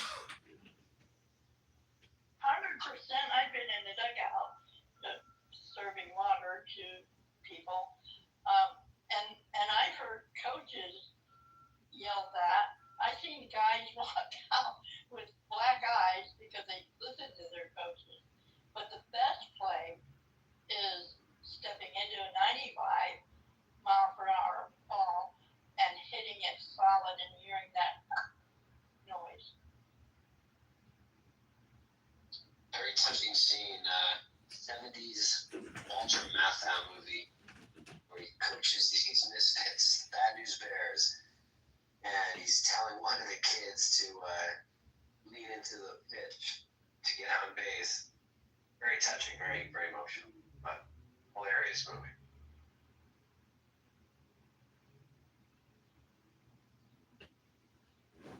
Why did the guys oil up their glove? I just always wondered about that. That would seem awkward. I would seem. I think it's because it opens and closes quicker. Roger, right? No, they're breaking it in. It's a process of breaking it in. Yeah. The real question is the outfielders putting the black shadow under their eyes and really deflect the sun? Does that really work? Do you think there's a gender control in baseball? Because if they had chicks in, lingerie playing baseball, I would definitely go back to Major League Baseball. Do you think that they're like holding women out of baseball? John, you're in luck. There is a lingerie baseball league and a lingerie football league. I heard of the football, but I've never seen the baseball. Is there a Speedo men's team? There is. It's called Victor's Secret. Have you guys seen this team that does like these weird dances and choreography and that like do weird things like a backflip before they field the ball or after they field the ball? Like it's like very performative. Have you guys seen these guys? No, I haven't seen their stuff. It's pretty weird. I've seen it on the internet, but not in real life. I have this book on picture theory, and basically, in my opinion, all communication is spam, including reparations. And when you talk to a person on this app who wants to talk about reparations, in my opinion, it's mostly just political spam. And but I mean, I do like talking about baseball because I used to work at Wrigley Field for ticket brokers. They were licensed by the state of Illinois, and we had a way. We were running macros on Ticketmaster, and they were making millions of dollars a year buying and selling concert and sports tickets all around the country. And they had an office at Wrigley Field, and we would literally go to the day of game window, and we would put down $100 on the right, and then the exact amount for 8 club box on the left. And we would bribe the employee at Wrigley Field who worked for Tribune Corporation, and he would give us reserved club box tickets.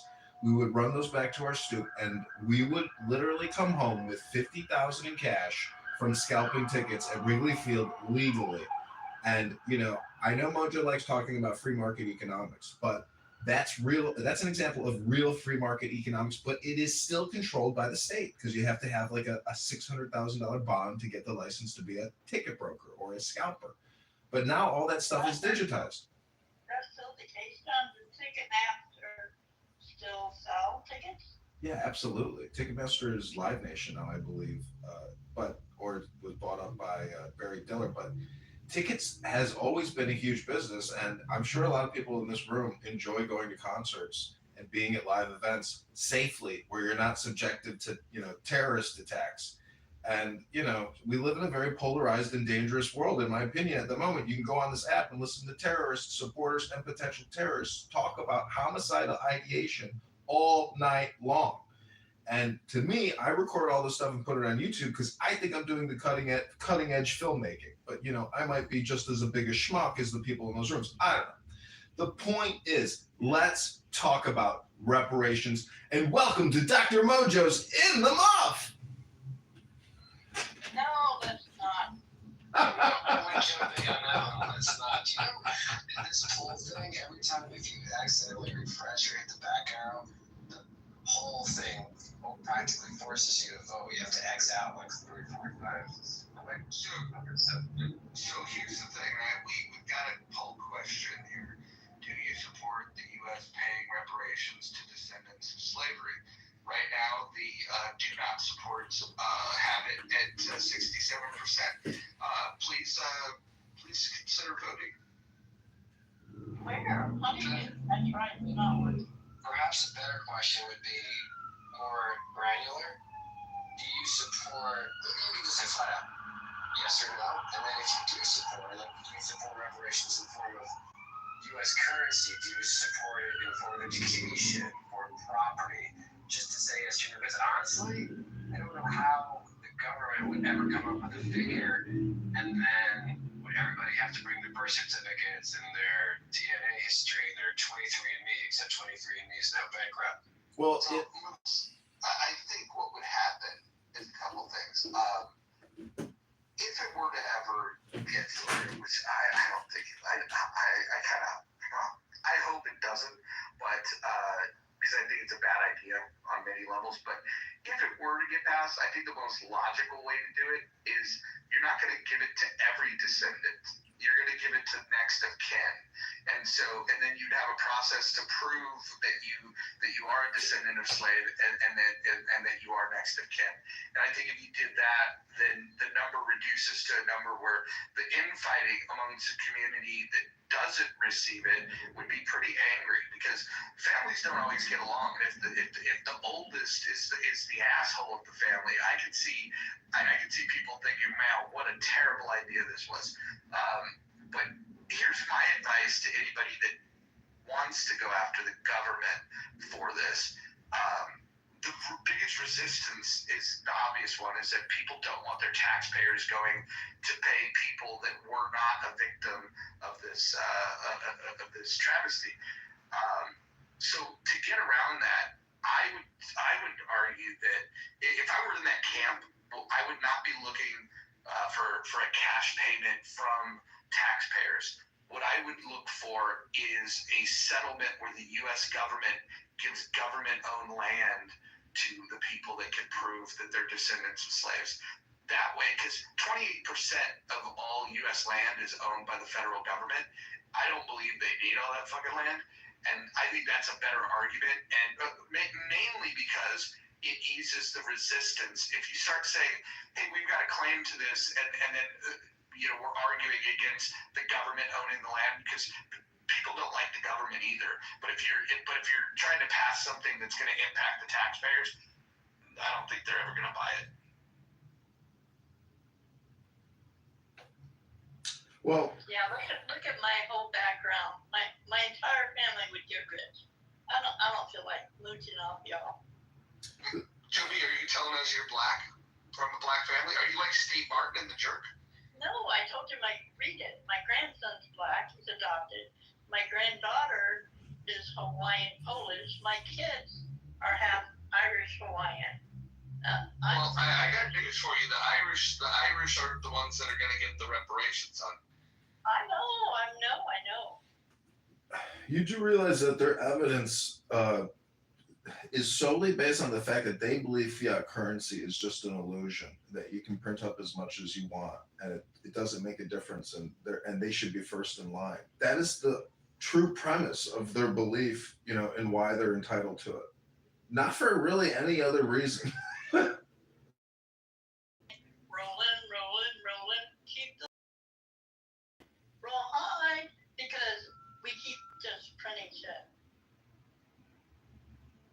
Roger, isn't The Jerk is that the same movie where there's like these two older black women just sitting on their porch and they think Steve Martin or garbage truck by accident dives into her or something off a bridge? I don't know. And black women say, look at that, throwing away a perfectly good white boy like that. I don't know if that's The Jerk or not. I might be confusing, but yeah. The Jerk's a classic. The best scene of The Jerk is when Steve Martin, he can't find the rhythm in traditionally black music, but then he starts listening to jazz, and all of a sudden he's got his toes tapping and his fingers snapping. Like he's got. You got to watch the scene, but the whole premise of the movie is, in my opinion, it's not racist at all. It's just it takes racial stereotypes and it allows you to see just how fucking silly people are regarding the issue of race. I think that The Jerk wouldn't play well for today's audiences because people don't have a sense of humor, and I think that the main thing that people should think about is we used to have an opportunity to have levity around these things. We could talk about them. Richard Pryor was good at talking about it. I was just going to say, Richard Pryor, Gene Wilder, wasn't it Silver Street, where Gene Wilder's in the bathroom putting on shoe polish on his face, and he's trying to dance, and there's this black janitor in the bathroom be like, boy, you must be in serious trouble. And the black guy this old black man is teaching Gene Wilder how to dance like a black man in the bathroom. You could never do that today. Correct. Yeah, I don't think you can pull it off. The only way you can do racial humor is if it has to be an exclusively black cast. It has to be written and directed by someone that's black, and you have to allow their interpretation of what's funny. You cannot do that any other direct. Like Blazing Saddles couldn't be made today, but you kind of have the scene in Airplane where the Leave It to Beaver mother is like, excuse me, stewardess, I speak jive. I mean, arguably one of the best scenes in the movie. Yeah, that's a good scene. Oh, so Mojo, I wanted to bring up yesterday. I was live streaming Nelson Apega and Grant Cardone and Cindy Sempo into Chatter. So I created a Chatter account and I was live streaming it with the video feature into Chatter. We're talking about these people. Like, I don't know why you guys are jumping on this. Well, I just wanted to. I wanted to submit a note on it. I am so tired of talking about these people. I know, but I wanted to submit a note that my account was promptly terminated, and all 5 of my live streams were also terminated. So he's a coward. Grant Cardone, and all of them. Well, anyways, Nelson Apega. But this was the funny part. So I created it. First, I joined the house in the news or whatever it is. So Rohan is in my room watching me live stream. So I don't know if Rohan complained, but I was laughing seeing Rohan appear in my room. But anyways, I just wanted to bring that up because that was my first time ever using it, and I will never use it again unless I want to try to fuck with him again. But that's the only reason I wanted to bring it up, Dr. Adams, was if if there's somebody listening out there, I just wanted to share it. Thank you all very much. So let me ask you a question, Edmund. And you're all about like social programming, and you call out a lot of shit, which truthfully is repetitive programming and brainwashing. You don't think that this ridiculous advertising campaign that they're doing to drive people, bully them, and shame them onto an app, and to telling them that the app that they're currently using is convenient, works for them, but because you're so stupid and because you don't believe in the American dream or these people that I don't know from a can of paint, that you should join this app.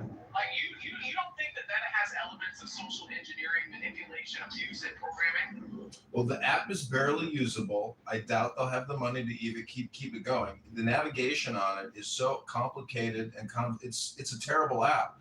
And like Dr. Mojo said, there's like two women with puckered out, lips with Botox. Like that's the whole thing.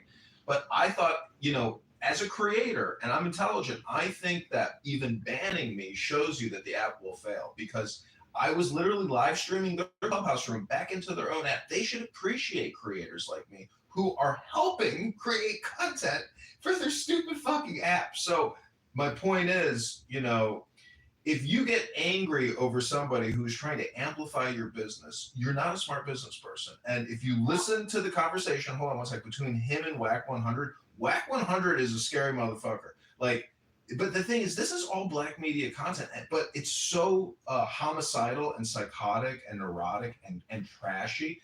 Maybe that's what black media is. But nonetheless, I like recording what's happening.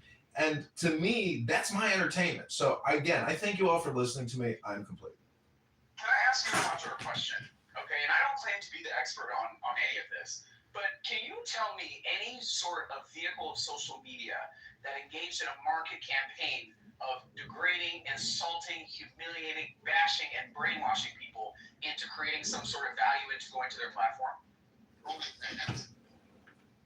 Well, you got to understand, all media is a form of manipulation. And if you do believe that all communication is hypnosis, and you really know what hypnosis is, you will realize that what they're doing is not stupid. It's rather intelligent to be able to mind control people. So I don't know what to tell you. That's what's happening. Has it gotten any more people on the app?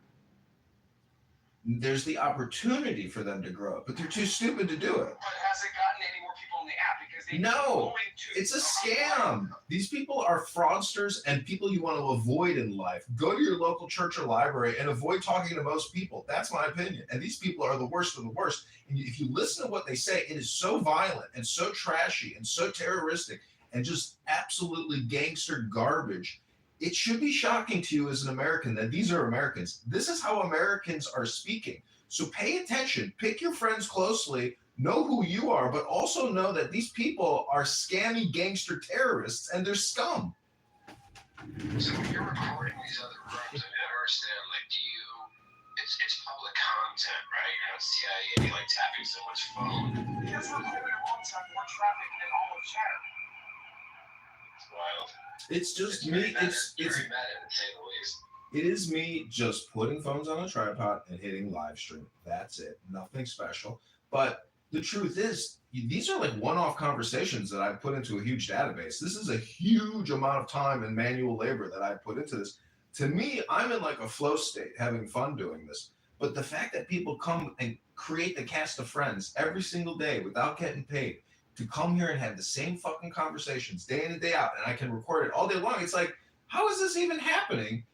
How is this app? So did Jack Dorsey, when he opened up Twitter, did he open up Twitter, cast an audience on another app, tell them that they're all stupid, they're all beneath them, and he knows better than them, and they should come over and use their app? Is that how Twitter got their monthly active users?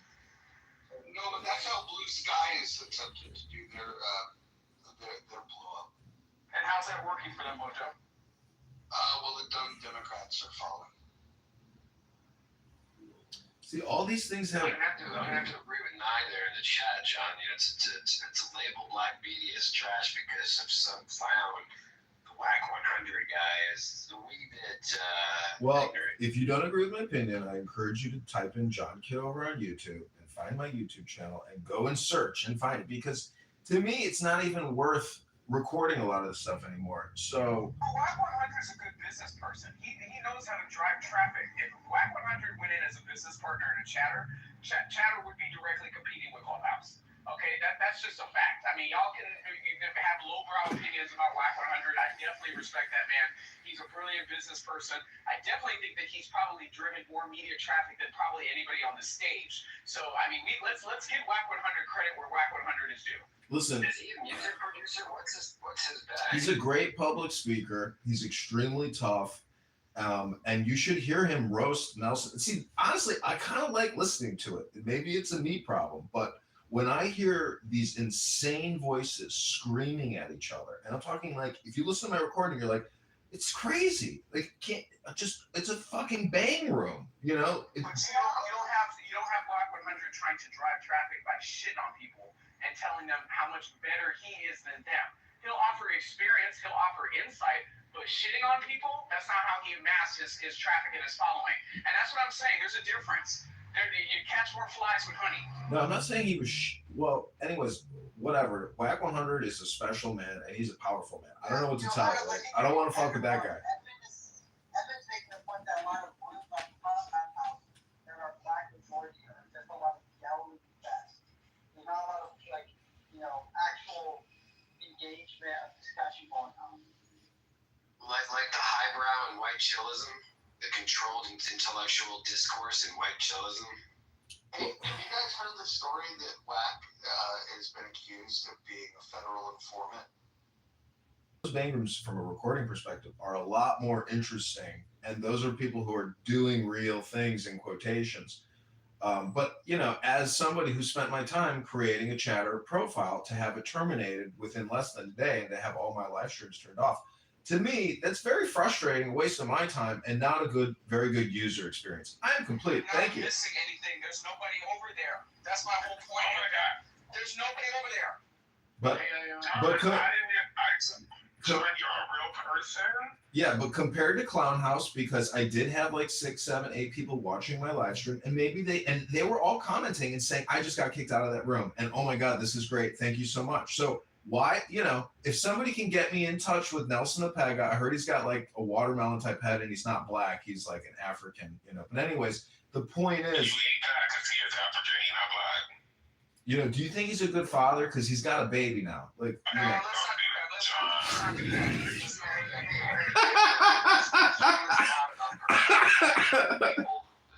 let's not do that.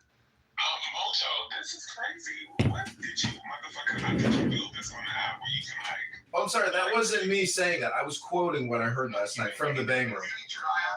Why does it expose audience? Yeah, that pissed me off a little bit. I know, where's the internet? I think what needs to happen is we need to just at the next town hall say, yeah, can you fix it? There's a couple fixes. The answers have to be at least 5 characters, which eliminates like yes, no. Yes, no is perfectly good for for a lot of questions.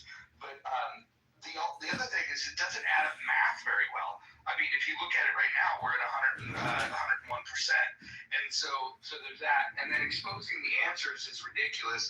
The other thing is I don't like to change your vote. Once you lock it in, you should lock it in. Like, I don't want the winds of change to blow and then in a room and then people decide they want to change. I think the vote change is actually it does get weird too because it does switch. So like mine was just blue, but I support reparations. I think that one that would actually make it work. I mean, Roger, think about it like this: a way that you could use the little change votes. Wait, you said that you don't support reparations. It gets messy. Give me a minute. It's mostly. Let me think about this, sister. Listen. Oh my gosh, Mojo.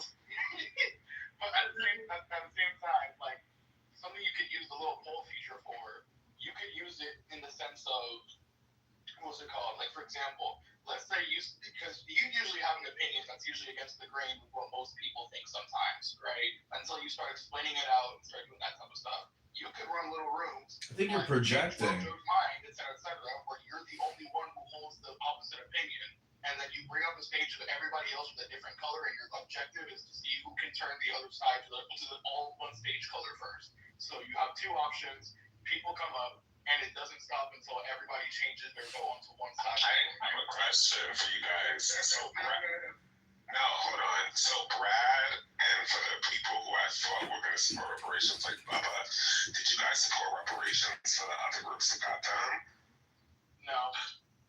So the reparations discussion is very nuanced. So no, I wouldn't support reparations necessarily for you, but for the 90-year-old black woman in Tulsa who actually lived through Jim Crow and those eras and had her literature that she wrote stolen and then published under a different name by a white journalist, yes, I would support reparations. No, but here's the thing though. You didn't say it depends. You said you don't support.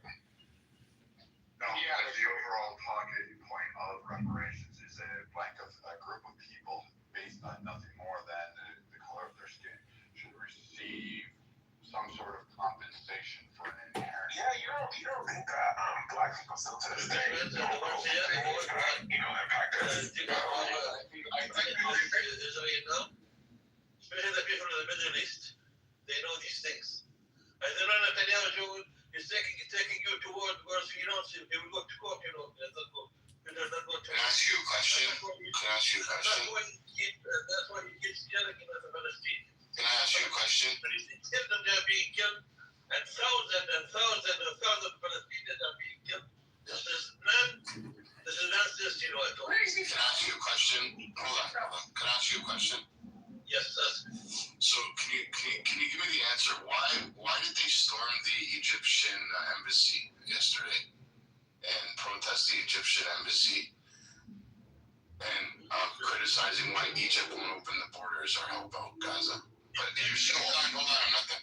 But you're saying everybody's aware. Are they aware that if they let these terrorists into their country, it'll turn into a shithole? Or what are they aware of?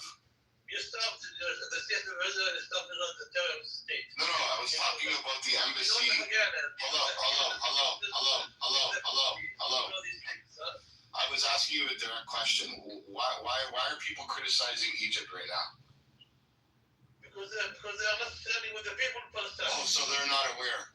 But everybody's aware, but Egypt's not aware. No, you are talking about that. You are talking about the government. But when you talk about overheaded, many people who are living in Egypt, you know their opinion. You know the opinions of the Egyptian people, and you know the opinions of everybody. And you know the Middle East, because you guys do not belong to this Middle East. You are European, you must go back to Europe to where we belong. Where? What part of Europe am I from? You guys coming from Russia, Poland, Romania, you name it. So you didn't name one country where I'm from? No, you are from there. No, how? You don't even.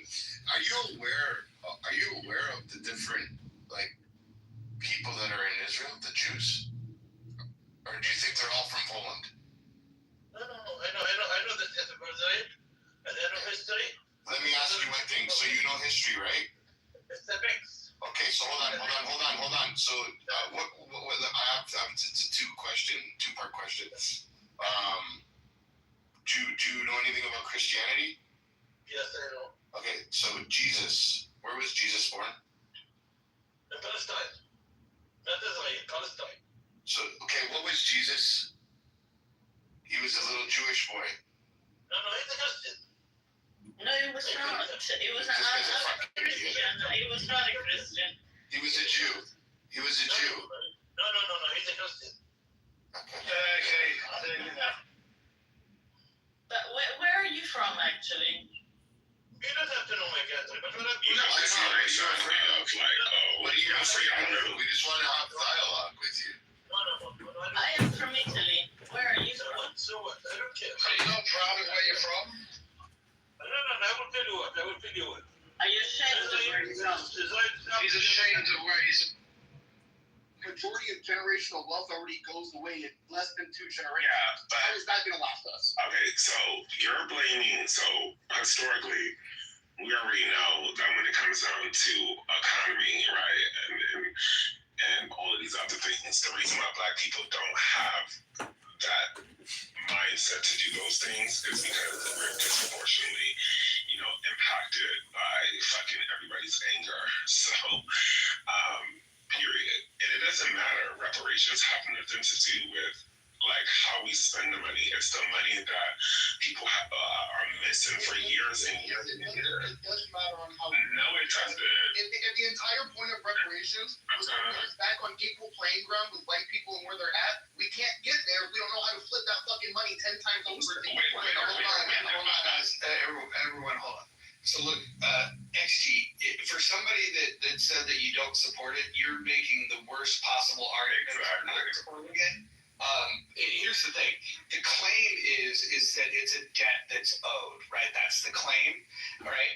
And so if it is a debt that's owed, which I have a differing opinion about that. If it is a debt that's owed, then you pay the debt. Where somebody spends it is irrelevant, and your argument about within 2 generations people squander the family wealth, that happens anyways, like regardless of how money's collected. So we know this to be true. So that, like, I think you've just submitted the worst arguments. If I was on the fence and I heard that, I think your argument, XG, would actually push me in the other camp. That's fine, but again, what I'm saying is that from my perspective, it hasn't just been a debt that needs to be repaid. It's a debt that needs to be repaid for us to be on equal playing ground with the races that have gotten 400 years of experience ahead of us. Now, when that comes to that point, for me, I'm like, okay, why would I want to accrue a fuck ton of money in a system that's still fucking me over anyway? It's going to be a debt that gets paid just to get it robbed back from me in 2 seconds anyway. So why would I need that in a system that's not going to do it? As soon as the system changes, hold on.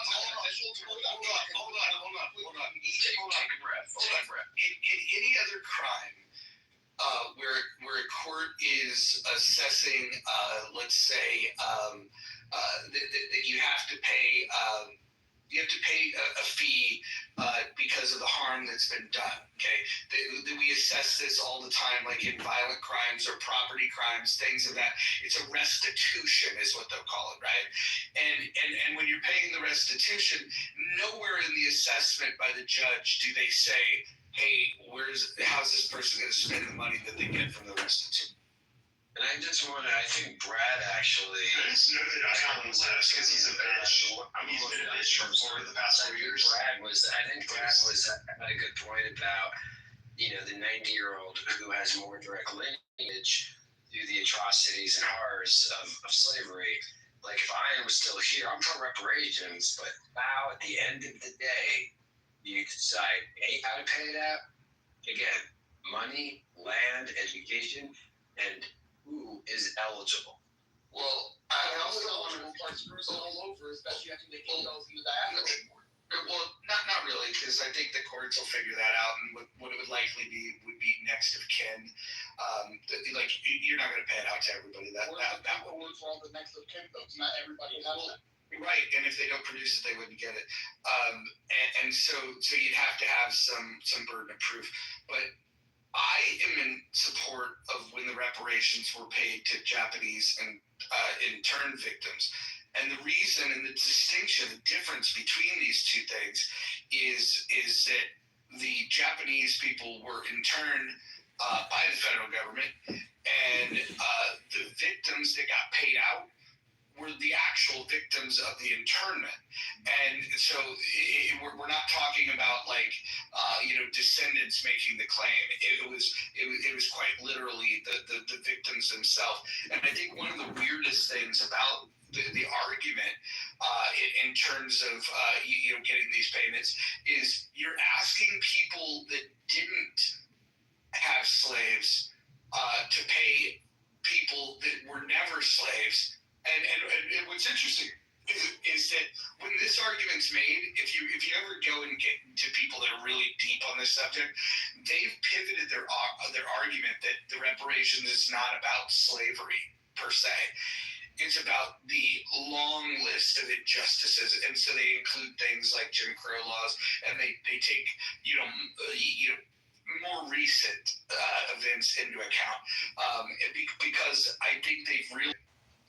Now, I think the reason that the whole diaspora thing is a problem with the reparations argument is because if the goal for the reparations is to get everybody that one, and let's say we go through your system, Mojo, where you're going to get some form of documentation or paperwork to prove lineage, et cetera, and not everyone has it, after the goes out, it's just going to be a second wave of people yelling that they're going to need theirs too, or they need a wave for people that without documentation and go ahead and make the arguments for that, right?